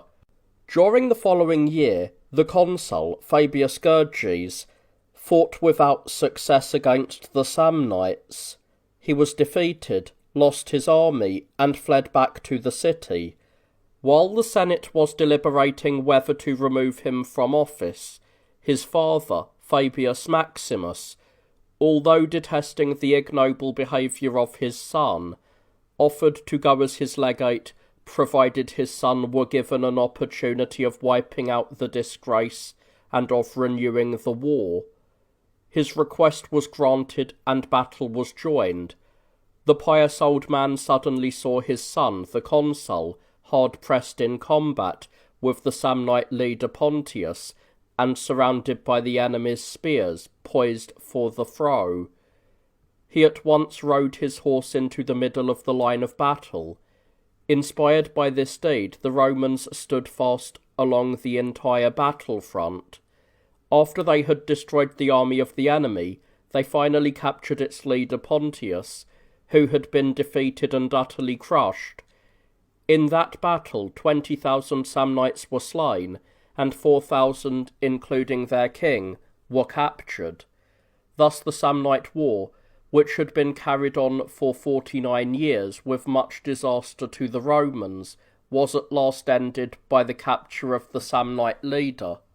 The next year the consul, Curius, waged a war against the Sabines. The consul himself revealed how many thousands of men were killed and captured in this war. When in the Senate he wished to report the amount of the land required from the Sabines and the number of their inhabitants captured, he was not able to give exact figures.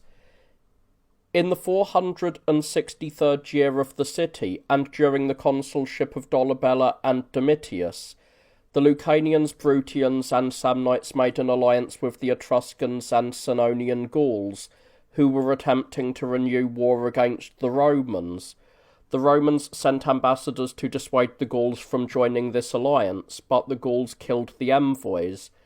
The praetor, Caecilius, was sent with an army to avenge their murder and to crush the uprising of the enemy. He was, however, overwhelmed by the Etruscans and Gauls, and perished. 7 military tribunes were also slain in that battle. Many nobles were killed, and 30,000 soldiers likewise met their deaths. Thus, just as often as the Gauls became inflamed, the entire wealth of Rome was reduced. During the present invasion of the Goths, we should therefore do well to remember the Gauls. I shall turn back now to relate the wars which the Macedonian leaders waged among themselves, and recall how each of the generals upon the death of Alexander obtained certain provinces by lot, and how they then destroyed one another in wars. These events occurred at the same time that the Romans were enduring the disasters mentioned above. I seem to see this tumultuous age as if looking from a watchtower out into the night upon an immense camp, where I can distinguish nothing in the great expanse of the field, except innumerable campfires. Thus, throughout the kingdom of Macedonia, that is, throughout all of Asia, the greater part of Europe, and most of Libya, the terrible fires of war suddenly burst into flame. The fires laid waste those places in which they had flared up, and the news of these conflagrations, spreading like a cloud of smoke, terrified and threw into confusion all other lands. But I shall not set forth the wars and defeats of these great kings and kingdoms, until I have first discussed the kingdoms themselves, and their rulers. For 12 years Alexander oppressed with the sword a world which trembled beneath him.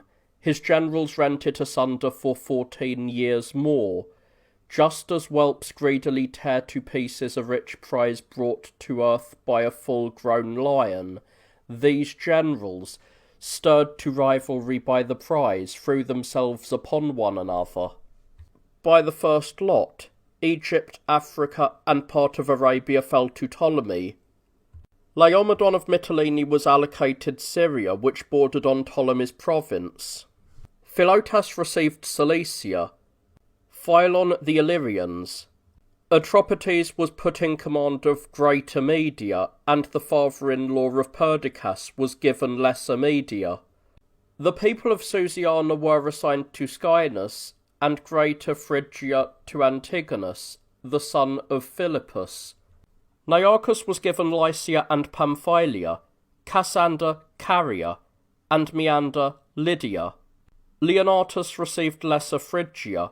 Thrace and the regions bordering on the Pontic Sea fell by lot to Lysimachus, and Cappadocia, together with Paphlagonia, was assigned to Eumenes.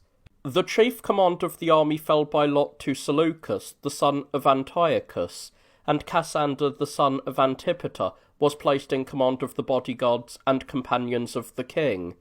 In further Bactriana and the regions of India, the former prefects, who had taken office under Alexander, kept their posts.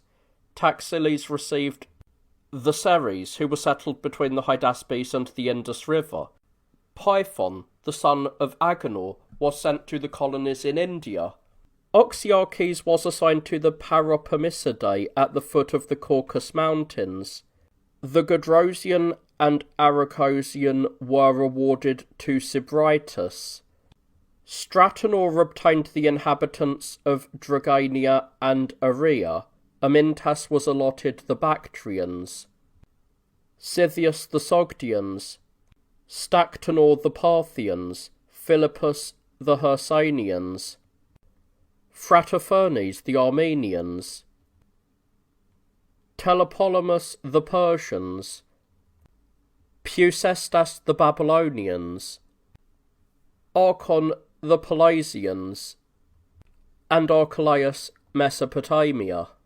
Now the immediate cause of the wars was the letter of King Alexander in which he ordered all exiles to be restored to freedom in their native lands. The powerful cities of Greece, apprehensive lest these exiles revenge themselves after they had recovered their freedom, revolted against Macedonian rule. First the Athenians assembled an army of 30,000 men and 200 ships, and made war against Antipater, to whom Greece had fallen by lot. With the aid of Demosthenes the orator, they allied themselves with Sicyon, Argos, Corinth, and other states. They then surrounded and besieged Antipater. Their leader, Leosthenes, was pierced by a spear hurled from the walls and was killed. The Athenians then encountered Leonatus, who was bringing help to Antipater, and after overwhelming his forces, put him to death. Perdiccas, on the other hand, declared war against Ariarathes, the king of the Cappadocians, and conquered him. Nothing came of that victory except wounds and danger, for before the assault on their city all the citizens had set fire to their homes and to all of their possessions, and had perished with them. After these events, war arose between Antigonus and Perdiccas. These generals most severely ravaged many provinces and islands, according to whether the inhabitants refused or agreed to furnish auxiliary troops. It was long in doubt whether they would transfer the war to Macedonia or carry it on in Asia. Perdiccas himself finally led a huge army against Egypt. Macedonia, with its leaders separated into two parties, was thus armed against itself. Ptolemy, supported by the forces of Egypt and by the Cyrenian troops, prepared to wage war against Perdiccas. While these events were taking place, Neoptolemus and Eumenes contended fiercely against each other in a most bloody battle. Neoptolemus was defeated and, fleeing to Antipater, urged him to make a surprise attack upon Eumenes. The latter, however, anticipated this move and overcame the plotters by the use of a stratagem. In that battle, Polyperchon was killed while Neoptolemus and Eumenes suffered wounds which they had inflicted upon each other. Neoptolemus indeed died, but Eumenes, who had been victorious, escaped. Perdiccas, now engaged in a very bitter war with Ptolemy, lost his forces and was himself killed. Eumenes, Python, Illyrius, and Alcetas, the brother of Perdiccas, were publicly proclaimed enemies by the Macedonians, and the conduct of the war against them was assigned to Antigonus. After each had assembled mighty armies, Eumenes and Antigonus met on the field of battle. Eumenes was defeated and fled to a certain strongly fortified citadel. From here he sent legates to beg assistance from Antipater, who was at this time very powerful. Alarmed by this report, Antigonus withdrew from the siege, but not even then did Eumenes feel absolutely confident and assured of his own safety. Therefore, as a final measure, he summoned to his assistance the Silver Shields, that is, the soldiers who fought under Alexander, and who were so named from their arms, which were covered with silver. They were disdainful of following the plans which their leader had made for the battle, and as a result were defeated by Antigonus. They were deprived of their camp, and lost their wives and children, as well as everything they had gained under Alexander. Later, through legates, they most shamefully requested their conqueror to return what they had lost. Antigonus promised that he would do so, but only on the condition that they should hand over to him Eumenes bound in chains. Won over by the inducement of recovering their property and most shamefully betraying the leader under whose standards they had served a little while before, they led him forth in chains as a prisoner. These soldiers, now completely humiliated and disgraced, were at once distributed among the army of Antigonus. In the meantime, Eurydice, the wife of the Macedonian king Aridaeus, acting in the name of her husband, committed many crimes. She was helped by Cassander, with whom she had formed a most shameful alliance, and whom she had advanced through all the grades of honour to the highest rank. Out of his lust for a woman, Cassander harassed many states of Greece, Olympias, the mother of King Alexander, at this time came from Epirus to Macedonia with the Molossian king Iacides attending her. Eurycide barred her from the territories. Acting on the advice of Polyperchon, Olympias ordered the execution of King Aridaeus and Eurycide. The Macedonians supported her in this demand. Nevertheless, she herself immediately suffered a just punishment for her cruelty. For even as she was causing the slaughter of many nobles, acting with the foolhardiness characteristic of women, she heard the approach of Cassander. As the Macedonians distrusted her, she withdrew to the city of Pydna with her daughter-in-law Roxanne and her grandson Hercules. There she was soon captured and killed by Cassander.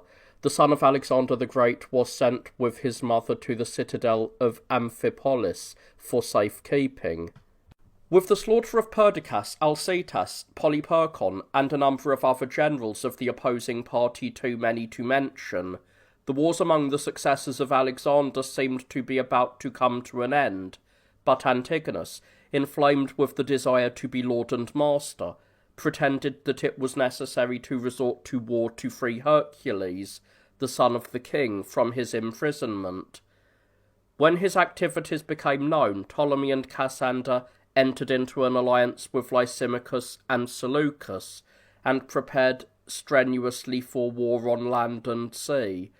In this war, Antigonus and his son Demetrius were defeated.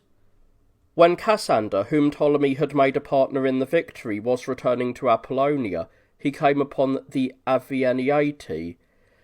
They had left the land of their forefathers and emigrated from their ancient habitations because they could not bear the enormous number of frogs and mice, and were seeking to find new homes while peace prevailed.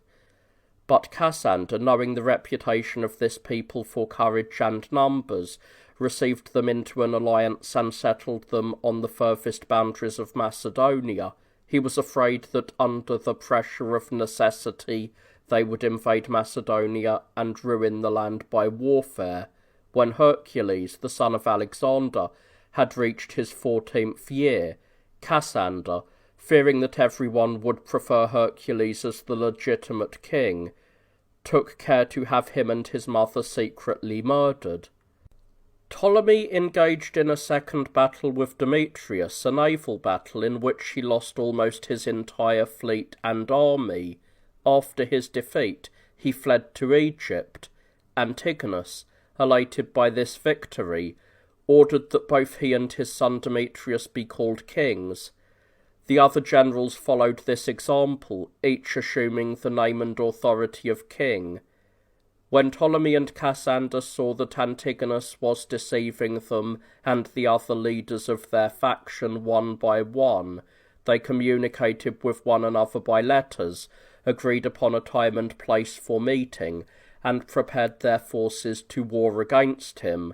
Cassander, who was involved in war with his neighbours, sent Lysimachus, the most renowned of all his generals, with a huge force to assist the allies in his stead.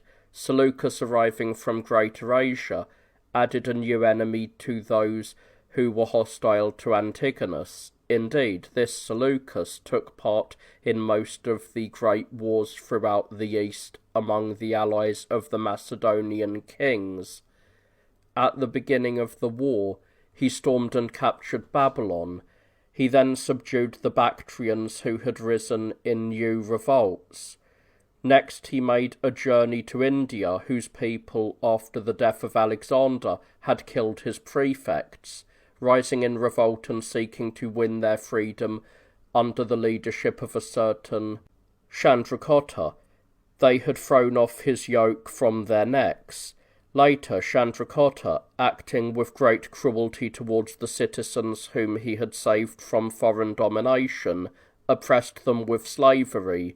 Seleucus, although he had waged bitter wars against Chandracotta, finally withdrew from the country after concluding a pact with him and arranging the terms by which the latter should hold the kingdom. As soon as the forces of Ptolemy and his allies united, battle began. Here was an instance in which the mightier the armaments, the more disastrous was the slaughter, for at the time the forces of almost the whole Macedonian kingdom fell in battle.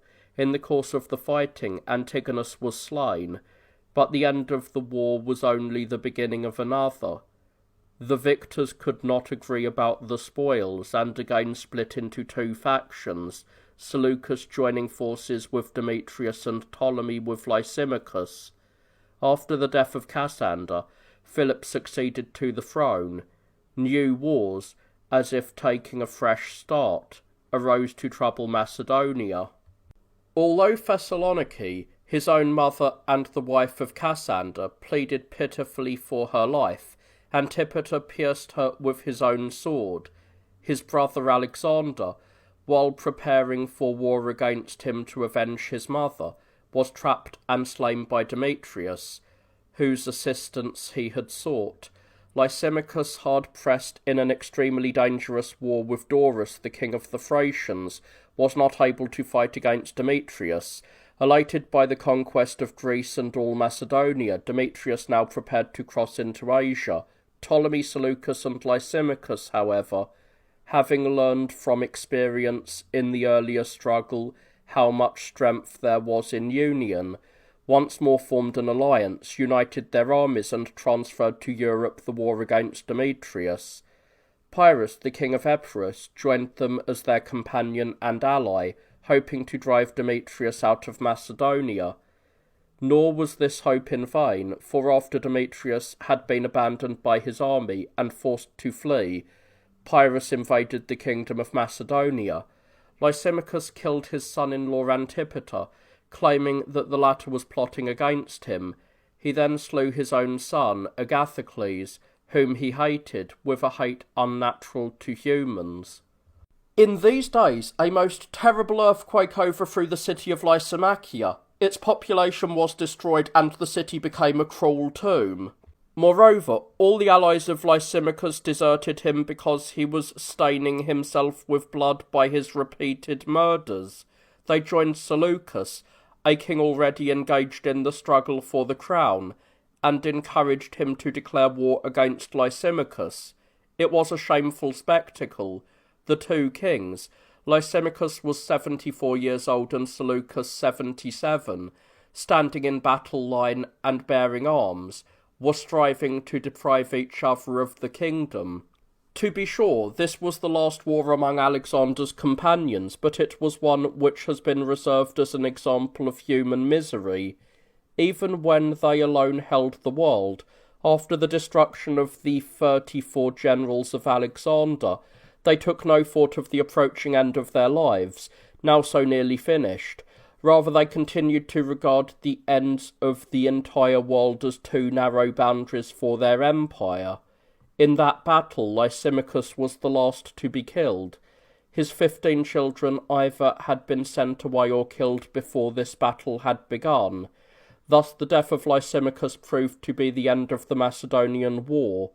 But Seleucus did not rejoice with impunity, for he himself did not enjoy a natural and peaceful death after 77 years of life. Rather, he died before his time in circumstances which were most unhappy. He was attacked by Ptolemy, whose sister had married Lysimachus, and he was treacherously assassinated. Such are the ties of blood and fellowship between parents, sons, brothers, and friends. Such is the importance they attach to heavenly and earthly bonds. Let the people of this generation blush with shame over the recollection of these past events. They now realise that it is only by the intervention of the Christian faith and by means of sworn oaths that they live at all with their enemies and suffer no injury. This proves beyond question that now barbarians and Romans, no longer after the ancient manner, when with the sacrifice of a cow they made a treaty, but calling their Creator and Lord to witness, assure one another such loyalty by the oath taken on the Gospels, as nature was unable in those past days to ensure even between fathers and sons. Now let this book conclude with the end of the Macedonian wars, especially since the Pyrrhic wars begun just at this point, and the Punic Wars follow directly. Virgil relates that when Aeneas was having a hard time consoling the few companions he had left after their common dangers and the shipwreck of their fellows, he spoke these words: "Perchance, some day it will be a joy to recollect even this." This sentiment, so aptly expressed, always carries a meaning that may be interpreted in three different ways. The more trying past events were in actual experience, the more pleasing it is held they are to relate. Future events, which become desirable because of our feelings of disgust for the present, we always believe will be better. But so far as present events are concerned, we can make no just comparison of miseries, for no matter how insignificant present evils may be, they cause much more trouble than either those which have taken place in the past, or those which will come in the future. Furthermore, even if we speak of past and future evils as great, they do not exist for us at the present moment. A man who is annoyed by fleas at night and unable to sleep may happen to recall other wakeful nights that he once endured from burning fevers. Without doubt he will bear far less patiently the restlessness of these hours than the recollection of his earlier experience. Everyone on the basis of his own experience can testify that the time element does introduce a new consideration here. But will anyone come forth and assert, whatever his pain, that fleas cause greater suffering than do fevers? Or will anyone maintain that it is more unpleasant to be kept awake while in sound health than to be unable to sleep when at the point of death? Since this is so, I am quite willing to allow those whingers and my other critics to consider severe the evils confronting them, evils which occasionally reprove us for our benefit. Yet I do not approve their making them more severe by comparison than they actually are. It is as if a man should have left his soft bed and comfortable chamber early in the morning, and should see in the distance that the surfaces of the ponds had become frozen from the chill of the night, and that the plants had become white with hoarfrost. Prompted by the unexpected sight, he might say, "We have winter weather today." I should not consider that this man should in any way be censured, for in his description he employed the terms in their common usage and in their proper sense. But let us suppose that in a state of alarm he should rush back into his bedchamber and pull the covers over himself, completely hiding himself from view, and then should shout that there never had been such cold in the Apennines, no, not even at the time when Hannibal, overcame and buried in a heavy snowstorm, lost his elephants, horses, and most of his army. Then not only could I not bear a man talking in this way and uttering such childish nonsense, but I would also drag him out from under those covers, the witness of his idle life, and expose him before the people in a public place. Once I had led him out of doors, I should show him the children who were playing there, taking delight in the cold, and yet perspiring in spite of it. Thus I would teach this man, so full of verbose nonsense and corrupted by his luxurious upbringing, that his discomfort was due not to the severity of the weather, but to the sluggishness in himself. By comparison and careful examination of the actual conditions, I would also prove to him that his ancestors bore really great burdens, but that he himself is not even strong enough to bear little ones. I shall prove this more clearly by turning over in my memory the disasters of the past in due order. Among the first, I shall discuss the Pyrrhic War. Its causes and origins were as follows. 464 years after the founding of the city, some Tarentines, who were seated in a theatre, saw in the distance a Roman fleet that happened to be sailing by. They proceeded to attack this fleet, and only 5 boats managed to escape. The rest they dragged into the harbour and destroyed. They killed the captains of the ships and slew all men of any use in war. The remainder they sold into slavery. The Romans at once sent envoys to Tarentum to complain about the outrage they had suffered. The Tarentines, however, beat these ambassadors, who then brought back the story of this still greater outrage. From these causes a great war arose. After the Romans had made a careful survey to discover the identity and the number of the enemies who on all sides were raising a clamour, they were forced as a final measure to arm the proletariat and enrol them in the army. This proletariat was composed of those in the city who had always been free to devote themselves to raising children. As a matter of fact, any careful provision with regard to children was useless unless measures were taken to deal with present emergency. Therefore, a Roman army under the consul Aemilius invaded all the territories of the Tarentines, laid waste everything with fire and sword, captured many towns, and exacted a cruel vengeance to expiate those outrages inflicted contrary to all customs. The numbers of the Tarentines, who were supported by large contingents of their neighbours, were greatly increased by Pyrrhus, who, because of the magnitude of the forces and plans involved, took over the command and gave his name to the war.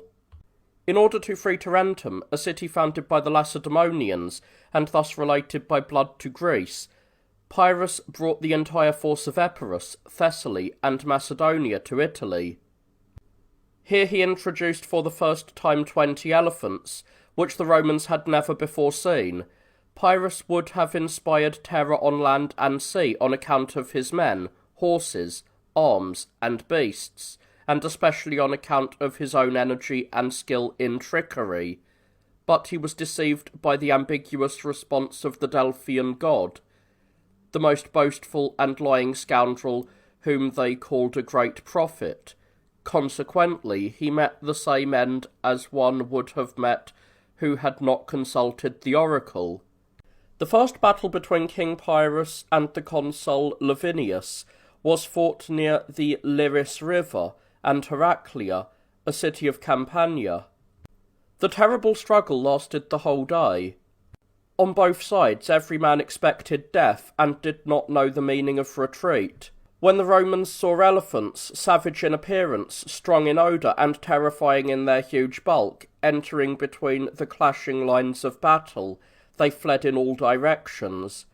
In meeting this new kind of warfare, they became terror-stricken, while their horses trembled greatly from fear. But Minucius, the first Hastaatus of the 4th Legion, used his sword to cut off an elephant's trunk, and forced the beast, now distracted by the pain of his wound, to leave the battle, and to vent his rage upon the army which he belonged to. Pyrrhus's army began to be thrown into disorder and confusion by the wild charge of the beast. Darkness finally put an end to the battle. The disgraceful flight showed that the Romans had been defeated. Their losses at the time were as follows: 14,880 of the infantry dead and 1,310 captured, 246 of the cavalry slain, and 802 taken prisoner. 22 standards were lost. Tradition does not tell us if a greater number of Pyrrhus's allies were destroyed on the opposite side, for it is certainly not the custom of writers of olden times to preserve for posterity the number of the victor's dead, lest his losses tarnish the glory of his victory. Unless by chance so few fall that the number lost enhances the admiration for and the fear of the victor's courage. This was the case with Alexander the Great in the first battle of the Persian War. It is reported that his army lost only 9 infantrymen, whereas the enemy's losses numbered over 400,000. Pyrrhus, however, bore witness before gods and men to the frightfulness of the disaster that he had suffered in that battle, when he wrote these words, adding them to the inscription in the temple of Jupiter at Tarentum: I myself have defeated in battle, and have been defeated by them. When rebuked by his allies for saying that though a conqueror he had been defeated, Pyrrhus is said to have replied, "If I win another victory of the same kind, I shall return to Epirus without one soldier." In the meantime, the Roman army, which had been defeated and had fled secretly from its camp, saw plainly that the miserable disaster suffered in battle had been greatly increased and aggravated by still more troublesome portents. As if aiding the enemy, a terrific thunderstorm arose, and by the fire of its dreadful lightning bolts destroyed some foragers who had gone out from camp and had been overtaken by the storm. In fact, that hurricane laid low 34 of the party, 22 were left half alive, and many of the baggage animals were driven mad and died, so that it is rightly said that this happened not as foreshadowing a disaster, but was a disaster in itself. A second battle was fought between Pyrrhus and the Roman consul on the borders of Apulia. Both generals suffered severe losses, especially Pyrrhus. The victory, however, fell to the Romans. For a long time, and with all their strength, both armies held themselves against each other, to their common destruction. While the outcome of the battle still hung in the balance, Pyrrhus was wounded by a thrust in his arm and was the first to withdraw from the battle. The legate Fabricius was also wounded at that time. In the first battle it had been discovered that elephants, if wounded, could be forced to flee, that they could be enraged by embedding fiery brands in their hindquarters and tender parts, and that the beasts, maddened by rage as they carried burning scaffolding on their backs, would bring destruction to their own army. In that battle, 5,000 Romans lost their lives, whereas Pyrrhus's army lost 20,000. The latter army also lost 53 royal standards, while the Romans lost only 11. Shattered by this battle, Pyrrhus betook himself to Syracuse, whither he had been summoned to the rule of Sicily on the death of Agathocles, the Syracusan king. The misery of the Romans, however, did not end with the truce. Terrible diseases completely filled the time between wars, and, when there was no war abroad, wrath from heaven raged at home. In the consulship of Fabius Gerges, his second, and that of C. Genucius Clepsena, a severe pestilence swept over the city and its environs. It seized all, but attacked with special severity the women and the flocks. By killing the unborn in their mothers' wombs, it left no chance for future offspring. Miscarriages were of common occurrence, and mothers were endangered by premature births. The terror assumed proportions so great that they thought that human and animal life would soon be extinct, because birth in the normal manner was no longer possible. In the meantime, the consul, Curius, intercepted Pyrrhus as he was returning from Sicily, and a third battle was fought against the Epirots at Lucania in the Arusinian plains. In their first encounter, the soldiers of Pyrrhus became panic-stricken under the attack of the Romans. Contemplating flight, they were attempting to withdraw from the battle when Pyrrhus ordered the elephants to be led up from the reserve. The Romans, who were now accustomed to fight with the beasts, prepared fire darts, which they wound with tow, smeared with pitch, and capped with barbed spurs. They hurled these flaming missiles at the backs of the elephants and at the towers on their backs, and thus, without difficulty, turned back the raging and burning beasts, to bring destruction upon the army of which they were part of the reserve. They say that the king had 80,000 infantry and 6,000 cavalry in that battle. Of these, 33,000 are reported to have been slain, 30,000, however, were captured. As a result of this defeat, Pyrrhus finally left Italy in the 5th year after his arrival. After waging many severe wars, he was carried away by his desire to win the Spartan kingdom. While he was in Greece at Argos, a flourishing city of Achaia, he was struck by a rock and died. At this same time among the Romans, Sextilia, a Vestal virgin, upon being found guilty of unchastity, was condemned and buried alive at the Colline Gate. In the 475th year of the city, the Tarentines, upon learning of the death of Pyrrhus, again stirred up war against the Romans. Through ambassadors they requested and obtained the aid of the Carthaginians. A battle took place in which the Romans were victorious. Then the Carthaginians fully realised for the first time that although they were not yet adjudged enemies, they could be defeated by the Romans. In the following year, Roman severity destroyed a large part of her own vitals. Shortly before the arrival of Pyrrhus, the 8th Legion, despairing of the Roman cause, ventured to commit an unusual crime. The soldiers of this legion killed all the people of Rhegium who had been entrusted to their protection, and claimed the town for themselves, as well as the right to all the plunder taken from it. The consul Genucius was ordered to punish these criminals and rebels. After besieging the city of Rhegium and capturing all its defenders, he wrought a fit punishment upon the surviving deserters and freebooters, but sent the Roman soldiers of that legion unharmed to Rome.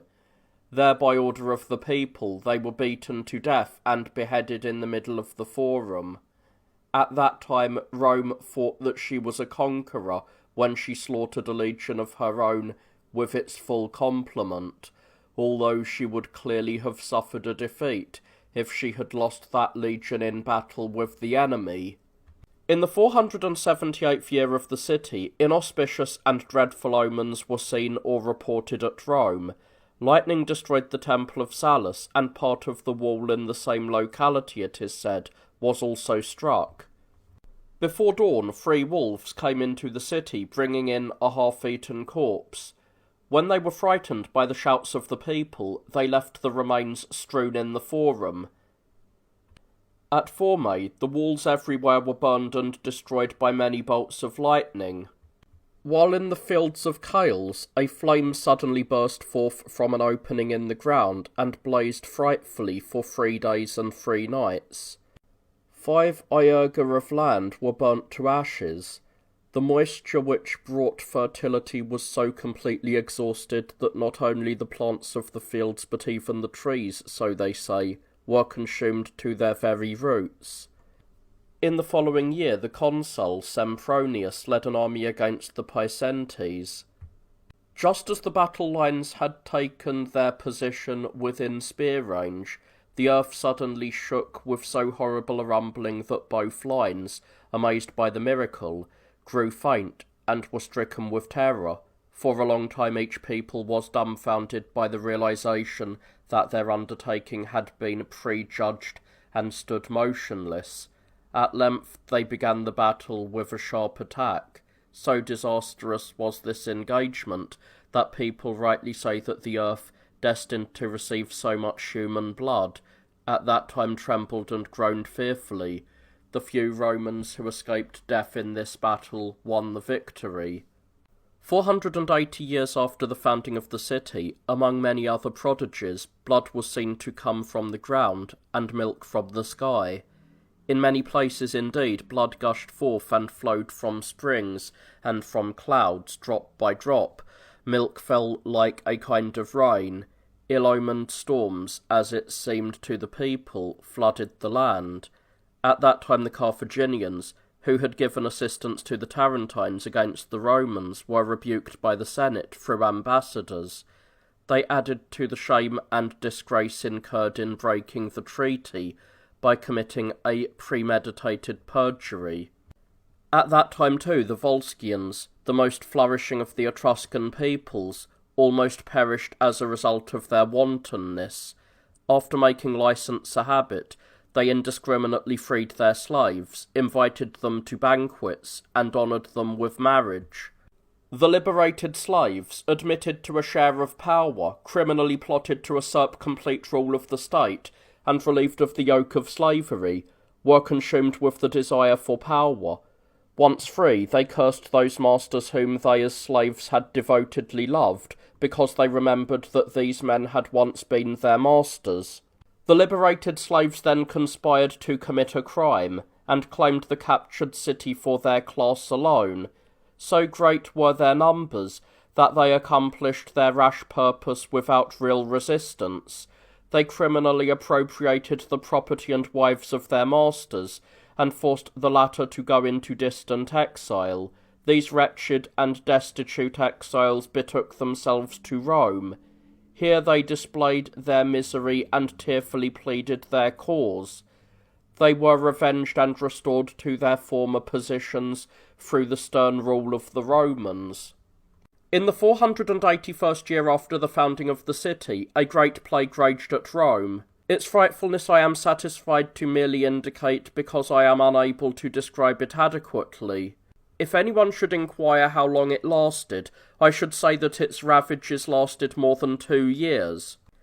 As to the deaths it caused, the census gives the figures not in terms of how many perished, but of how many survived.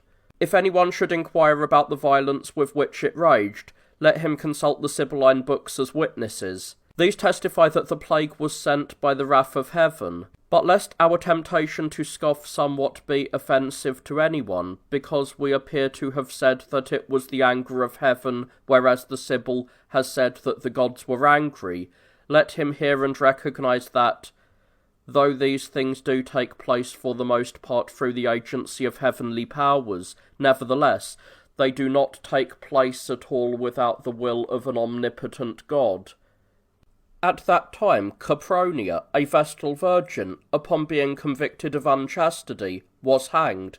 Her seducer and the slaves, who were her accomplices, were also put to death.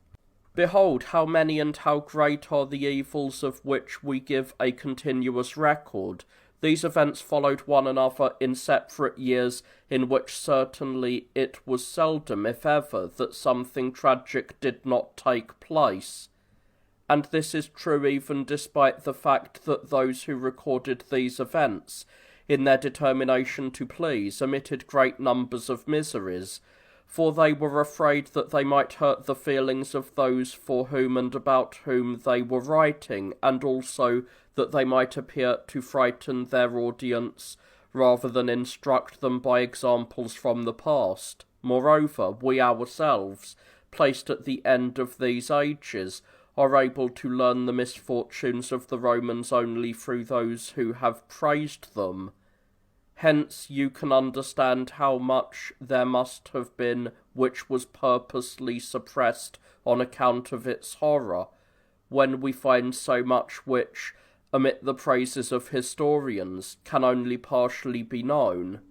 Since the Punic Wars follow at this point, it is necessary to say something of Carthage, which we find was founded by Alyssa 72 years before the founding of Rome. We must also say something about her disasters and domestic misfortunes, just as Pompeius Trogus and Justin relate them.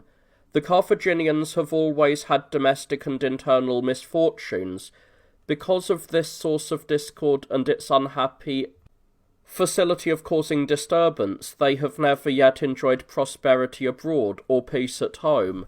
When they were suffering from plagues in addition to their other misfortunes, they resorted to homicides instead of medicines. Indeed, they sacrificed human beings as victims and offered young children at their altars.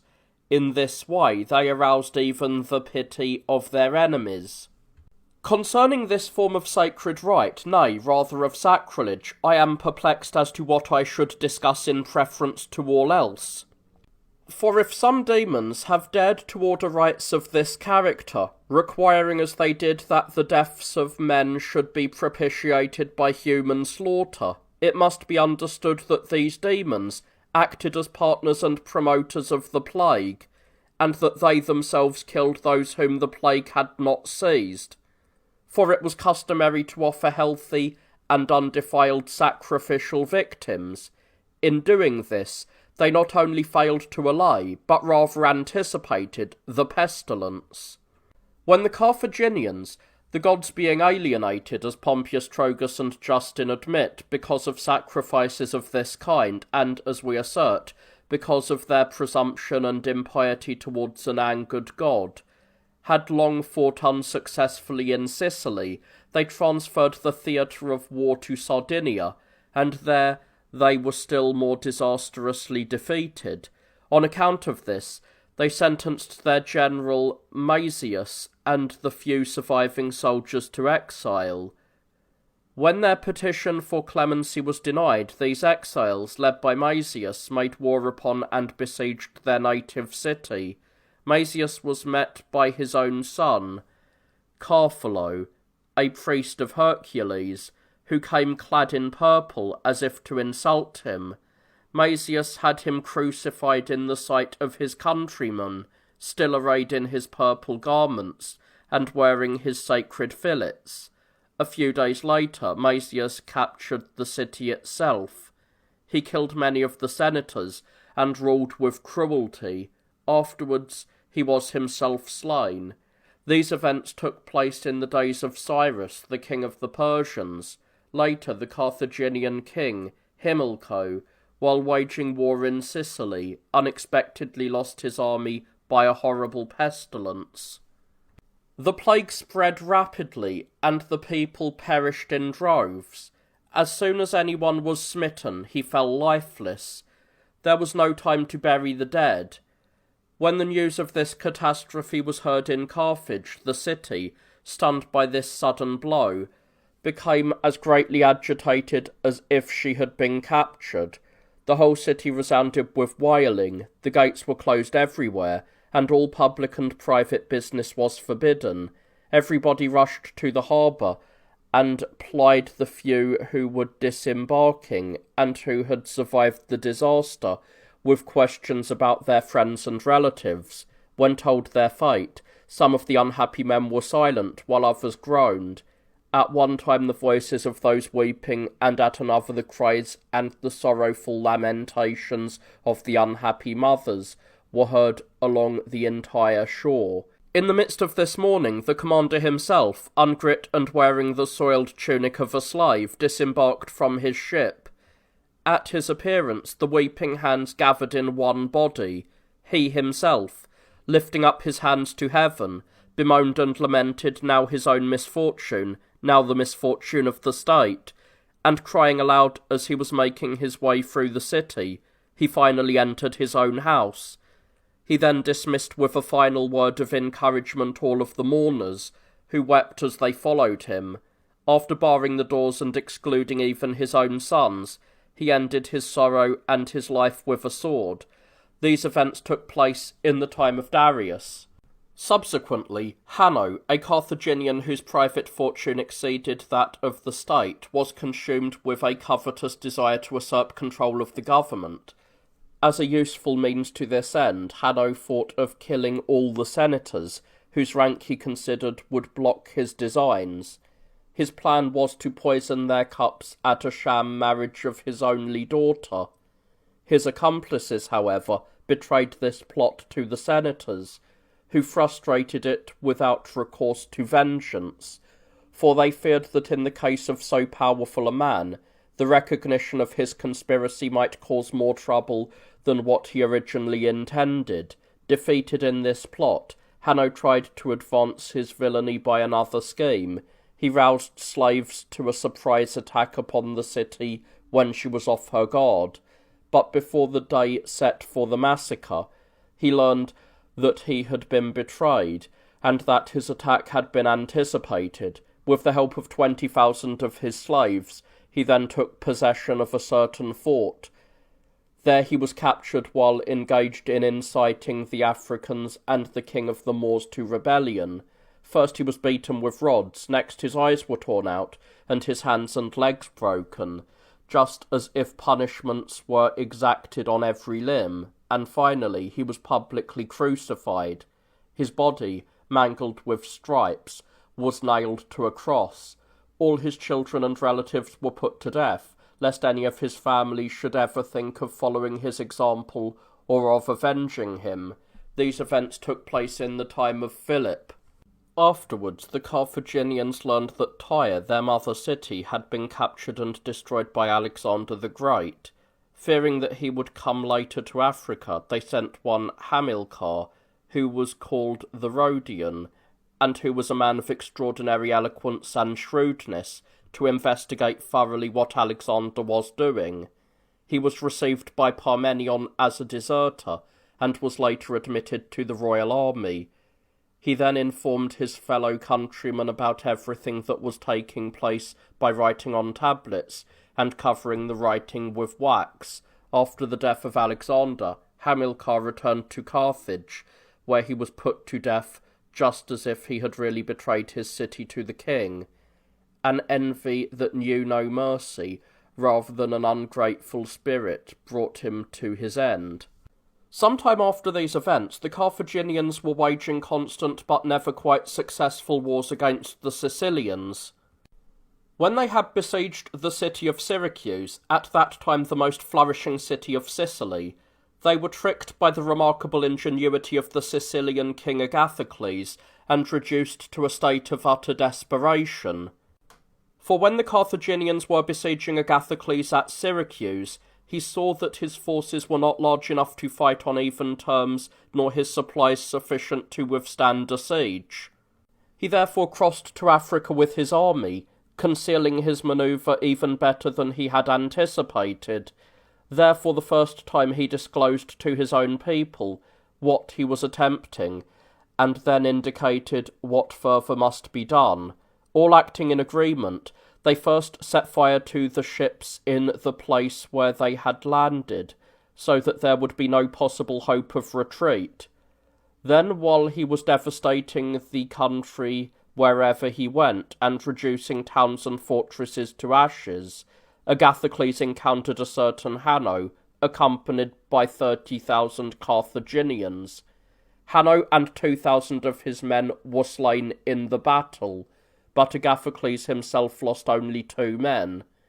This battle broke the spirit of the Africans almost beyond belief, and immeasurably raised the spirit of his own men. Agathocles then stormed cities and fortresses, took an enormous amount of booty, and killed many thousands of the enemy. Next he pitched camp 5 miles from Carthage, in order that the destruction of their most valuable possessions, the devastation of their fields, and the burning of their country houses might be seen from the very walls of the city. To these evils a still gloomier report was added. It was announced that an African army with its leader had been destroyed in Sicily. Andron, the brother of Agathocles, had overwhelmed the army when it was completely off its guard and almost at ease. When this rumour had spread through all Africa, not only tributary cities but even royal allies revolted. Among the latter was Apelles, the king of Cyrene, who at that time was eagerly endeavouring to obtain the rule of Africa. He entered into an alliance of war with Agathocles, but after the 2 kings had joined armies and made a common camp, he was deceived by the flattery and wiles of Agathocles and slain. In the meantime, Carthaginian troops came together from all sides, eager for battle. Agathocles, who now had with him the troops of Apelles, encouraged them and won the victory after a severe battle. Much blood was shed on both sides. At the critical moment in the struggle, the Carthaginians were driven to such a state of despair that, had not a mutiny arisen in the army of Agathocles, the Carthaginian general Hamilcar and his army would have deserted to the side of the enemy. For this intended offence, the Carthaginians fastened Hamilcar to the gibbet in the middle of the forum, where he furnished a cruel spectacle to his countrymen. After the death of Agathocles, the Carthaginians then fitted out a fleet and ravaged Sicily, but after being defeated frequently on land and sea by Pyrrhus, the king of Epirus, who had been summoned from Italy, they finally turned their attention to the wars against the Romans. Oh, what tribulation! Do those who complain about recent events read about what happened in the past? They read certainly, and then draw conclusions, yet not in a spirit of fairness, but in one of bias. This is especially so because they themselves do not discern the great and ineffable spur which goads them on. It is not that the times are evil, but that they are Christian. And this brings into existence the invidious ulcer which makes everything done in circumstances that are detestable seem much more horrible than it really is. We, too, are accustomed to look with just as unfriendly eyes upon those whom we detest. We too see in their words and deeds nothing that is not vicious, nothing that is not in excess, and nothing that is not to their own detriment. People deceive themselves in this way quite easily, for envy enslaves the heart and leads it astray to such a degree that things do not appear as they really are. These objectors belong to this number, but they are far more wretched, because as enemies of God they are therefore enemies of truth. We say these things about them with tears in our eyes. If they suffer, we mercifully reprove them in order that we may restore them to health. For these people see these things with defective vision, and thus what they see appears double, and being confused as it were by a fog of wickedness, they fall into a condition whereby seeing less, they see more, since they cannot see things as they are. Indeed, they consider the scourges inflicted by a father more painful than the fires started by an enemy. They call a God who caresses, admonishes, and redeems harsher than the devil who persecutes, bullies, and destroys them. Yet if they knew anything of the Father, they would delight in his chastisement, and if they had the knowledge to foresee the ends for which he sent it, the discipline would be bearable. Indeed, with the hope that has now been given to the nations, this did not exist earlier, they would consider the chastisement lighter even though they suffered more. Nevertheless, they can also learn to despise miseries from the example of their own people, who regarded evils as of the highest benefit, whenever they led to both a glorious and illustrious renown. We can infer how much we, to whom a blessed immortality is promised, must suffer for life, when they have been able to bear so much merely for fame. In the 483rd year of the city, that is, during the consulship of Appius Claudius and Q. Fabius, the Romans sent Appius Claudius with an army and auxiliaries to help the Mamertines in their struggle against Hieron, the king of the Syracusans, and the Punic troops allied with him. At this time, the Mamertines controlled Messana, a celebrated city in Sicily. So quickly did Appius Claudius overcome the Syracusans and the Carthaginians that Hieron, terrified by the extent of the conflict, admitted that he had been beaten before battle had even begun. His power broken and his confidence lost, Hieron humbly begged for peace. This was granted after he had paid the fine of 200 silver talents demanded by the consuls. The consuls besieged Agrigentum, a city of Sicily, and the Punic garrison stationed there. They surrounded the city by earthworks and a wall. The elder Hannibal, commander of the Carthaginians, was shut in by this siege, and reduced to the direst want. Then Hanno, the new leader of the Carthaginians, unexpectedly intervened with 1,500 cavalry, 30,000 infantry, and 30 elephants, and raised the siege of the city within a short time. Nevertheless, the Romans captured the city without much delay. They defeated the Carthaginians in a great battle, put them to flight, captured 11 elephants, and sold all of the inhabitants of Agrigentum into slavery. But the elder Hannibal, with a few men, sallied forth and escaped. In the consulship of Gnaeus Cornelius Asina and C. Dullius, when the elder Hannibal was laying waste the sea coast of Italy with a fleet of 70 vessels, the Romans and their consuls ordered a fleet to be built and equipped. Dullius completed this order with great speed, for within 60 days from the time that the trees had been cut, a fleet of 130 ships was launched and lay at anchor. Cornelius Asina, one of the consuls, accompanied by 11 ships, made for the island of Lipara. Here Hannibal, by a typical Punic trick, induced him to go to a peace conference, where he captured him. Hannibal later had him put to death while in prison. When Dullius, the other consul, learned of this outrage, he set out against Hannibal with 30 ships. In the course of the naval engagement, Hannibal lost the ship on which he was sailing, and escaped by stealing away in a rowboat. 31 of his ships were captured, and 13 sunk. 3,000 men were killed, and 7,000, according to the report, were captured.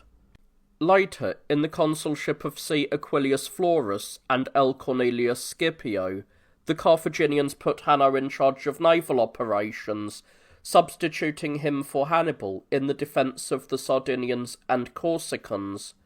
When Hanno was defeated by the consul Scipio, and when he had lost his army, he threw himself into the midst of the dense ranks of the enemy, and there lost his life. In the same year, 3,000 slaves and 4,000 naval allies conspired to destroy the city of Rome. Had not their plans been betrayed at an opportune time, and measures taken to thwart it, the city, which was without a garrison, would have perished at the hands of slaves. The following year, the consul Collatinus attacked the Sicilian city of Camarina. He heedlessly led his army down into a pass which the Punic troops had fortified a short time before. With no chance whatever to resist or to escape, he was rescued by the courage and the action of Calpurnius Flamma, who with a picked band of 300 men, seized the mound held by the enemy and diverted the entire Punic attack towards himself. In the meantime, the Roman army crossed the blockaded entrances without being pressed by the enemy. In the battle, all the 300 lost their lives, with the exception of Calpurnius. Although weakened by many wounds, he hid among the corpses, and thus escaped.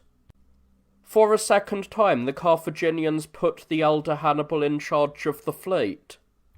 He had the misfortune to meet the Romans in a naval battle, was defeated, and finally during a mutiny was stoned to death by his own army. The consul Attilius marched through Lipara and Melita, famous islands of Sicily, and left them in ruin. Both consuls were then ordered to transfer the war to Africa. With 330 vessels they made for Sicily, where they were opposed by Hamilcar, the general of the Carthaginians, and by Hanno, who was in charge of the fleet. A naval engagement took place, and the Carthaginians were put to flight, losing 64 ships. The victorious consuls crossed over to Africa and received in surrender, first of all, the city of Clypea. Then, setting out for Carthage, they destroyed 300 or more forts and surrounded Carthage with hostile standards. The consul Manlius and his victorious fleet left Africa and brought back to Rome 27,000 captives and a huge quantity of booty. Regulus, chosen by lot for the Carthaginian war, marched with his army to a point not far from the Bagrada river, and there pitched his camp. In that place a reptile of astonishing size devoured many of the soldiers as they went down to the river to get water. Regulus set out with his army to attack the reptile. Neither the javelins they hurled nor the darts they rained upon its back had any effect. These glanted off its horribly scaly fins as if from a slanting tetsudo of shields, and were in some miraculous fashion turned away from its body, so that the creature suffered no injury.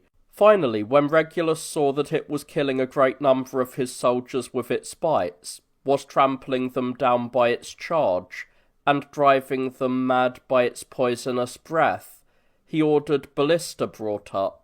A stone taken from a wall was hurled by a ballista. This struck the spine of the serpent, and caused its entire body to become numb. The formation of the reptile was such that, though it seemed to lack feet, yet it had ribs and scales graded evenly, extending from the top of its throat to the lowest part of its belly, and so arranged that the creature rested upon its scales as if on claws, and upon its ribs as if on legs. But it did not move like the worm, which has a flexible spine, and moves by first stretching its contracted parts in the direction of its tiny body, and then drawing together the stretched parts. The reptile made its way by a sinuous movement, extending its sides right and then left, so that it might keep the line of ribs rigid along the exterior arch of the spine. Nature fastened the claws of its scales to its ribs, which extend straight to their highest point. Making these move alternately and quickly, it not only glided over levels, but also mounted inclines, taking as many footsteps, so to speak, as it had ribs. This is why the stone rendered the creature powerless.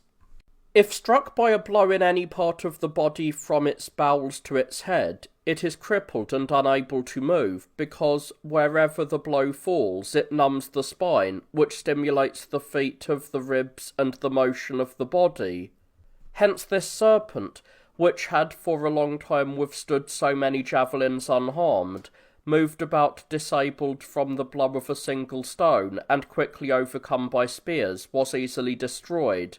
Its skin was brought to Rome. It is said to have been 120 feet in length, and for some time was an object of wonder to all. Regulus waged an exceptionally severe campaign against 3 generals, that is, against the 2 Hasdrubals and Hamilcar, who had been summoned from Sicily.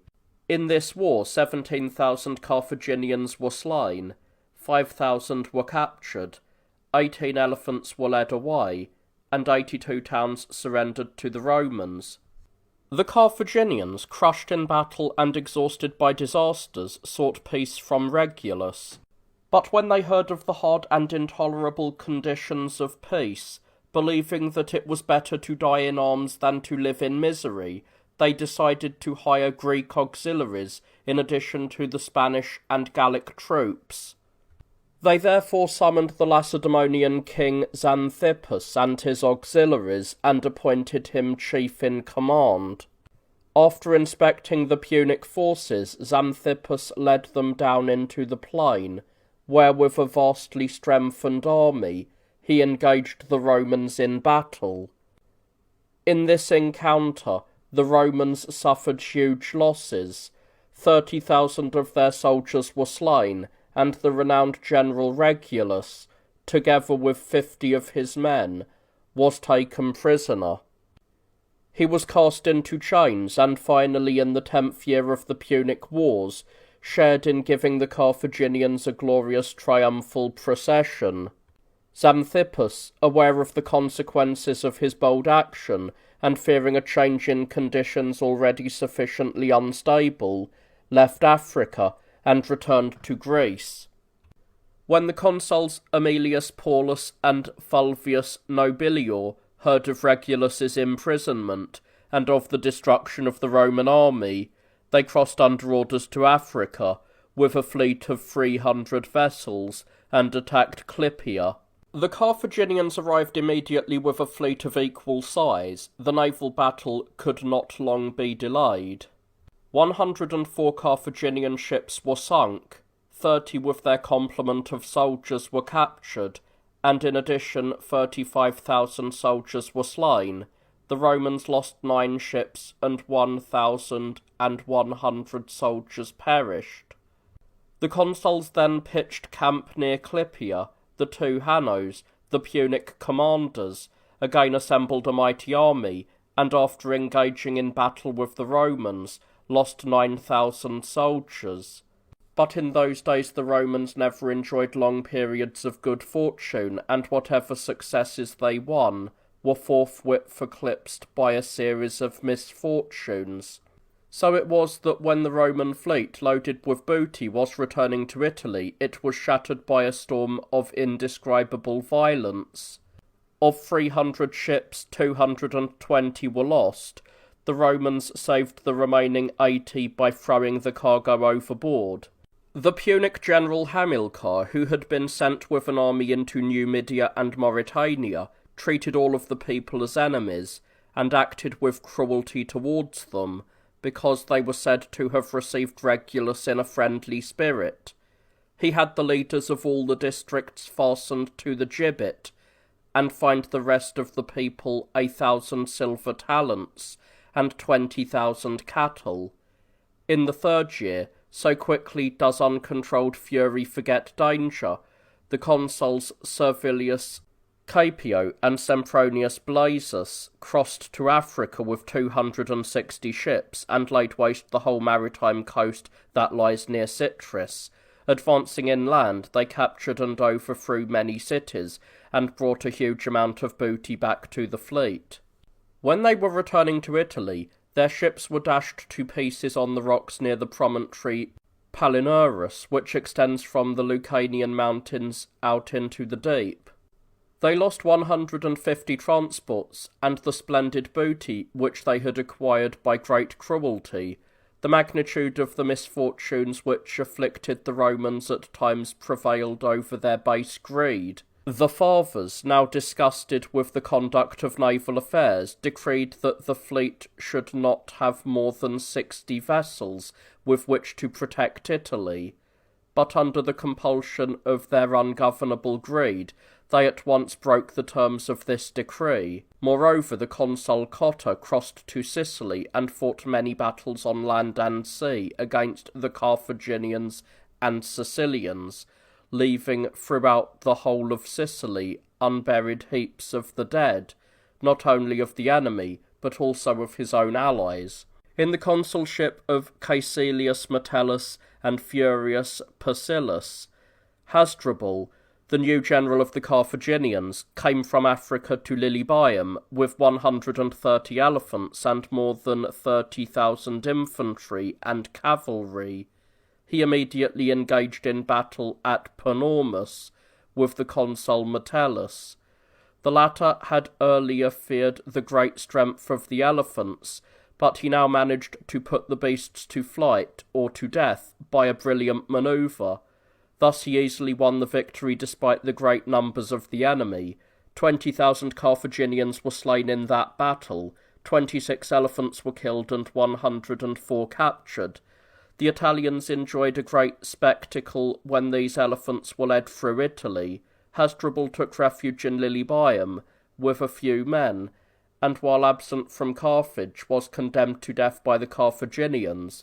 Later the Carthaginians, who were now worn out by many misfortunes, decided that they must seek peace from the Romans. For this purpose they thought that they should send among others Attilius Regulus, the former Roman general, whom they had held prisoner for 5 years. Their request for peace was rejected. They therefore killed Regulus on his return from Italy by cutting off his eyelids and binding him in a machine that prevented him from sleeping. Then the other Attilius Regulus and Manlius Volso, both consuls for the second time, proceeded to Lilybaeum with a fleet of 200 vessels and 4 legions. They attempted to besiege the town, which was situated on a promontory, but were defeated after the arrival of Hannibal, the son of Hamilcar.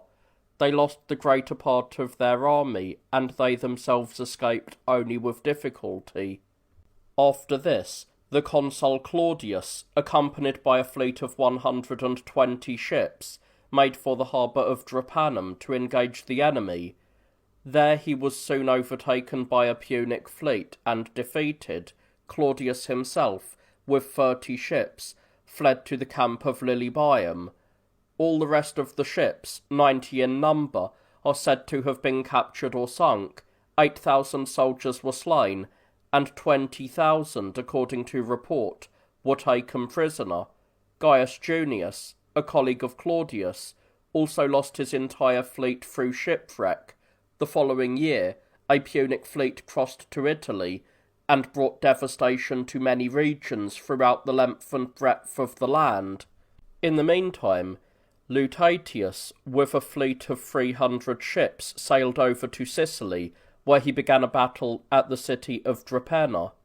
While fighting in the front rank, he was grievously wounded in the thigh, but was rescued when about to be overwhelmed by the enemy. Next, the Carthaginians assembled at Sicily a fleet of 400 vessels and a large body of troops, both of which were under the command of Hanno.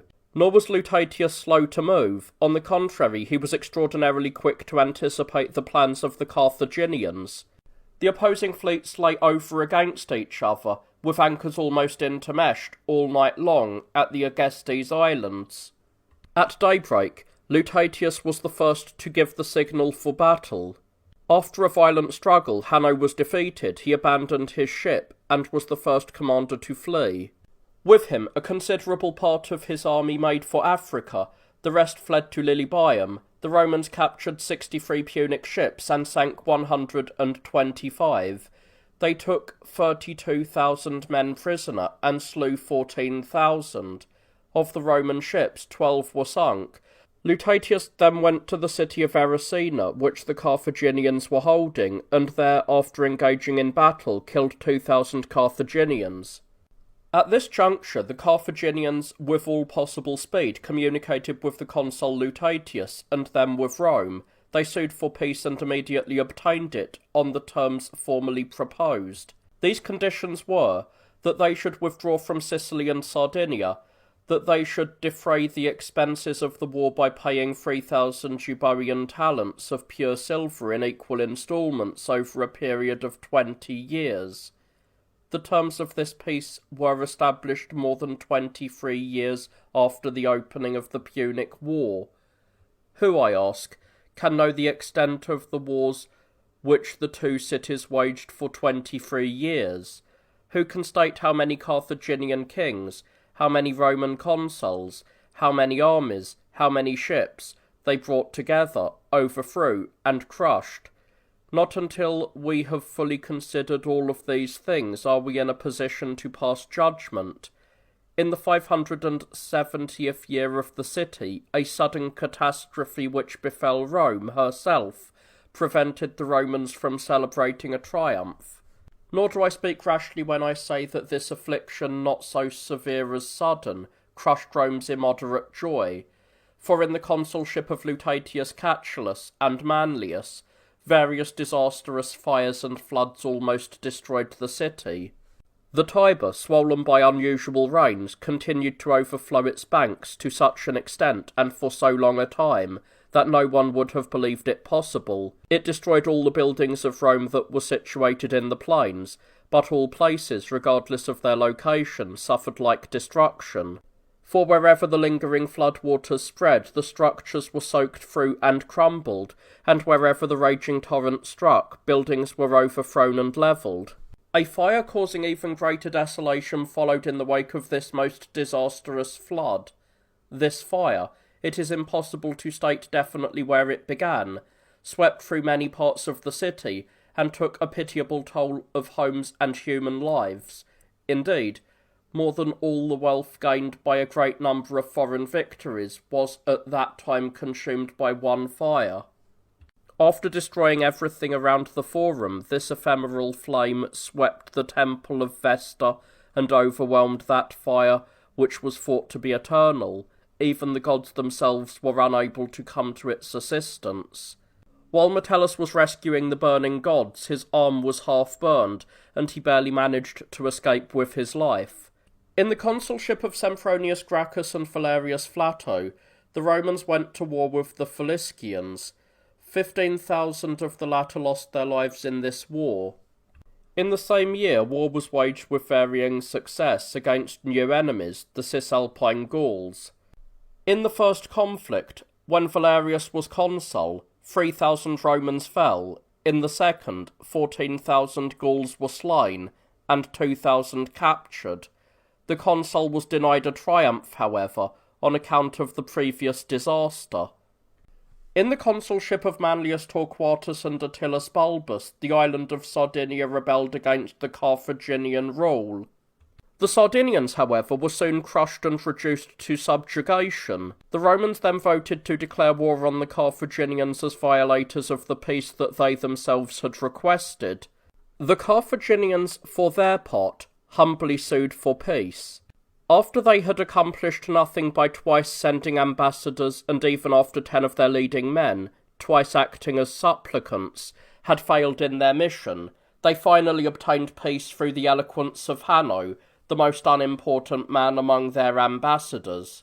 At this time the gates of Janus were shut because there was no war anywhere.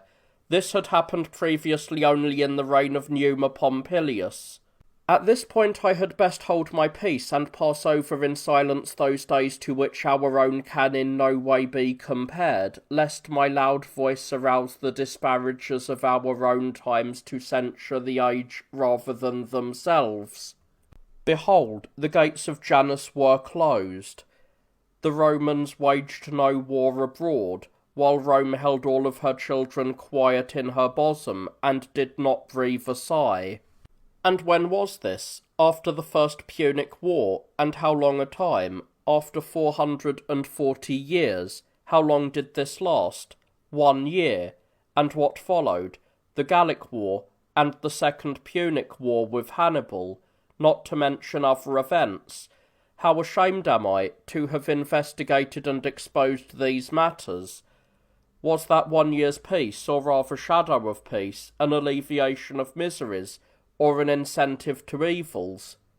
Did that dripping oil as it fell into the midst of a great flame extinguish or kindle this fire? Did a small drink of cold water swallowed during a burning fever restore the patient to health, or did it rather cause his fever to mount? During a period of almost 700 years, that is, from Hostilius Tullius to Caesar Augustus, there was only 1 year in which the Roman viscera did not sweat blood. Amid the countless years of long centuries, the unhappy city, truly our unhappy mother, has scarcely only once been wholly at rest from the fear of sorrows, not to mention from sorrows themselves. Can one say of any man who has enjoyed so little peace in his life that he has really lived? Suppose that a man be assailed by grief and misfortune throughout a whole year, and in the midst of that year passes only 1 day in peace without a struggle. Will that single day give him consolation for his misfortunes, or will he not consider the whole year one of continuous misery?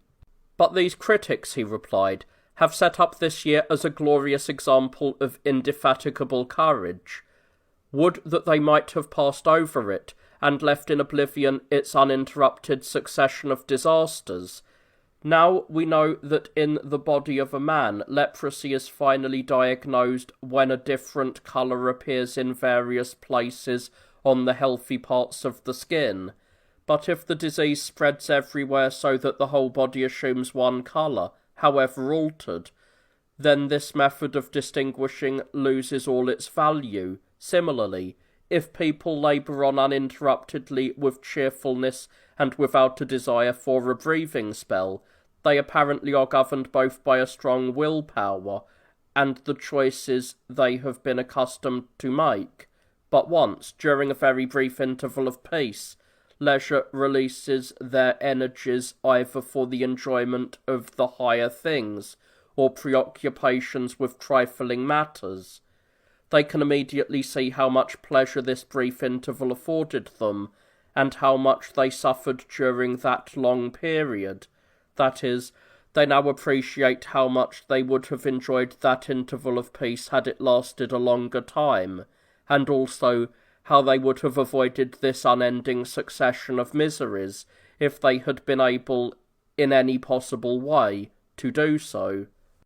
In the 570th year of the city, when Hamilcar the Carthaginian general was secretly preparing for another war against the Romans, he was killed by the Spaniards in battle. The following year the Illyrians put to death some Roman ambassadors. For this reason, the Romans waged a very savage war against them. They destroyed many of the towns and inflicted heavy losses in battle upon them. The surviving Illyrians then surrendered to the consuls Fulvius and Postumus. 2 years later, the pontiffs, who were mighty in their power to do evil, polluted the wretched city by sacrilegious rites. The decemviri, following the custom born of an ancient superstition, buried alive a Gallic man and woman, and with them also a Greek woman at the cattle market in Rome. But this resort to magic, which was obligatory, produced an opposite effect from that desired, for a horrible massacre of their own men expiated the dreadful deaths of these strangers in the consulship of Aemilius Catullus and Attilus Regulus, the Senate became panic-stricken by a rebellion of Cisalpine Gaul. At the same time, they also heard of the approach of a huge army from further Gaul. This army was composed largely of the Gaussati, which was the name not of a tribe but of Gallic mercenaries. The consuls, terror-stricken, assembled the military forces of all of Italy for the defence of the state. When the troops had assembled, there were, according to the historian Fabius, who took part in the war, 800,000 soldiers in the army of each consul. Of that number, the Roman and Campanian infantry numbered 299,000, and the cavalry 26,000. There was also a vast number of allies. When battle was joined near Arretium, the consul Attillus was killed. After a part of the Roman army had been slain, the rest of the 800,000 took flight. But their losses were by no means sufficient to cause them any apprehension, for the historians relate that only 3,000 of them were killed on that occasion. That so many columns fled when so few were lost is all the more ignominious and shameful, because it betrayed the fact that they had prevailed in other victories, not by the strength of their spirit, but by the fortunate issue of battle. Who, I ask, in the Roman army, would believe that this was really the number? And I do not mean the number of those who fled. Later, a second battle was fought with the Gauls, in which at least 40,000 of their number were slaughtered. The following year, Manlius Torquatus and Fulvius Flaccus were the first consuls to lead Roman legions across the Po. There the Romans engaged the Insubrian Gauls in battle. They killed 23,000 and captured 5,000 of them. During the next year, dreadful portents terrified the unhappy city.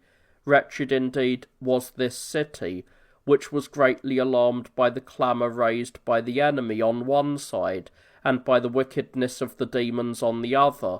For in Picenum a river flowed with blood, and in the land of the Tuscans the sky seemed to be aflame. At Ariminium, late at night, a bright light shone, and 3 moons that had arisen in the distant parts of the heaven were visible.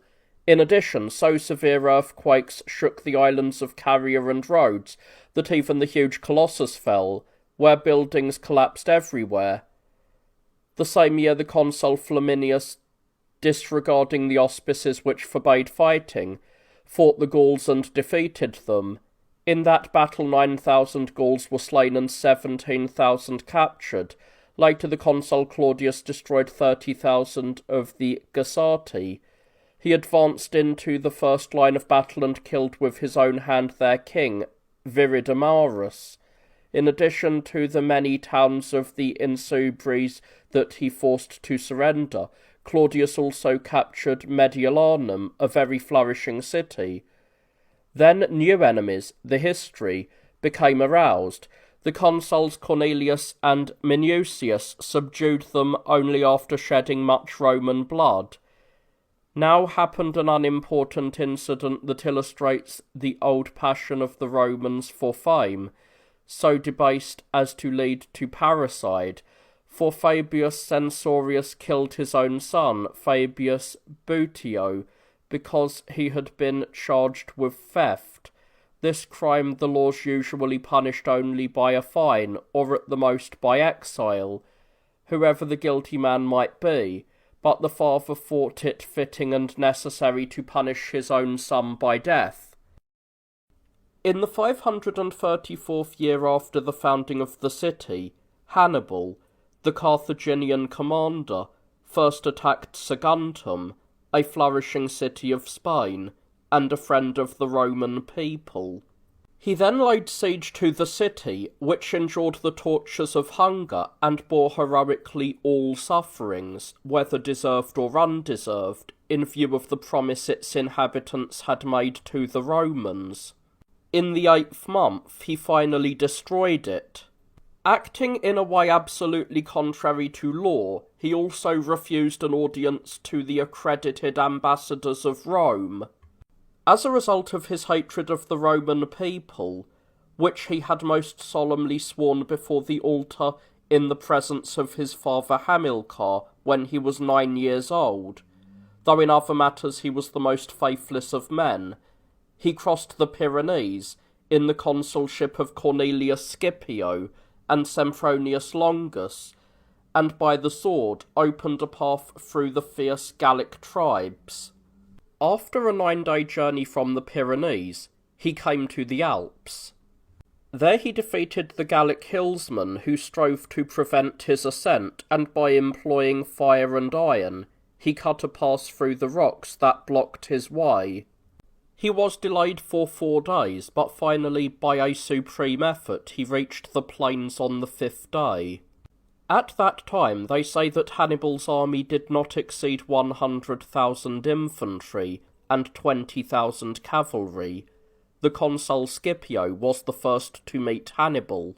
They joined battle at the Ticinus. Scipio himself was severely wounded, but he escaped impending death by the help of his son, who was still wearing the toga praetextata, and who later bore the cognomen of Africanus. In that battle, almost the whole Roman army was cut to pieces. Another battle was fought by the same consul at the river Trebia. Again the Romans were defeated, and suffered as great losses as before. When the consul Sempronius learned of the fate of his colleague, he returned from Sicily with his army. In like manner he engaged in battle at the same river, lost his army, and was himself almost the sole survivor. Hannibal was also wounded in this battle. Later in the spring, when Hannibal's army was crossing over into Etruria, and was high in the Apennine Mountains, it was overtaken by a storm, shut in fast, and so weighed down by the snow that it could not move. For 2 continuous days both he and his army remained numb from the cold. A great number of men, many beasts of burden, and almost all of the elephants died there from exposure to the wintry blasts. But the other Scipio, the brother of the consul Scipio, waged many battles in Spain at this time, and succeeded in defeating and capturing Mago, the leader of the Carthaginians. At this time the Romans were also terrified by dreadful prodigies. To give some examples, the sun's discs seemed to be contracted, and at Arpi, Parme were seen in the sky. The sun also seemed to be fighting with the moon.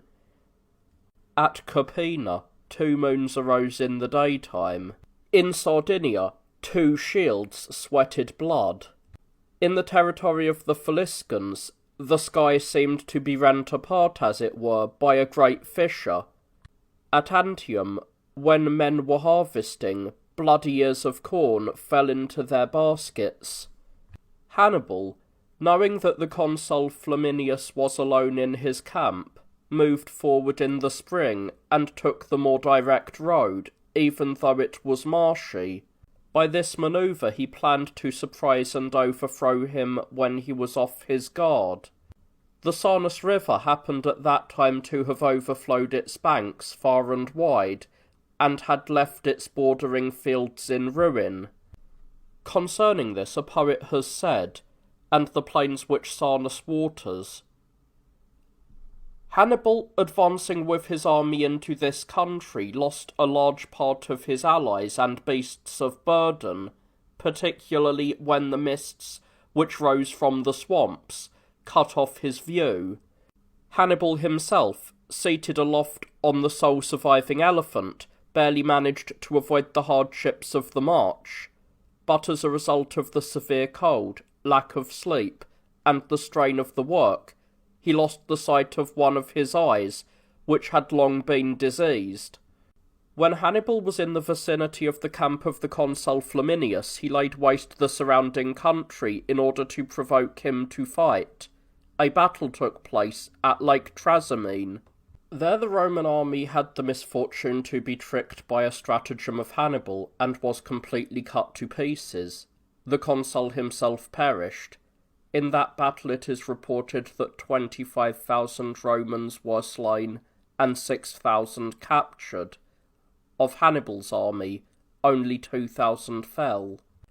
This battle at Lake Trasimene was especially notable, not only because of the great disaster suffered by the Romans, but also because the combatants, in their tension and the heat of battle, were completely unaware of a terrible earthquake.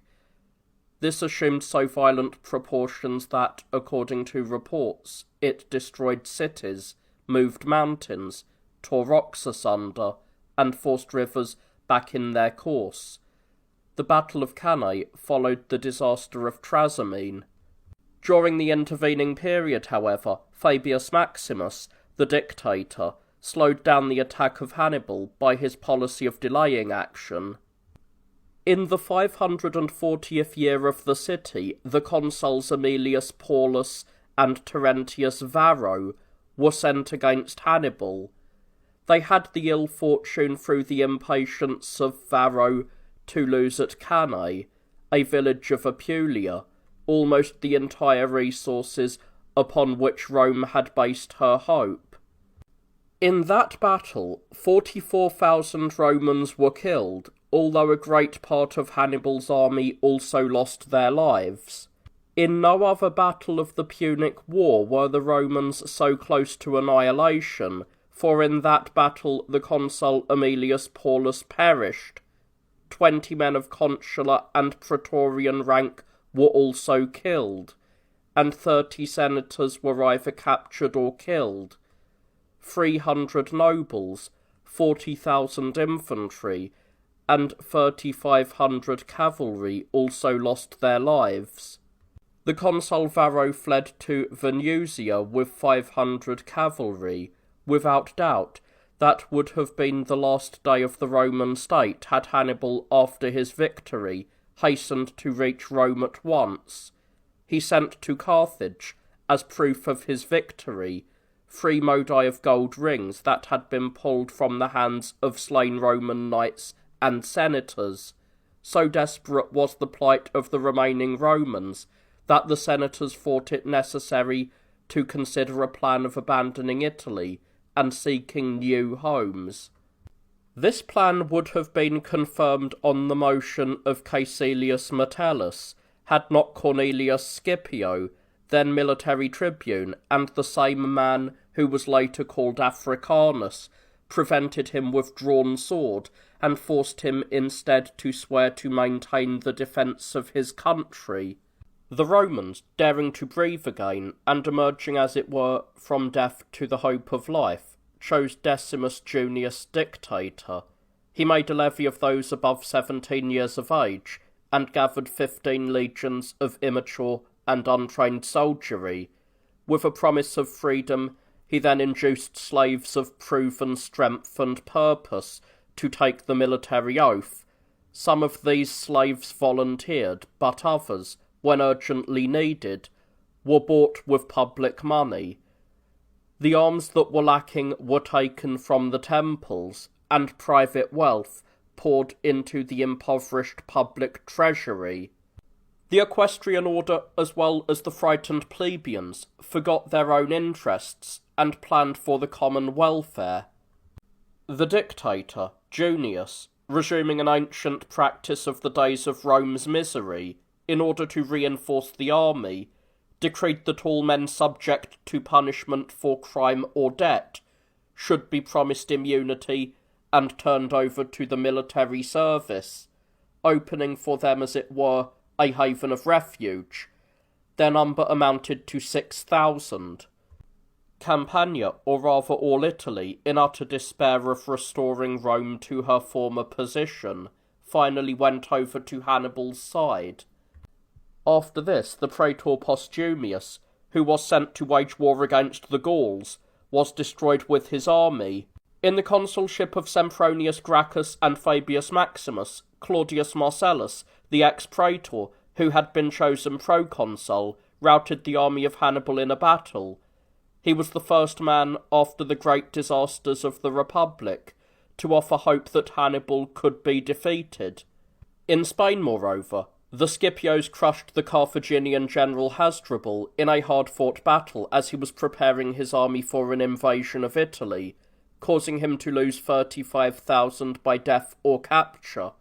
The Romans now bribed some Celtiberian soldiers to leave the enemy and join them. This was the first occasion when Romans allowed foreign troops to be in their camp. The proconsul Sempronius Gracchus was led into ambush by a Lucanian, his host, and slain. Of his own accord, the centurion Centurininus Penula asked for the command of the war against Hannibal, but he, together with the 8,000 troops he had led to the line of battle, was slain by the Carthaginian leader. Following him, the praetor Fulvius was defeated by Hannibal, and after losing his army, barely escaped with his life. I am ashamed to recall these things. Of what am I to speak first? The depravity of the Romans, or their wretchedness? Nay, more truly of their depraved wretchedness, or of their wretched depravity. Who would believe that in those days, when the public treasury of the Romans was soliciting trifling contributions from private citizens, there was not a single soldier in camp who was not either a boy, a slave, a criminal, or a debtor? And even then the number was insufficient. That the Senate in the Curia seemed composed almost wholly of new members, and finally that, in the face of all their losses and defeats, despair so overwhelmed them that a plan of abandoning Italy was submitted.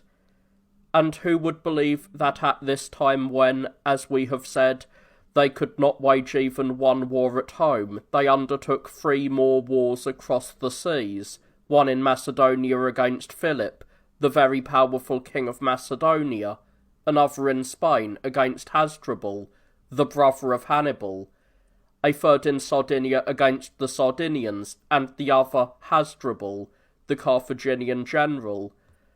Beside these wars they undertook a 4th against Hannibal, who was pressing them hard in Italy, and yet a display of courage, bred of desperation, led to better fortune in every case, for in all these wars it was desperation that made them fight, and fighting that made them victorious. From this it is clearly evident that the times then were not more peaceful for the pursuits of leisure than they are at the present, but that the men were braver as a result of their miseries. In the 543rd year of the city, Claudius Marcellus took Syracuse, the richest city in Sicily. He barely succeeded in this, and then only after a second assault. His earlier attempt to besiege the city had failed, for he had been driven back by machines of remarkable ingenuity, made by Archimedes of Syracuse. In the 10th year after his arrival in Italy, and during the consulship of Fulvius and Sulpicius, Hannibal moved his army from Campania, and as he proceeded through the territory of the Sidonici and Suessani, by way of the Via Latina to the Anio River, he slaughtered great numbers of the people. He encamped 3 miles from the city, and terrified all of the inhabitants beyond belief. The Senate and the people became panic-stricken, and were unable to perform their several duties. The women, frantic with anxiety, ran along the fortifications, brought stones to the walls, and excelled all others in eagerness to fight in defence of the walls. Hannibal himself, with his light-armed cavalry, then advanced in hostile array to the Colline Gate, and drew up his entire forces in battle line. The consuls and the proconsul Fulvius did accept the challenge to battle, but just as both battle lines stood ready within plain sight of Rome, which was destined to be the prize of the victor, a hailstorm suddenly burst forth from the clouds, with so terrific force that the disorganized lines barely managed to save their arms and reach their camps in safety. Fair weather returned, and the troops again took their positions in the battle line. A still more violent storm then arose. This inspired an even greater fear, and curbed the presumption of mortal men, forcing the terror-stricken armies to flee back to their tents. At that time Hannibal was overcome by religious awe. He is reported to have said that on the one occasion he did not desire to take Rome, but that on the other he did not have the power. Let the defamers of the true God answer me at this point. Did Roman bravery or did divine compassion prevent Hannibal from seizing and overthrowing Rome? Or perhaps those left unharmed are loath to confess that Hannibal became terrified in the hour of victory and proved it by retreating. If it is clear that this divine protection came from heaven in the form of rain, but that it only rained in the opportune and necessary moment through the intervention of Christ, who is the true God, I think then that this fact is sufficiently well established and cannot be denied. This truth is now completely proved by a further demonstration of his power. During a period of distressing drought, they prayed continuously for rain. In turn, the Gentiles and the Christians prayed, but the desired rain fell, as they themselves testified, only on the day when it was agreed that Christ should be the object of their prayers, and that Christians should pray. It is therefore beyond dispute that it was the intercession of this same true God, who is Jesus Christ, who governs according to the dictates of his ineffable judgment, that in those days saved the city of Rome, so that it might accept the faith in the future and yet now be partially punished for its unbelief. In Spain, however, both Scipios were killed by Hasdrubal's brother. In Campania, Fulvius, the proconsul, captured Capua. The leaders of the Campanians committed suicide by taking poison, and Fulvius put to death the entire Senate of Capua, despite the order of the Roman Senate to spare them. After the death of the Scipios in Spain, action was delayed because everyone was terror-stricken. At this juncture, Scipio, though still a young man, volunteered his service.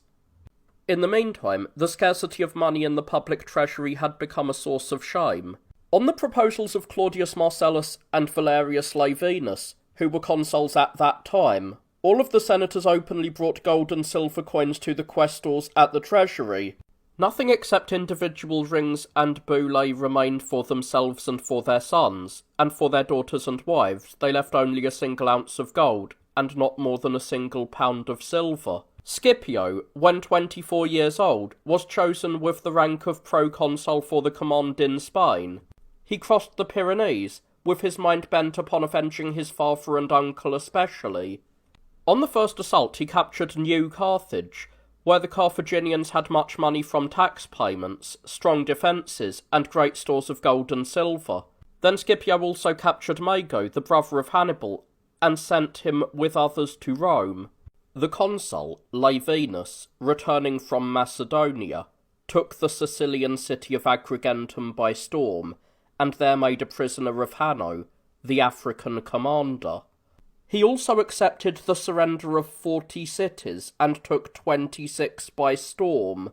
In Italy, Hannibal killed the proconsul Gnaeus Fulvius, and also 11 tribunes and 17,000 soldiers. The consul Marcellus fought with Hannibal continuously for 3 days. On the first day the battle was drawn, and on the following the consul was defeated. But on the third day he was victorious, and killed 8,000 of the enemy, forcing Hannibal himself and the other survivors to flee to their own camp. The consul, Fabius Maximus, stormed Tarentum a second time and captured the city, which had withdrawn from its alliance with Rome. On that occasion he destroyed huge numbers of Hannibal's army and also killed their general Carthalo. He sold 30,000 of the captives and remitted the proceeds of the sale to the state treasury. The following year in Italy, the consul Claudius Marcellus was slain and his army destroyed by Hannibal. In Spain, however, Scipio defeated the Carthaginian leader Hasdrubal and sacked his camp. In addition, Scipio reduced to subjugation 80 cities. Some of these cities surrendered while others were taken in battle. He sold the Carthaginians into slavery, but let the Spaniards go without ransom. Meanwhile, Hannibal lured both consuls, Marcellus and Crispinus, into an ambush and killed them. In the consulship of Claudius Nero and Livius Salinator, Hasdrubal, Hannibal's brother, made his way from Spain through the Gallic provinces to Italy. He had been ordered by the Carthaginians to join his forces to his brothers, and was bringing with him great bodies of Spanish and Gallic auxiliaries. But when it was reported to the consuls that he had already descended from the Alps by a forced march, the Roman army, anticipating his plans, killed him and destroyed his whole army. Hannibal knew nothing of this disaster. The issue of the battle was long in doubt, because the elephants proved very troublesome to the Roman battle line. In the Roman army there were soldiers called velites, so termed from their practice of flying to and fro. This mode of warfare had been developed a short time before. Young men, chosen for their agility, would take weapons and mount horses, seating themselves behind the cavalrymen. As soon as they came in contact with the enemy, after leaping from the horses, they would immediately become real infantrymen and fall upon the enemy. The cavalry, who had brought them, would fight in another part of the battlefield. These velites then drove back the elephants, and when these beasts got out of the control of their own masters, they finally killed them by driving artificers' knives through their ears. This method of killing elephants, when need arose, was discovered by this same general Hasdrubal. The Metaurus River, where Hasdrubal was overwhelmed, proved as disastrous to the Carthaginians as Lake Trasimene, the city of Caecina in Picenum, and that famous village of Cannae, had been to the Romans. 58,000 of Hasdrubal's army were slaughtered there, and 5,400 were captured. Among the latter were found 4,000 Roman citizens, who were repatriated. This was a source of consolation to the victorious consuls, for they themselves had lost 800 of their own army. Hasdrubal's head was thrown out in sight of Hannibal's camp. When Hannibal saw his brother's head, he knew at once that the Carthaginians had met with disaster, and he himself took refuge among the Bruttians. These events took place 13 years after his arrival in Italy. Following this period of violence and war, peace between Hannibal and the Romans seems to have prevailed for a whole year, because there was fever and disease in the camps, and a very severe pestilence was taking its toll from both armies. In the meantime, Scipio had reduced all of Spain from the Pyrenees to the ocean to the status of a province. He now returned to Rome and was elected consul along with Licinius Crassus. He then crossed to Africa, killed the Punic general Hanno, the son of Hamilcar, and scattered his army, slaughtering part and capturing the remainder. 11,000 Carthaginians fell in that battle. Meanwhile, the consul Sempronius met Hannibal, was defeated, and fled back to Rome.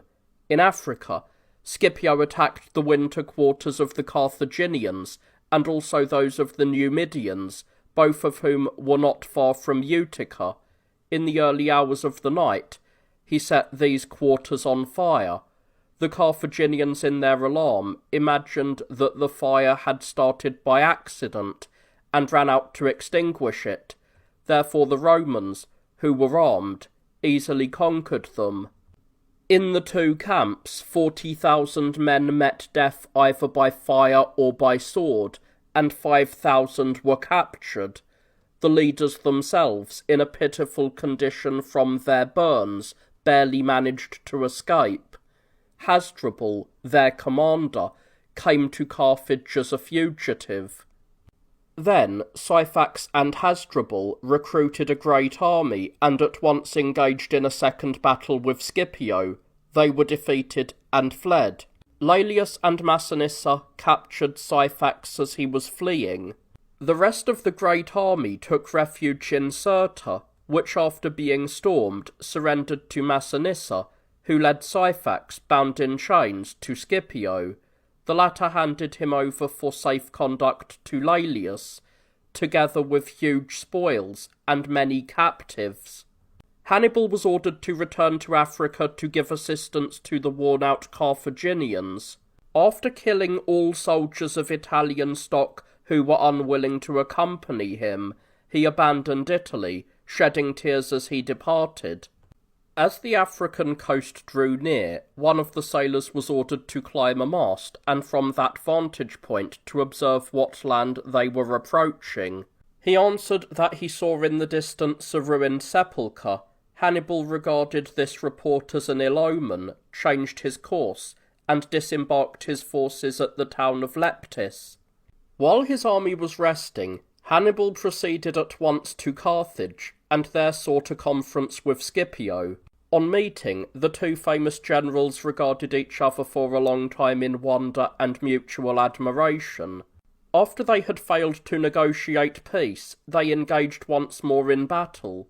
This battle, arranged in advance carefully and with great skill by the commanders, was waged by large masses of troops, and ended with a great display of spirit on the part of the soldiers. The Romans were victorious. 80 elephants were captured or killed, and 25,000 Carthaginians lost their lives. After vainly trying every possible expedient both before and during the conflict, Hannibal with a few men, that is, with only 4 horsemen, slipped away amid the din of battle and took refuge in Hadrianometum. Later he returned to Carthage, which he had left as a small boy with his father 36 years earlier. He persuaded the Senate, which was then in session, that their only hope was to make peace. In the consulship of Cornelius Lentulus and Aelius Paetus, through the good offices of Scipio, the Romans granted peace to the Carthaginians by the vote of the Senate and of the people. They sailed more than 500 of their ships out to sea, and burned them in sight of the city. Scipio, who now bore the cognomen of Africanus, entered the city in a triumph.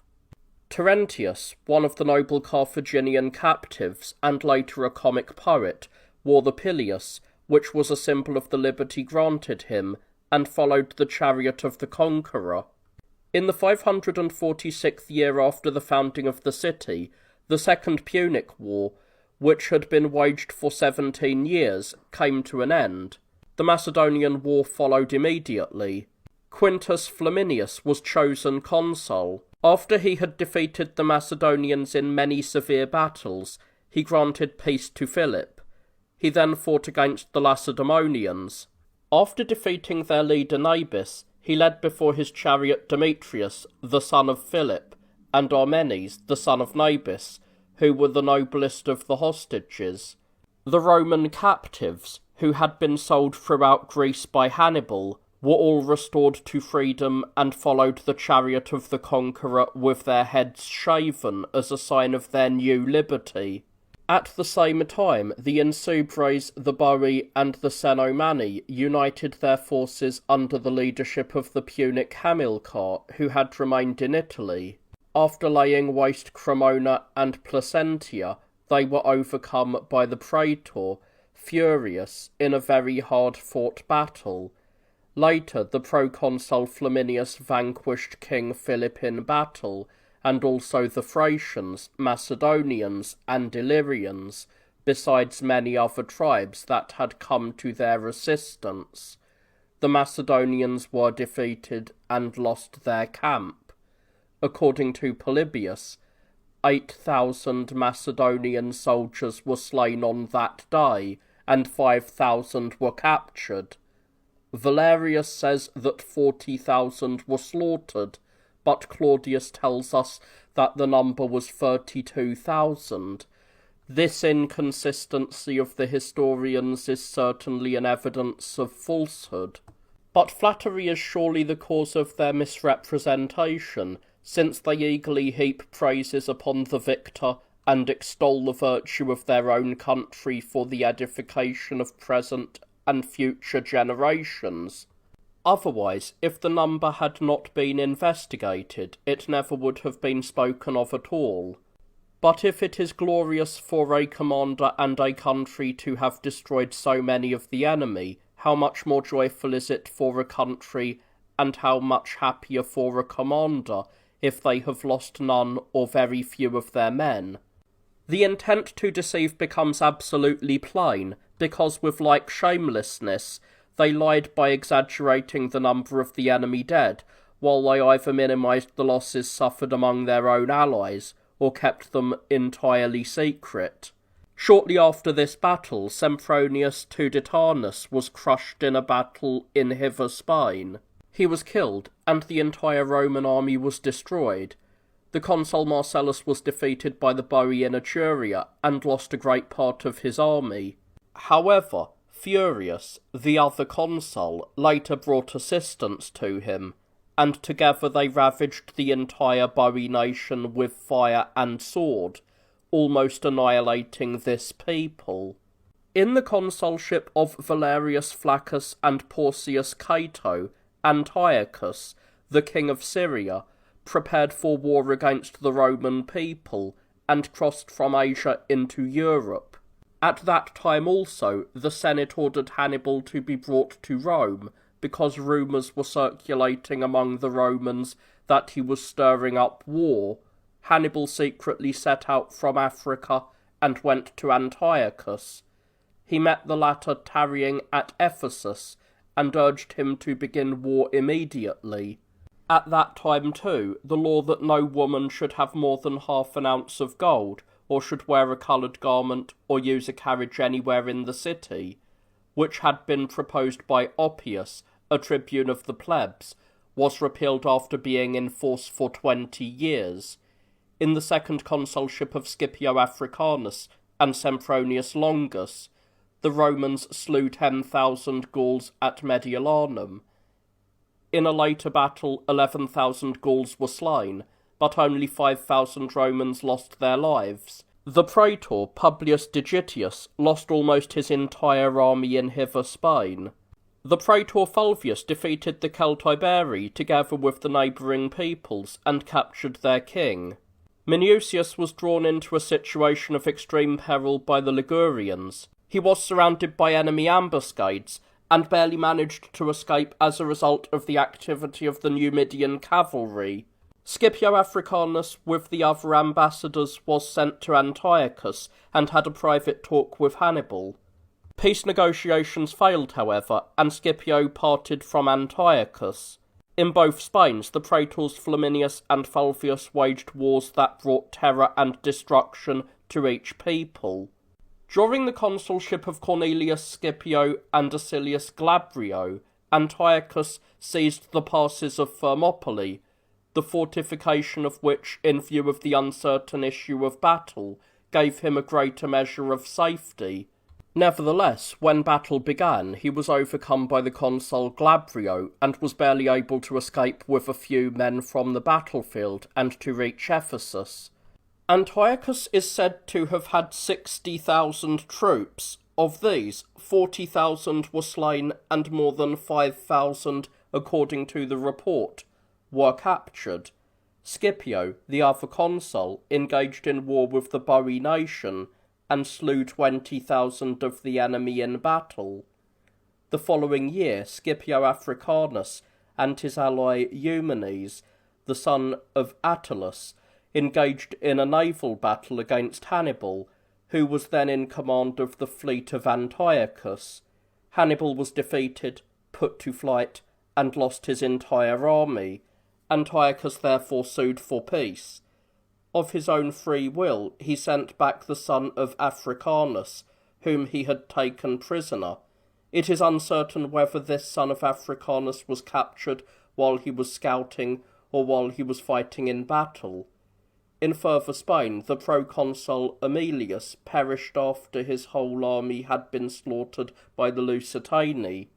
Baebius, who had set out for Spain, was surrounded by the Ligurians. He and his entire army were destroyed. Since it was certain that not even a messenger had survived this battle, the Massilians took it upon themselves to inform Rome of the disaster.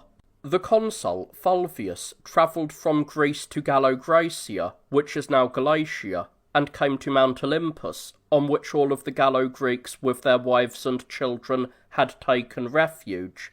There they fought a very bitter battle. The Romans suffered serious losses from arrows, leaden balls, rocks, and other missiles sent from the higher ground. Finally, however, they forced their way through to meet the enemy. It is reported that 40,000 Gallo-Greeks lost their lives in that battle. The consul, Marcius, set out against the Ligurians, was defeated, and lost 4,000 troops. Had he not quickly fled back to his camp after his defeat, he would have met the same fate as that which overtook Baebius a short time before, when he was slaughtered by these same enemies. In the consulship of Claudius Marcellus and Fabius Labo, King Philip, who had put to death the ambassadors of the Roman people, was pardoned after his son Demetrius, whom he had sent as his envoy, had pleaded most humbly in his behalf. Despite this service, Philip almost at once poisoned and killed him on the pretext that he had acted as a friend of the Romans and had been a traitor to his own father. Another son aided the father in the murder of his brother, who, poor wretch, suspected nothing evil from either of them. In the same year, Scipio Africanus, long an exile from his ungrateful city, died of disease in the town of Amiternum. At this time also Hannibal committed suicide at the court of Prusius, the king of Bithynia. He took poison when the Romans demanded his surrender. Philopoemen, the king of the Achaeans, was captured and executed by the Messenians. Near Sicily, the island of Vulcan, which had not been visible before, suddenly to everyone's astonishment, emerged from the sea, and it remains there even to this day. In a great battle in Hither Spain, the praetor Fulvius Flaccus routed 23,000 men and took captive 4,000, while in further Spain, Tiberius Sempronius Gracchus forced into surrender 105 towns that had been weakened and shattered by war. During the same summer, Postumius killed 40,000 of the enemy in battle in Hither Spain, and in the same region the praetor Gracchus in a second campaign stormed and captured 200 towns. In the consulship of Lepidus and Mucius, a very savage people, the Bastarnae, met destruction in this way. They followed the advice of Perseus, the son of Philip, and were also attracted by the prospect of booty and the possibility of crossing the Ister River without encountering the enemy, for at that time the Danube, which is also called the Ister, happened to be covered with solid ice, and hence could be crossed on foot. A vast number of men recklessly crossed with their horses, advancing all together in one great column, under the enormous weight and the impact of these moving over it. The icy frozen surface gave way and cracked. The ice which had so long supported the entire column finally crumbled in mid-stream and broke up into small pieces. These pieces of ice, passing over them, prevented them from reaching the surface, causing them to drown. Thus, out of the entire number, only a few, badly cut up, managed to reach the shore. In the consulship of Licinius Crassus and Cassius Longinus, the Macedonian War was waged. This war must rightly be classified among the really important ones. Those who aided the Romans were as follows: first of all Italy, then Ptolemy the king of Egypt, and finally Ariarathes of Cappadocia, Eumenes of Asia, and Massinissa of Numidia. Perseus and the Macedonians had as allies the Thracians and their king Cotys, and the Illyrians united under their king Gentius. When the consul Crassus was approaching, Perseus advanced to meet him and engaged him in battle. The Romans suffered a miserable defeat and fled. In a later battle, both sides met with almost equal losses, and they then retired to winter quarters. Having conquered the Roman army in many battles, Perseus went over to Illyricum, where he attacked and captured Sulcanum, a town defended by a Roman garrison. Some members of the large Roman garrison he killed, others he sold into slavery, and the rest he took with him into Macedonia. Later, the consul Aemilius Paulus fought and conquered Perseus in a battle, in which the consul's forces killed 20,000 of the enemy's infantry. The king, who escaped with his cavalry, was soon captured and with his sons was led in triumph before the chariot. Subsequently he died in prison at Alba. The younger son of Perseus, on account of his dire poverty, learned the art of working brass in Rome, and later died there. For the sake of brevity, I have omitted most of the wars which many people in different places fought with varying results. In the 600th year of the city, in the consulship of Licinius Lucullus and Postumius Albinus, the Celtiberi greatly terrified all of the Romans. Not one Roman, either tribune or legate, dared to go into Spain. Scipio, who later was to be called Africanus, volunteered his services for the Spanish campaign, although he had already been chosen by lot for the Macedonian command. He then set out for Spain and overthrew many tribes, taking the part of a soldier more often than that of a general. He met and killed in single combat a barbarian who had challenged him. The praetor Sergius Galba, however, was defeated by the Lusitani in a great battle, and after the loss of his entire army, he just barely managed to slip away and escape. This same year, the censors decided to build a stone theatre in the city. Scipio Nasica made an impressive speech opposing its construction at that time. He maintained that this measure would foster wantonness and laziness, and would be most harmful to a warlike people. He therefore moved that the Senate should not only order the sale of everything prepared for the theatre, but should even prohibit the tiers of seats for the games from being put into place. Today our people consider whatever runs counter to the satisfaction of their lusts to be a misfortune. As a result, they feel weaker, and even admit that they are weaker than their enemies. Let them understand, then, that they should blame the theatres and not the times. Neither should they blaspheme the true God, who has ever forbidden these unlawful pleasures. Rather, let them detest their own gods or demons who have required these pleasures. Indeed, these gods have given sufficiently clear evidence of their malignity by demanding this kind of a sacrifice, since they feed on the corrupt nature of men no less than on the spilt blood of cattle. Surely in former days there was no lack of enemies, famines, diseases, and prodigies. On the contrary, there were a great number. But there were no theatres in which, however difficult it may be to believe, virtues were slaughtered like victims on the altar of voluptuousness. It is true that at one time the Carthaginians thought it right to sacrifice human beings, but they soon discarded this belief which they had so wickedly conceived. The Romans, however, demanded that men should apply themselves to their own destruction. It has happened. It is happening. People love it and cry aloud that it should continue. Those who perhaps might be offended by the sacrificing of cattle from their herds rejoice at the slaughter of the virtue of their own hearts. Nay, let those who think that the Christians ought to be reproached rather be ashamed in the presence of Nasica, and let them not complain to us about enemies who have ever been with them, but to Nasica about the theatre which he prevented from being built.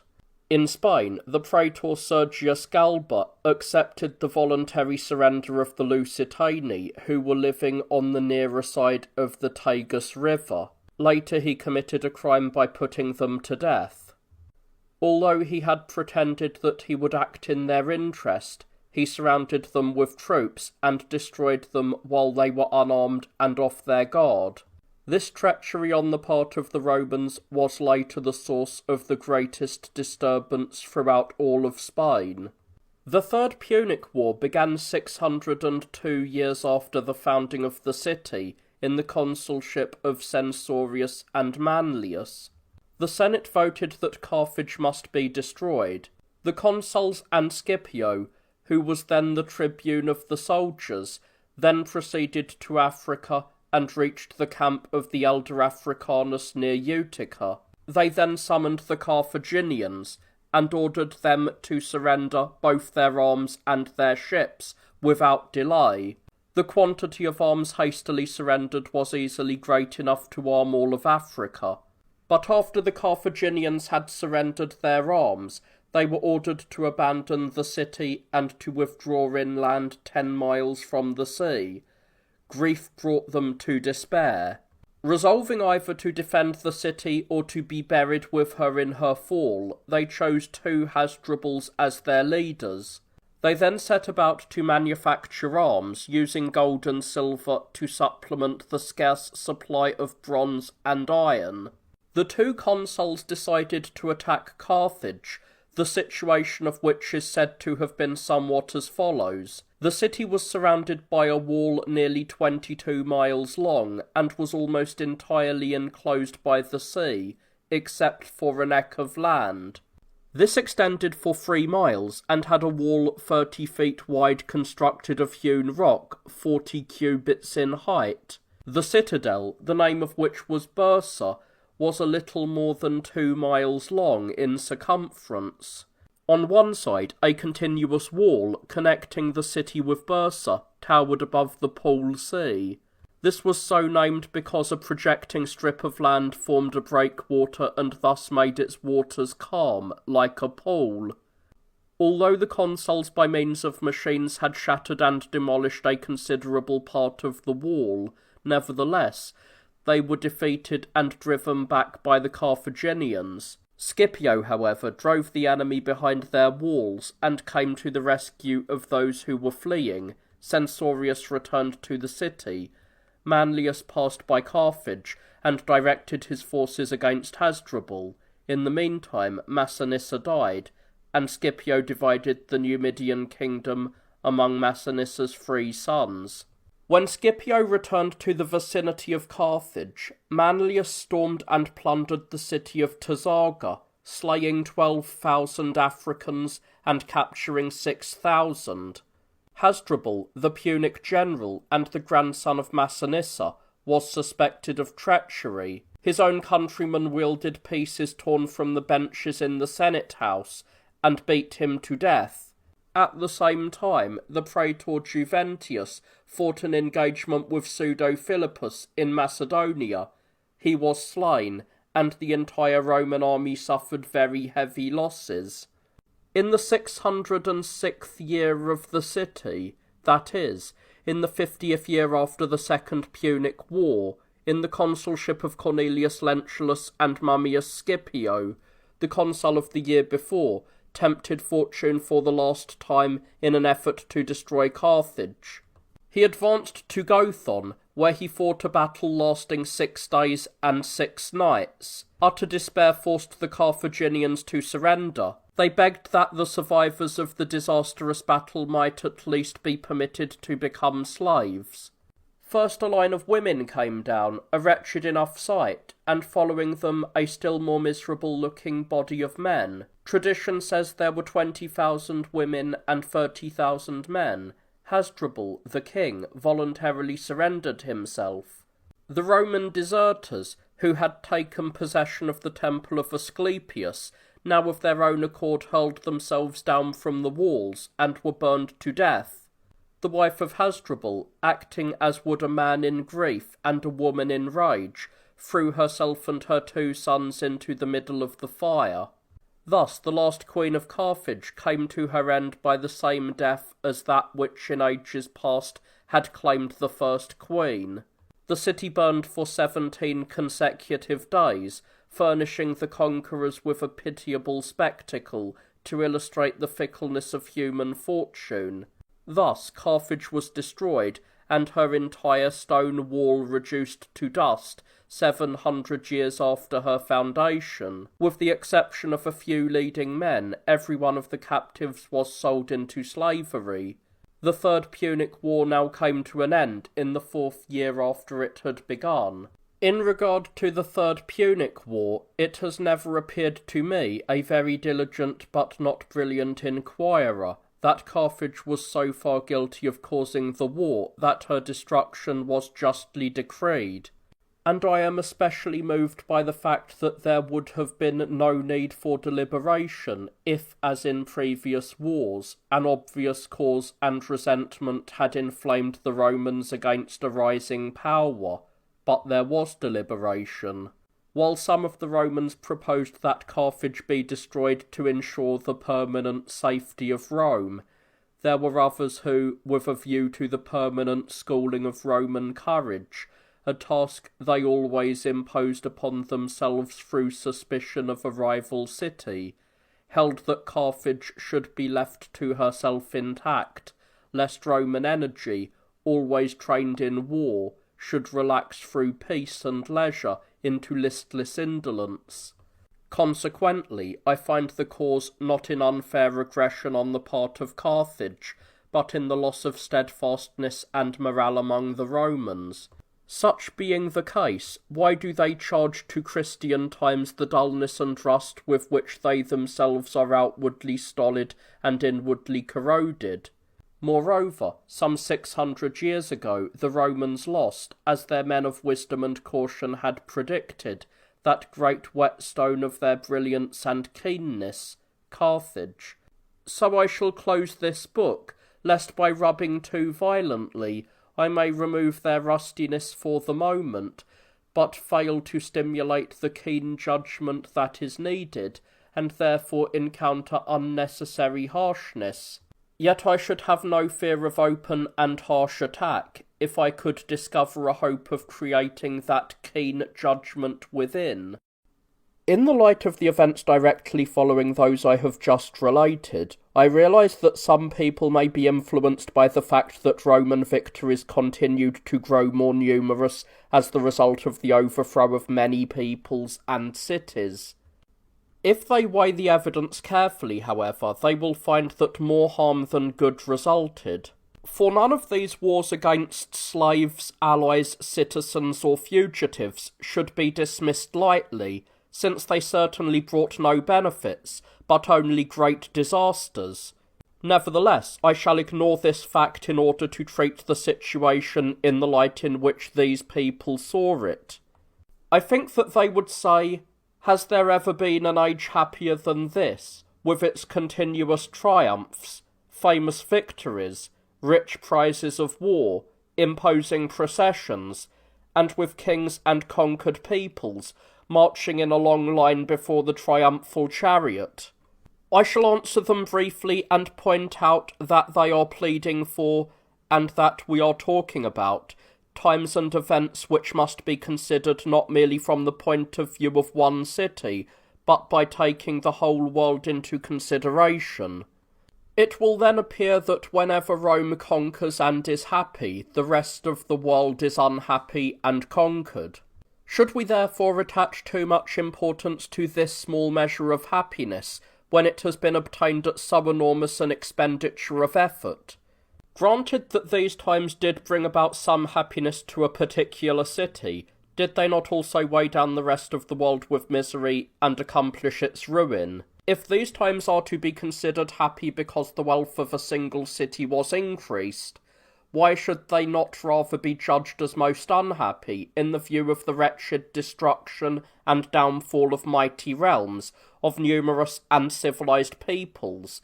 Did Carthage perhaps not view the situation differently at that time? Over a period of 120 years, the city alternately dreaded the disasters of war and the terms of peace.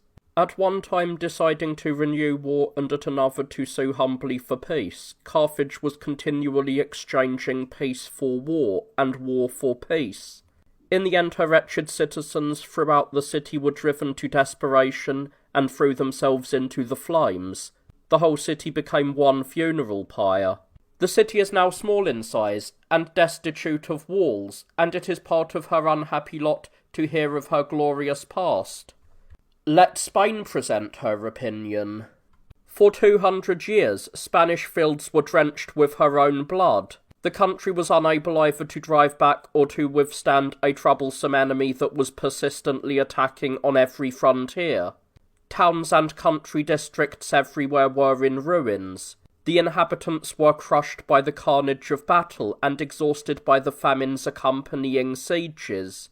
Men killed their wives and children, and, to end their own sufferings, ran at one another, cut one another's throats, and suffered wretched deaths. What was Spain, then, to think about her own condition? And now let Italy speak. Why should Italy have oppressed, resisted, and placed all sorts of obstacles in the way of her own Romans over a period of 400 years? She certainly could not have acted in this way had the happiness of the Romans not spelled her own disaster, and had she not felt that she was protecting the welfare of all by preventing the Romans from becoming masters of the entire world.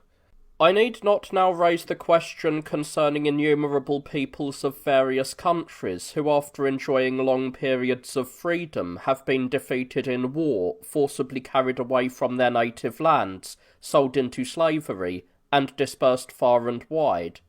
I do not ask what they would have preferred for themselves, what they thought of the Romans, and how they judged the times. I am not mentioning one word about kings of vast wealth, great power, and widespread renown, who after enjoying a long supremacy were later captured, chained like slaves, sent under the yoke, led before the triumphal chariot, and slaughtered in prison. To inquire their opinion is as foolish as it is difficult not to pity their misery. Let us question ourselves then, I say, about the way of life which we have chosen and which we are accustomed to live. Our forefathers waged wars, sought peace, and offered tribute, for tribute is the price of peace. We ourselves pay tribute to avoid war, and by this means have come to rest at anchor, and are remaining in the harbour in which our ancestors finally took refuge, in order to escape from the storm of evils. Therefore I should like to know whether our times are not happy. Certainly we, who continuously possess what our forefathers finally chose, consider our days happier than those earlier days, for the tumult of wars that exhausted them is unknown to us. We ourselves are also born and raised in a state of peace that they enjoyed only for a brief time after the rule of Augustus Caesar and the birth of Christ. The payment which subjugation compelled them to make we contribute freely for the common defence. How great is the difference between the present and the past can best be judged by the fact that what Rome once extorted from our people by the sword merely to satisfy her thirst for luxury, she now contributes with us for the maintenance of government. How great is the difference between the present and the past can best be judged by the fact that what Rome once extorted from our people by the sword merely to satisfy her thirst for luxury, she now contributes with us for the maintenance of government. And if anyone asserts that the Romans at that time were much more tolerable enemies to our forefathers than the Goths are now to us, his knowledge and understanding of conditions are quite at variance with the facts. In former days the entire world was ablaze with wars, and each province was governed by its own king, laws, and customs. A feeling of common fellowship was also lacking when different powers were disagreeing with one another. What was it then that could finally draw into one bond of fellowship barbarian tribes which were scattered far and wide, and moreover separated by differences in religion and ritual? Suppose that in those days a person was driven by the bitterness of his misfortune to utter desperation, and that he decided to abandon his own country and to leave in company with the enemy. What strange country would he, a stranger, approach? What people, usually enemies, would he, an enemy, supplicate? In what man, at first meeting, would he place his confidence? He would not be invited because he belonged to the same race. He would not be induced to come because he obeyed the same law, and he would not be made to feel secure because he believed in the same religion. We have plenty of examples to illustrate what happened.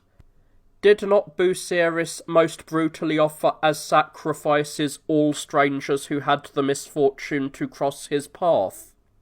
Did not the people on the shores of Taurian Diana act most cruelly towards visitors and perform sacred rites that were crueler still? Did not Thrace and its own Polymestor treat guests who were at the same time their relatives in a most cruel fashion? Without dallying too long on events of antiquity, I shall merely cite the testimony of Rome with regard to the murder of Pompey and the testimony of Egypt with regard to Ptolemy his murderer. At the present, however, I feel no apprehension over the outbreak of any disturbance, since I can take refuge anywhere. No matter where I flee, I find my native land, my law, and my religion. Just now, Africa has welcomed me with a warmth of spirit that matches the confidence I felt when I came here. At the present time, I say, this Africa has welcomed me to her state of absolute peace, to her own bosom, and to her common law, Africa concerning whom it was once said and truly said, "We are debarred the welcome of the beach. They stir up wars and forbid us to set foot even on the land's edge." Africa of her own free will now opens wide her kindly bosom to receive friends of her own religion and peace, and of her own accord invites those weary ones whom she cherishes. The width of the east, the vastness of the north, the great stretches of the south, and the large and secure settlements on the great islands, all have the same law and nationality as I, since I come there as a Roman and Christian to Christians and Romans. I do not fear the gods of my host, neither do I fear that his religion will bring death to me. Nor am I afraid of any place where a native may do whatever he wishes and a stranger may not do whatever is lawful, where my host's law will not be my own. One God, who established the unity of this realm in the days when he willed himself to become known, is loved and feared by all. The same laws which are subject to this one God hold sway everywhere. Wheresoever I go, stranger though I be, I need harbour no fear of sudden assault, as would a man without protection. Among Romans, as I have said, I am a Roman, among Christians a Christian, among men a man. The state comes to my aid through its laws, religion through its appeal to the conscience, and nature through its claim of universality. For a time I enjoy any country as if it were my own, because that native land, which is my real home, and the one which I love, is not wholly on this earth. I have lost nothing where I have loved nothing. I have everything when I have with me him whom I love, especially since he is the same among all. He made me not only known to all, but also very near to all.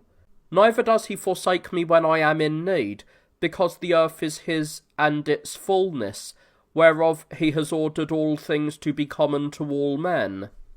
The blessings of our age, which our ancestors never had in their entirety, are these: the tranquillity of the present, hope for the future, and possession of a common place of refuge. Our ancestors had to wage incessant wars because, not feeling free to move as a body and to change their abodes, they continued to remain at home where they had the misfortune to be slaughtered or to be basely enslaved. This will appear clearer and more evident when the actual deeds of our ancestors are unrolled in due order. In the 606th year of the city, that is, in the same year that Carthage was destroyed, and in the consulship of Cornelius Lentulus and Mummius, the overthrow of Corinth followed the destruction of Carthage. The conflagrations of two of the most powerful cities, pitiable sights, were separated from each other by only a short interval of time, and illuminated parts of the world at great distance from each other. The praetor Metellus won two great victories over the Achaeans and the Boeotians who had joined them. The first took place at Thermopylae, and the second in Phocis. The historian Claudius tells us that 20,000 fell in the first battle, and that 7,000 were killed in the second battle. Valerius Antius confirms the statement that a battle was fought in Achaia, and that 20,000 Achaeans and their leader were slain. But although Polybius of Achaia was at that time in Africa with Scipio, he was unable to ignore a disaster suffered by his native land.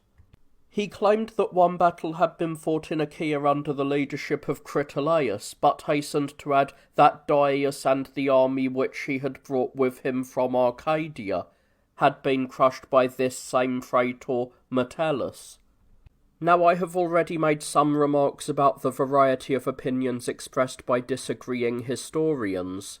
Let it suffice to say that these historians have been exposed and branded as liars, because if writers present entirely different accounts of events which they themselves saw as eyewitnesses, it indicates very clearly that their opinion of other events are worth very little.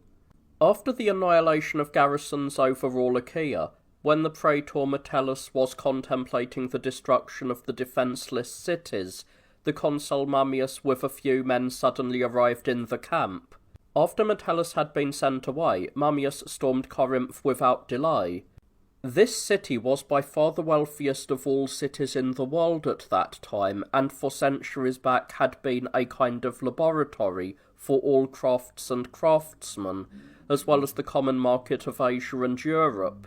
He cruelly granted even the captives permission to plunder. The whole city was filled with carnage and ablaze with fires which formed a single great flame that shot forth from the circumference of the walls as if from a furnace. When most of the population had been destroyed by fire and sword, the survivors were sold into slavery. A huge quantity of booty was carried away just before the city was burned to the ground, her walls levelled, and the stones in the walls reduced to dust. The presence of a great number of statues and images of all sorts in the burning city was responsible for the formation of a new type of metal, consisting of gold, silver, and copper, and representing an alloy of all of the metals melted down and dissolved. Hence, even to this day, as tradition tells us, this metal has been called Corinthian bronze, either because of its origin in Corinth, or because it is an imitation of that metal. I might add that people also speak of Corinthian vases. In Spain, during the same consulship, Viriathus, a Lusitanian by birth, but a shepherd and robber by calling, infested the roads and devastated the provinces. He also defeated, routed, and subdued armies commanded by Roman praetors and consuls. As a result, the Romans became greatly terrified. Then Viriathus encountered the praetor Vertilius as he was passing through and roaming over the broad territories between the Ebro and Tagus, rivers that were large and widely separated from each other. He defeated the army of Vertilius and slaughtered its soldiers almost to a man. The praetor himself barely managed to escape, and slipped away with a few soldiers. He also put to flight the praetor Plautius, whose power had previously been broken by many battles. Later, he encountered a large and well-equipped army, which the Romans had dispatched under the command of Claudius Unimamius, whose evident purpose was to wipe out the stain of the earlier disgrace, but who managed only to add to the dishonour, for he lost all the supplies that he had brought with him, as well as the strongest division of the Roman army. As trophies, Viriathus displayed robes, fasces, and other Roman insignia on a mountainside of his own country. In these same days, 300 Lusitani fought an engagement against 1,000 Romans in a mountain valley. Claudius reports that in this battle, 70 Lusitani and 320 Romans lost their lives. When the victorious Lusitani had scattered and were withdrawing in safety, one of them, a foot soldier, was cut off at some distance from his companions. When Roman cavalrymen suddenly surrounded him, he pierced the horse of one of his assailants with his spear and beheaded the rider with a single blow of his sword. All the others were so terrified that he was able to walk off leisurely and in a contemptuous manner while they looked on. In the consulship of Appius Claudius and Caecilius Metellus, the former encountered the Silesian Gauls. He met defeat and lost 5,000 men, but when the struggle was renewed, he killed 5,000 of the enemy. He now sought a triumph in accordance with the law that stated that anyone who had destroyed 5,000 of the enemy should be granted the privilege of holding a triumph. His request, however, was refused on account of the losses he had previously suffered. Nevertheless, in his desire for glory, he stooped to infamy and impudence, and celebrated a triumph at his own expense. During the consulship of Caecilius Metellus and Fabius Maximus Servilianus, a hermaphrodite, among other prodigies, was seen at Rome. At the order of the Etruscan soothsayers, the hermaphrodite was thrown into the sea, but this act of expiation proved of no avail. Immediately, so great a pestilence broke out that the insufficient number of undertakers was unable to cope. Soon no undertakers at all were left to prepare bodies for burial. The great mansions remained, but they were now filled with the dead, and empty of all life. Within there were vast inheritances, but not a single heir was to be found. It finally became impossible to live in the city, or even to approach it, so awful were the odours given off from the bodies decaying in houses and on the streets. That expiation which required the cruel death of a human being resulted in the roads being piled high with the dead. In the midst of their miseries, the Romans became overcome with shame and finally realised how vile and utterly useless that act had been. For they had performed this expiation to ward off impending disaster, but as you see, a pestilence immediately followed. After running its course, it subsided in accordance with the decision of an inscrutable providence, without further resort to expiatory sacrifices. If the haruspices, those master craftsmen in the art of deceit, had by chance carried out that expiation, a customary procedure on their part when diseases were abating, they would have undoubtedly claimed for themselves their gods and their rights, the credit for the return to normal conditions. And so that wretched city, whose evil religion did not shrink from sacrilege, was deceived by falsehoods from which it could not free itself. The consul Fabius, in the course of his struggle against the Lusitani and Viriathus, drove off the enemy and freed the town of Bucia, which Viriathus was besieging. He received in surrender not only this city but also many other strongholds. He then committed a crime that would have been detestable even to the barbarians dwelling in furthest Scythia, not to mention its affront to the Roman sense of honour and moderation. He cut off the hands of 500 Lusitanian chiefs who had been tempted by his offer of an alliance, and had been received in accordance with the law of surrender. Pompeius, the consul of the following year, invaded the territory of the Numantines, and after suffering a great disaster, withdrew. Not only was his entire army almost annihilated, but also many nobles serving with him were slain. Viriathus, however, after defeating Roman generals and armies over a period of 14 years, was finally killed, a victim of an act of treachery. In this instance alone, the Romans acted as men towards Viriathus in that they judged his assassins undeserving of a reward. Not only now, but also frequently in the past, I have found myself able to interweave in my story those extremely complicated wars of the East, which rarely either began or ended without crimes. But the crimes of the Romans, with whom we are now concerned, are so monstrous that we may justly scorn those of other peoples. In the days of which we are writing, Mithridates, the 6th king of the Parthians in line from Arsaces, conquered the prefect Demetrius. Now victorious, he attacked the city of Babylon and invaded all her territories. He next subdued all the tribes that dwelt in the country between the Hydaspes and the Indus rivers, and extended his bloody rule even to India. He fought Demetrius a second time, defeated and captured him, whereupon a certain Diodotus and his son Alexander usurped the throne of Demetrius and took over the name of his dynasty. But Diodotus did not wish to share the throne with his son, who had participated in all the dangers involved in winning the crown. Therefore he later put him to death. During the consulship of Aemilius Lepidus and Hostilius Mancinus, various prodigies appeared. The consuls, as far as they were able, offered expiation according to the usual custom. But chance events did not always come opportunely to the aid of the haruspices, those weavers of lies and observers of events. For the consul Mancinus, after taking over the command of the army from Pompilius at Numantia, met with constant reverses on the field of battle. He was reduced to such desperate straits that he was forced to make a disgraceful treaty with the Numantines. Although Pompeius had also but a short time before concluded an equally dishonourable treaty with these same Numantines, the Senate ordered the treaty to be abrogated and handed Mancinus over to the Numantines.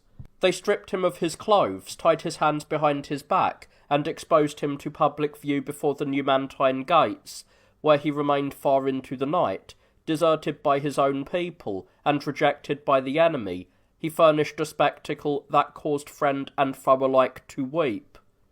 Grief compels me to cry out at this point. Why, O Romans, do you undeservedly ascribe to yourselves those great attributes of justice, good faith, courage, and mercy? Learn the true nature of these virtues from the Numantines. Was a display of courage required? The Numantines conquered by fighting? Was good faith demanded? Trusting others to act as they themselves would have acted, the Numantines concluded a treaty, and set free those whom they might have killed. Was justice to be put to the test? The very silence of the Senate bore witness to that justice when these same Numantines, through their own envoys, kept demanding either an inviolable peace, or else, according to the agreement made, the return of all those whom they had released alive. Was it evident that the spirit of mercy needed examination? The Numantines have given evidence enough by granting life to a hostile army, and by not punishing Mancinus. Ought Mancinus, I ask, to have been surrendered? It was he who saved his defeated army from impending slaughter by shielding them under the cover of a peace treaty, and it was he who preserved for better times the imperilled forces of his fatherland. If the treaty concluded did not meet with approval, why was the army set free by this pledge? Or when the army came back, why was it received? When the return of the army was demanded, why was it not sent back?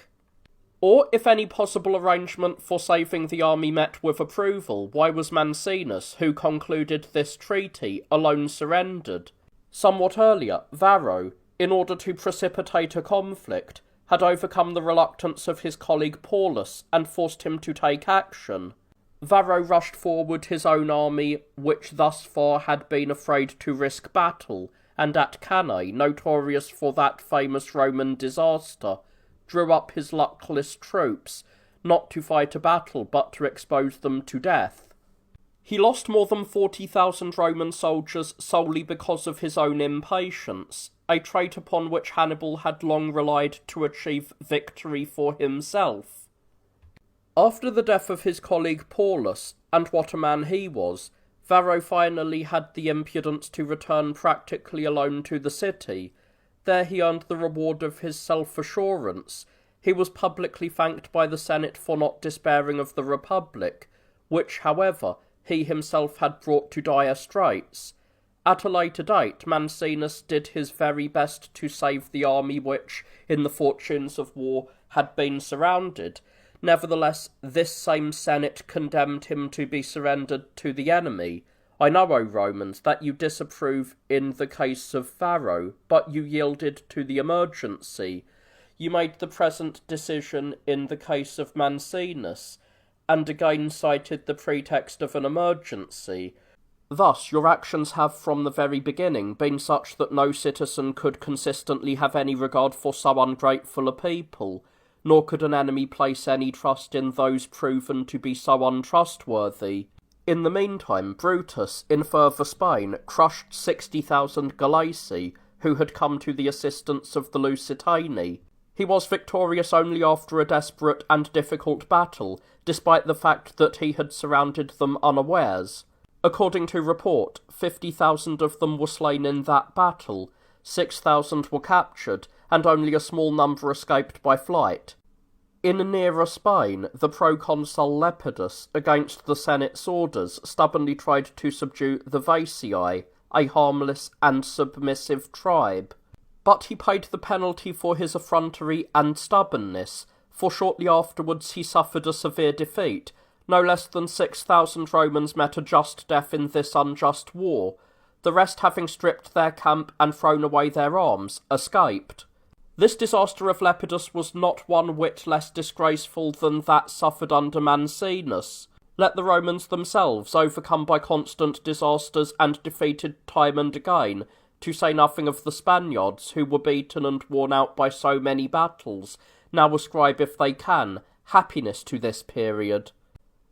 In order to make it a matter of reproach by revealing the number of the Roman praetors and other lieutenant-generals, consuls, legions, and armies that were lost, I simply repeat, what kind of madness arising from fear was it that so weakened the Roman soldier that he could no longer stand firm, nor steel his courage for further trials of warfare, but took to his heels as soon as he caught a glimpse of a Spaniard, his special enemy, and practically considered himself defeated before the enemy was even sighted?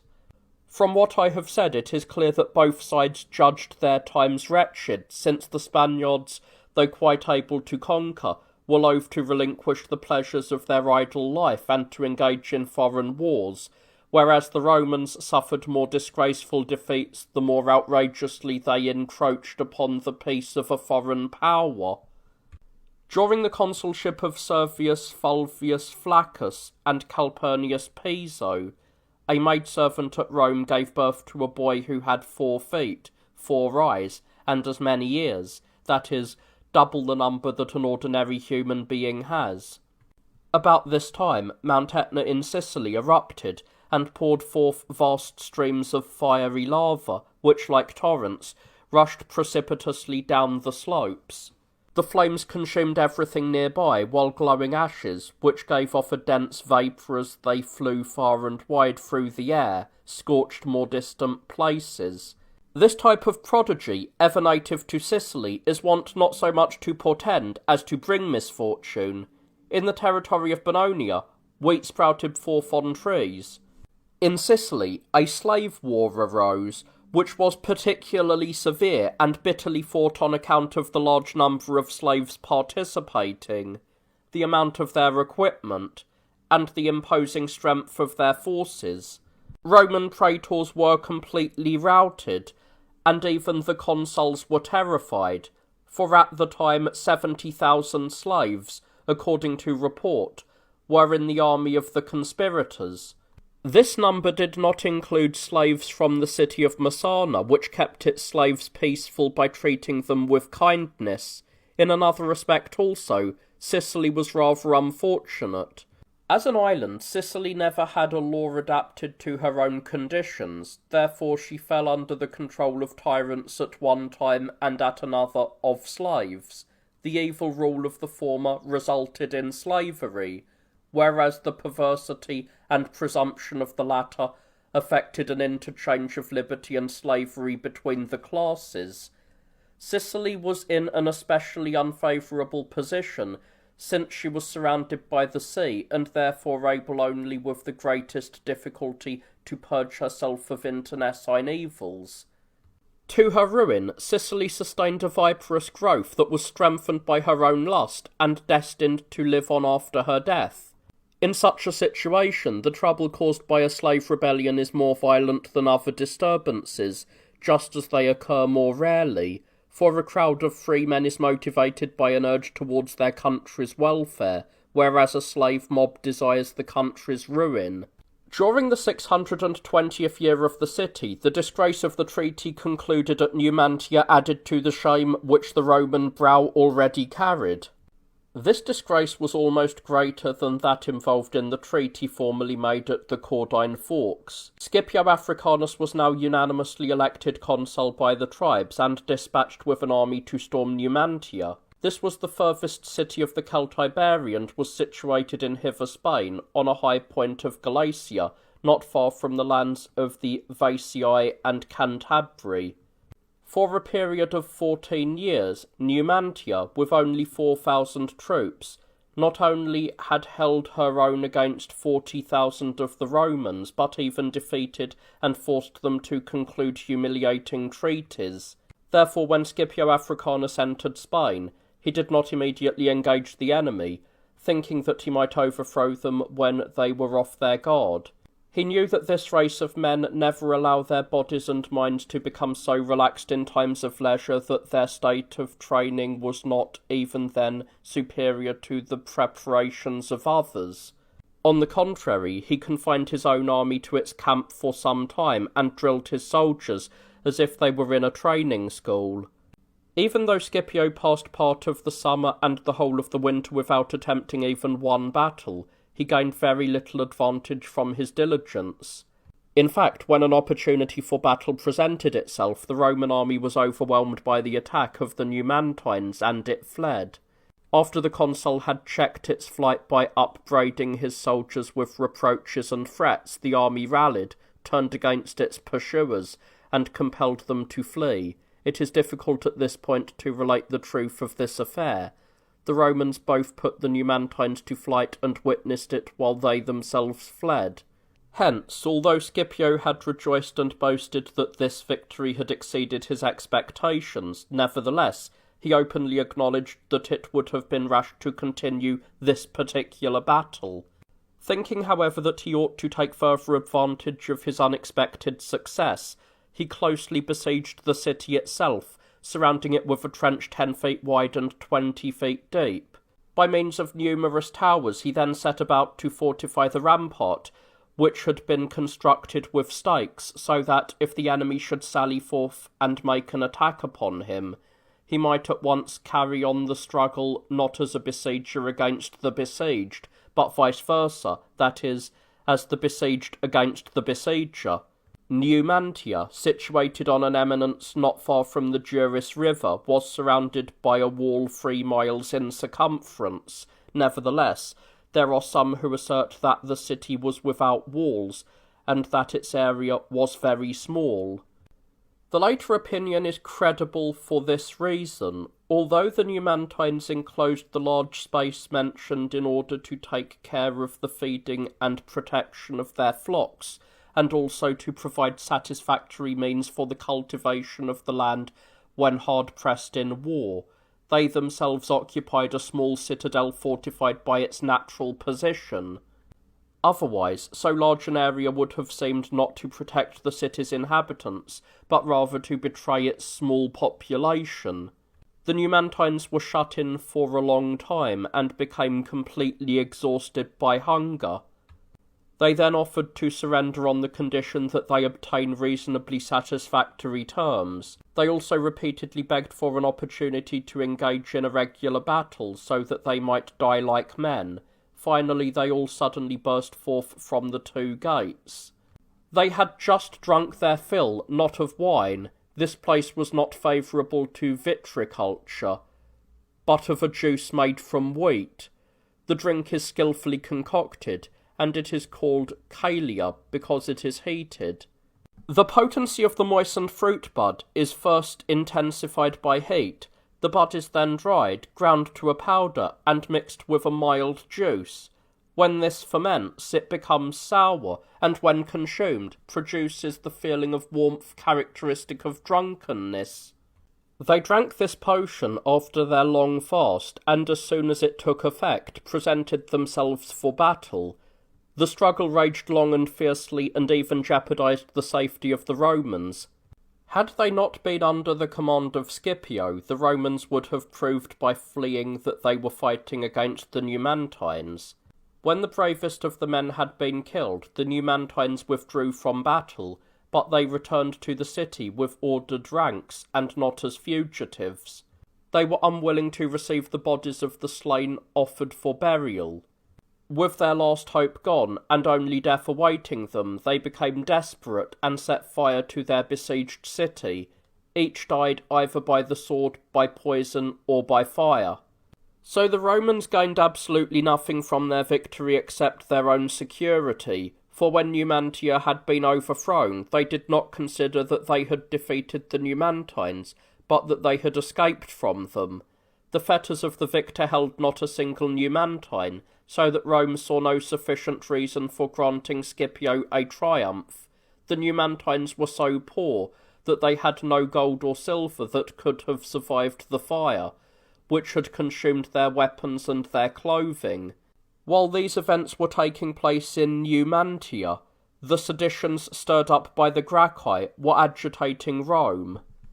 After the destruction of Numantia, Scipio entered into peace treaties with the other Spanish tribes. Once he consulted a certain Thyresus, a Celtic chieftain, and asked him how it happened that the Numantine state had so long remained unconquered, and how later it came to be overthrown. Thyresus replied, "When harmony reigned, the state was unconquerable, but once lack of harmony began to prevail, the state was destroyed." The Romans took this statement as a warning applying to themselves, for presently they received news that seditions were throwing the whole city into discord. Indeed, once Carthage and Numantia were destroyed, that useful spirit of cooperation, the consequence of their foresight, perished among the Romans, and a disastrous spirit of contention, the natural outgrowth of their ambition, sprang up. Tiberius Gracchus, the tribune of the plebs, became angry at the nobility because he was charged with being one of the authors of the Numantine Treaty. He decided that the land which heretofore had been held privately should now be divided for the benefit of the people. He took away the imperium from Octavius, a tribune of the plebs, who was opposing him, and made Minucius the latter's successor. These acts angered the Senate, and made the people arrogant. At this time it chanced that on his deathbed, Attalus, the son of Eumenes, had provided in his will that the Roman people should fall heir to the province of Asia.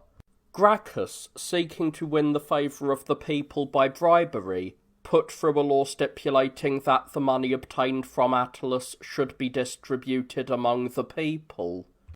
When Nasica opposed this measure, Pompeius promised that he would also bring charges against Gracchus as soon as the latter had left his magistracy.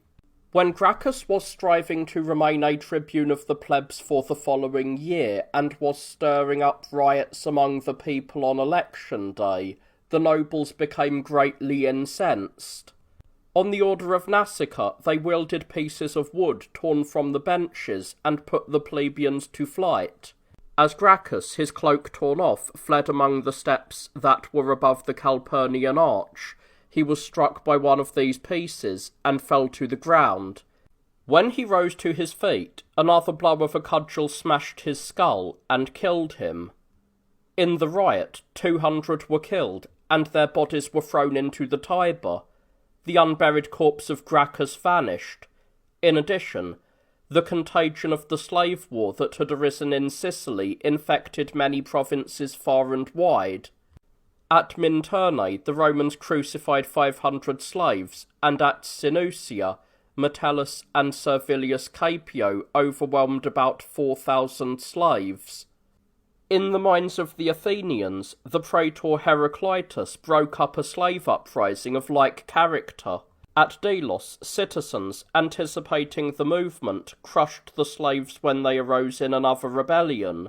These riots, if I may so express myself, represented but additional sparks, which, set ablaze by the trouble in Sicily, leapt forth and started all these different fires.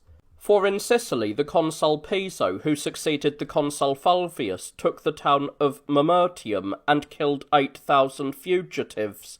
Those whom he was able to capture he had fastened to the cross. Rupilius, who had succeeded Piso as consul, stormed and recaptured Tauromenium and Henna, the strongest places of refuge held by the fugitive slaves. More than 20,000 slaves were slaughtered at that time, according to report. Of such a war as this, the cause is pitiable, and the issues hopelessly involved. For undoubtedly the masters would have had to die if they had not met the insolence of the slaves with steel. Nevertheless, if one takes into account the unfortunate losses of battle and the still more unfortunate gains of victory, the conquerors lost in proportion to the number of the conquered who perished.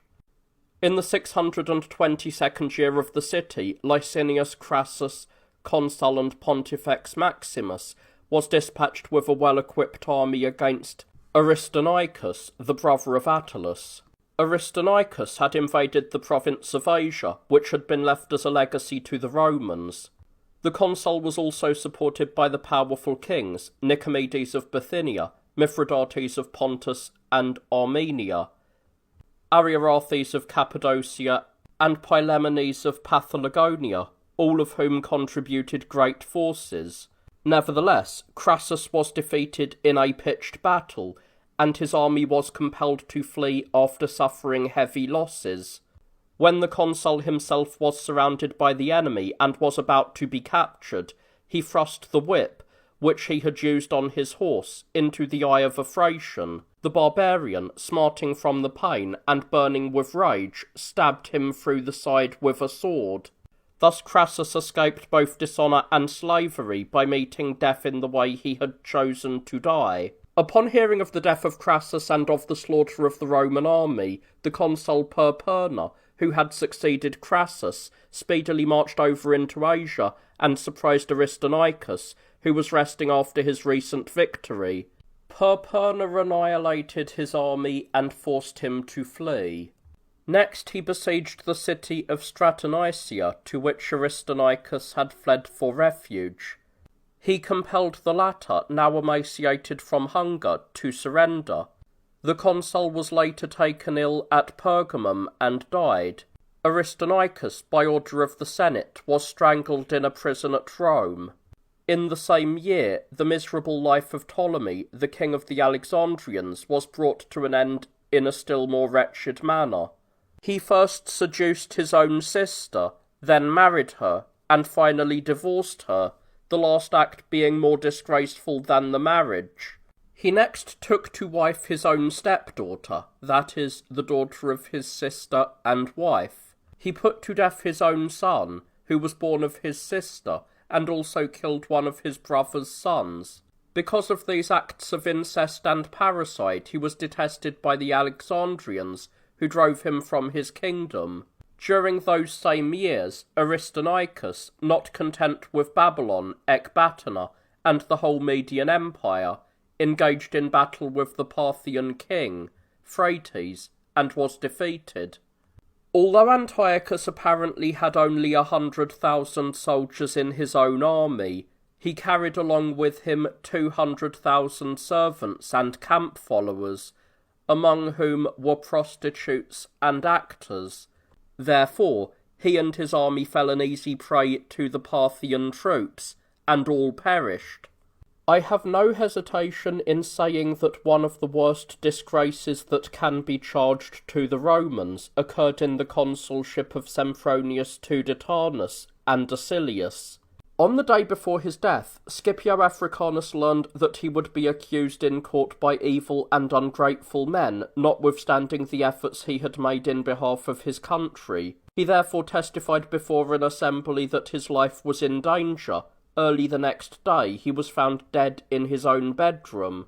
I make special mention of this because Africanus enjoyed so great a reputation in the city for strength and moderation that people readily believed that had he lived, there could have been no war against the Allies, nor any civil war.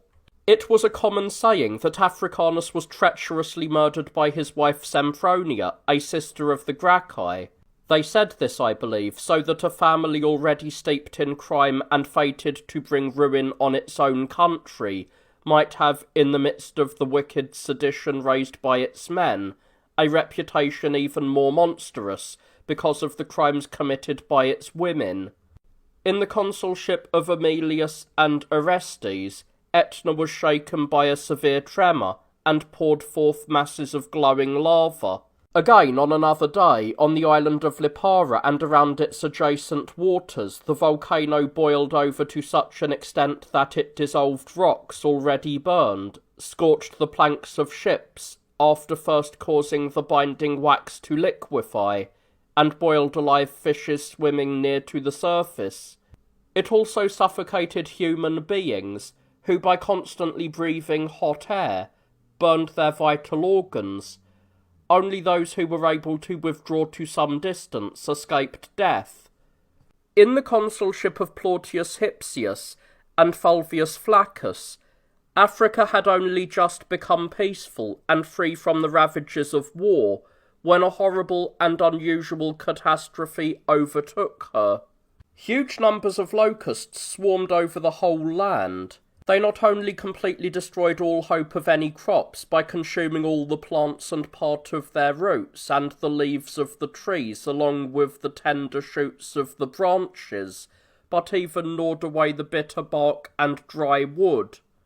The locusts were then swept away by the wind and driven together into dense marshes. After being carried through the air for a long time, they finally were drowned in the African Sea. The great waves deposited enormous heaps of them along wide stretches of the shore, where the decaying and putrefying masses gave out a stench foul beyond belief, and very infectious. The plague that followed was so severe that it afflicted all living creatures.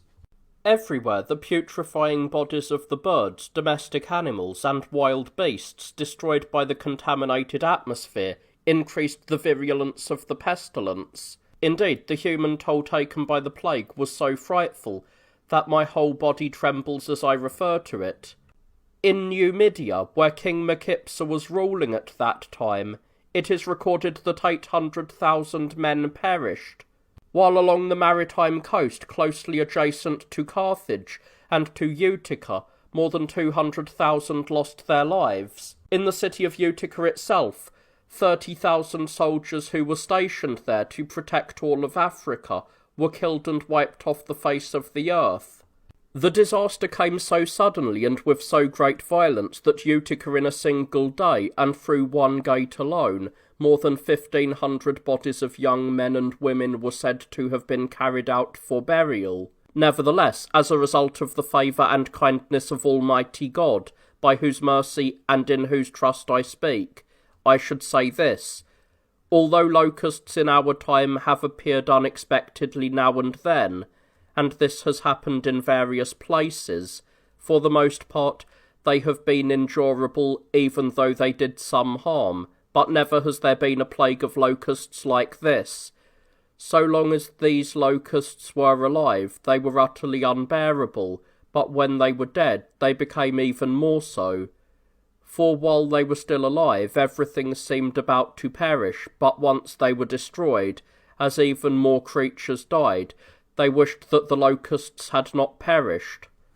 In the 627th year of the city, during the consulship of Caecilius Metellus and Titus Flaminius, the city of Carthage in Africa, which had been destroyed 22 years earlier, was now ordered to be restored. But before the city was rebuilt and settled by families of Roman citizens brought there to live, an extraordinary prodigy occurred.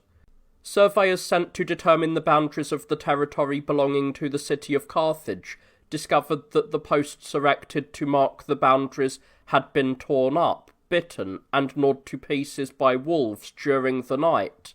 The Romans, then, were for some time in doubt whether the restoration of Carthage would be advantageous to the peace of Rome.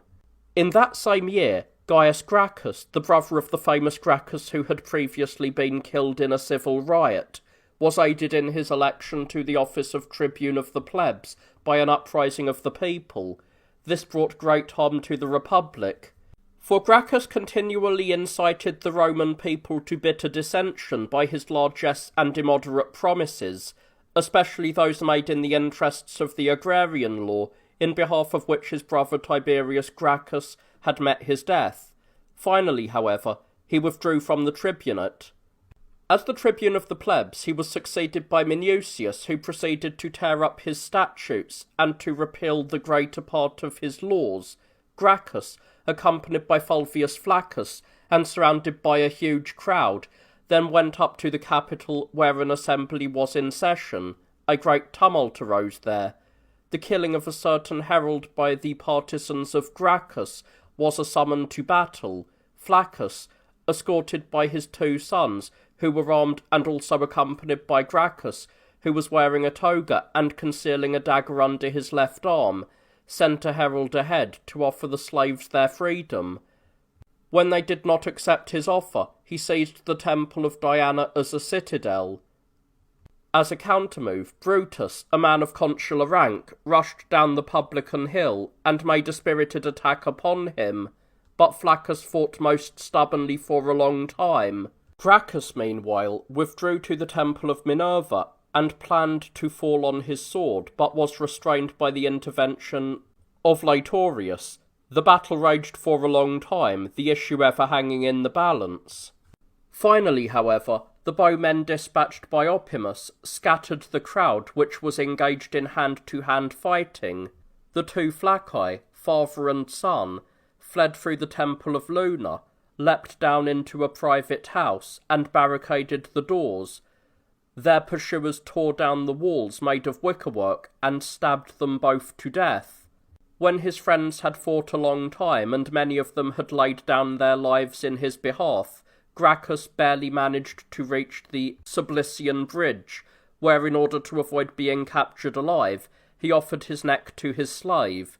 The head of Gracchus, which had been cut off, was brought to the consul. His body was sent to his mother Cornelia, who lived in the town of Misenum. This Cornelia, the daughter of the greater Africanus, had withdrawn to Misenum, as I have said, upon the death of her elder son.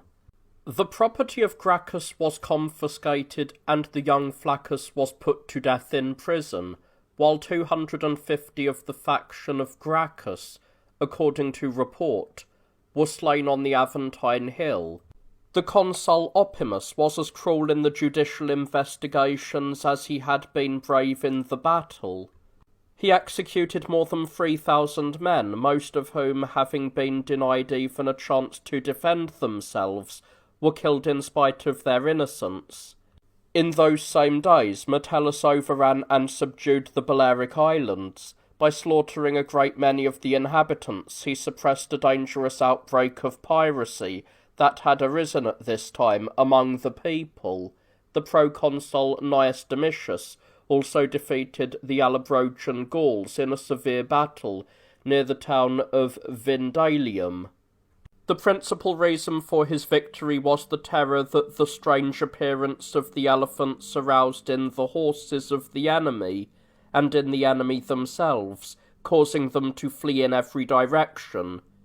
20,000 Allobroges, according to report, lost their lives there, and 3,000 were captured. At this same time, an eruption of Mount Etna took place. It was more violent than usual. Fiery torrents overflowed and spread far and wide. The city of Catana and its territory were overwhelmed to such a great extent that the roofs of the houses, scorched and weighed down by the hot cinders, crumbled in ruins to the ground. For the sake of relieving the suffering that this disaster had brought to the people of Catana, the Senate released them from the obligation of paying any tribute for 10 years.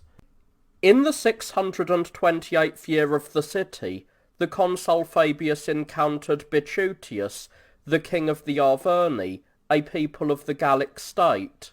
At this time, the king was making extensive preparations for war.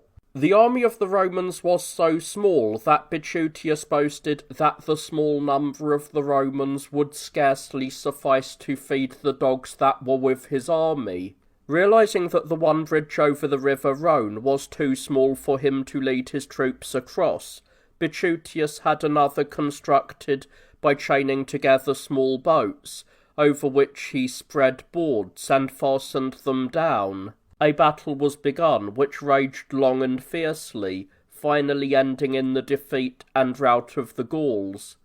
For the Gauls, while each man was thinking of his own safety, thoughtlessly allowed too great a concentration of their columns, and in their haste to cross, broke the chains binding the bridge.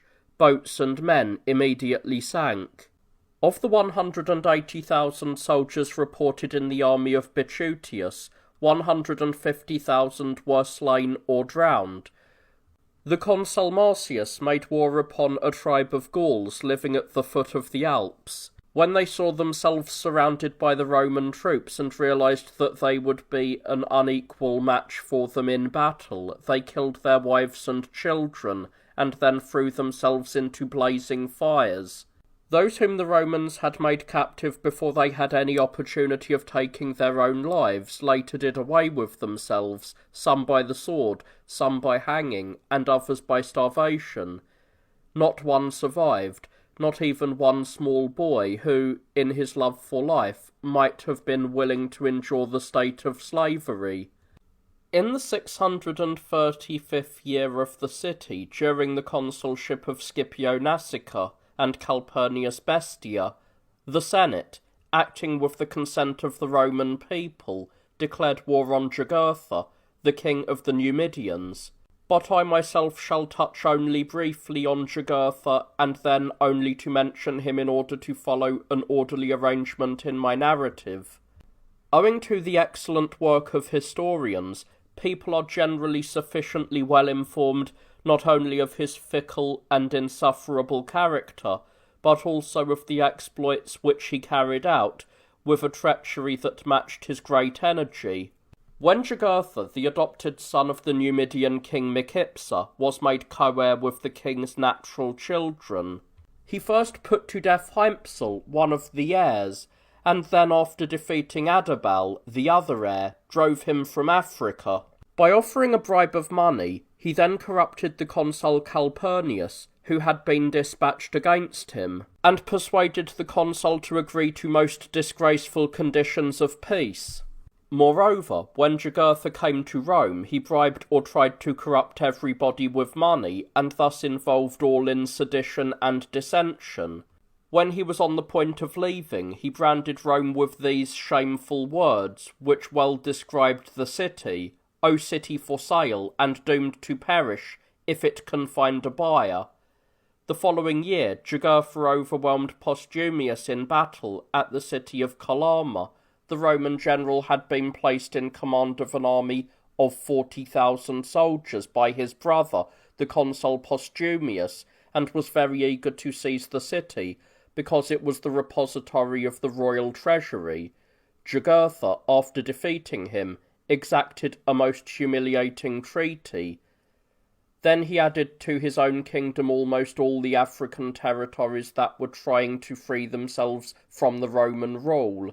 Later, however, he was checked by the integrity and military ability of the consul Metellus, who defeated him in 2 battles.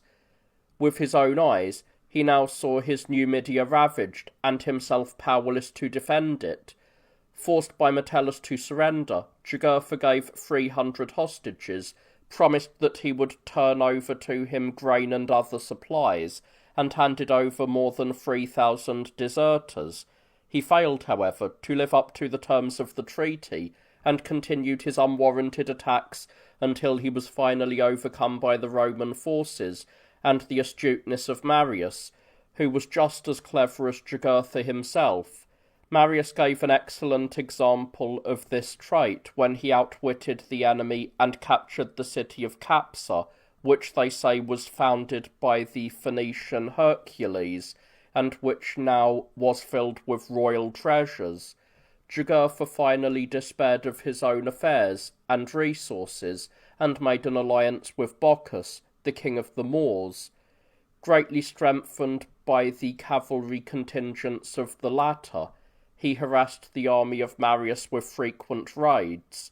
Finally, at Cirta, an ancient city and the capital of Massinissa, he encountered the Romans, who were preparing an assault upon the city. He drew up his forces in battle array against a cavalry force numbering 60,000. No battle was ever more turbulent or more harrowing to Roman soldiers. A cloud of dust, raised by the galloping and snorting of the horses as they circled about in the attack, veiled the heavens, shut out the daylight, and brought on darkness. So great a shower of missiles poured down upon the Romans that no part of the body was safe. Moreover, the density of the atmosphere prevented them from seeing any distance ahead, while their great numbers, as they crowded together, made manoeuvres for defending themselves difficult to execute.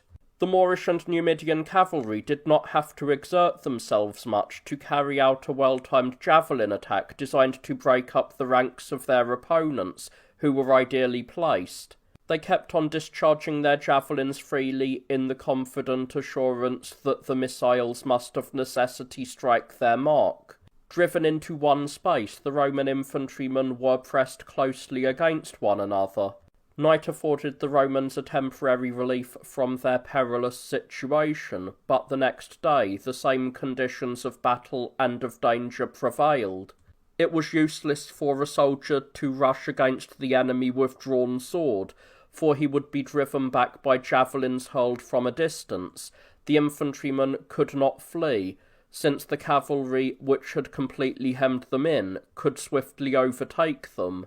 When the third day came, and there was no help from any source, the dread appearance of death presented itself on all sides. Finally, the consul Marius offered a means of escape by undertaking a brave and desperate move. His entire army in battle formation rushed forth simultaneously from valley and open plain, and offered battle everywhere at the same time. The sudden downpour cooled the thirsty and heated Romans and gave them drink, but so far as the Numidians were concerned, it made slippery the shafts of their javelins, which they were accustomed to hurl with their hands without using thongs. Thus their javelins became useless. The shields, too, which they usually carried, and which were made from stretched and toughened elephant hide, though easy to handle and offering adequate protection, were of such a nature that they absorbed rain like a sponge. The enemy, again circling around them, not only cut to pieces the flanks of the line, but also kept overwhelming the centre with javelins that reached their mark, though hurled from a distance. And what is more, the heat of the sun, unbearable thirst, and the presence of death all around them, exhausted the disorganized Romans, and reduced them to a state of complete despair. At this point, a storm of wind and rain was sent from heaven against the Africans. This kind of assistance brought unexpected deliverance to the Romans. This added weight rendered them unmanageable and quite useless in affording protection, since they could not be manipulated with ease. When the Moors and Numidians had thus been unexpectedly thrown into confusion and rendered helpless, Bocchus and Jugurtha took flight. Later, however, these same kings threw 90,000 soldiers into a final struggle. When the Romans conquered them, their forces, it is said, were slaughtered almost to the last man. Bocchus despaired of any hope of further success in war, and sued for peace. As the price of peace, he turned over Jugurtha to Sulla, who brought him to Marius. Jugurtha, who had been captured by deceit, was now weighed down by chains and driven with his 2 sons before the chariot in a triumph. Shortly afterwards he was strangled to death in prison. In those same days an ominous and sad prodigy was seen. As Helvius, a Roman knight, accompanied by his wife and daughter, was returning from Rome to Apulia, he was overtaken by a storm. When he saw that his daughter was terrified, he abandoned the carriages and took to horse in order to reach the nearest shelter more quickly. As soon as his maiden daughter began to ride in the centre of the cavalcade, she was knocked senseless by a bolt of lightning. Despite the fact that her clothes were stripped from her body without being torn, that the bands at her breast and feet were loosened, and that her necklaces and bracelets were broken, her body remained unharmed, except that it lay shamefully exposed with her tongue protruding a little. The horse that she had been riding lay lifeless some distance away. Its loosened trappings, reins, and harness were widely scattered. Shortly thereafter, Veturius, a Roman knight, secretly defiled Aemilia, a Vestal virgin. This same Aemilia also led into temptation and corruption 2 other Vestal virgins, whom she induced to enter into sexual relations with the companions of her own seducer. When a slave disclosed the affair, they all suffered punishment. In these days of the Jugurthine War, the consul Cassius, who was in Gaul, pursued the Tigerini as far as the ocean. When he was on his way back, he was surrounded and slain in an ambush laid by the enemy. Lucius Piso, a man of consular rank, and at the same time the legate of the consul Cassius, was also killed. The other legate, Publius, in accordance with the terms of a most disgraceful treaty, was handed over to the Tigerini together with hostages and a half share of all their property. This was done in order to save the surviving part of the army, which had fled for refuge to the camp. On returning to Rome, Publius was summoned to trial by the tribune of the plebs, Caelius, on the charge that he had given hostages to the Tigerini. Consequently, he had to flee into exile. The proconsul Caepio captured a city of the Gauls, Tolosa by name, and carried away from the temple of Apollo 100,000 pounds of gold and 110,000 pounds of silver. He then sent this treasure under guard to Massilia, a city friendly to the Roman people. But the men whom he had commissioned to guard and transport it were secretly slain, as some bear witness, and Caepio is said then to have criminally appropriated the treasure. On account of his action, an investigation, far-reaching in scope, was later held at Rome.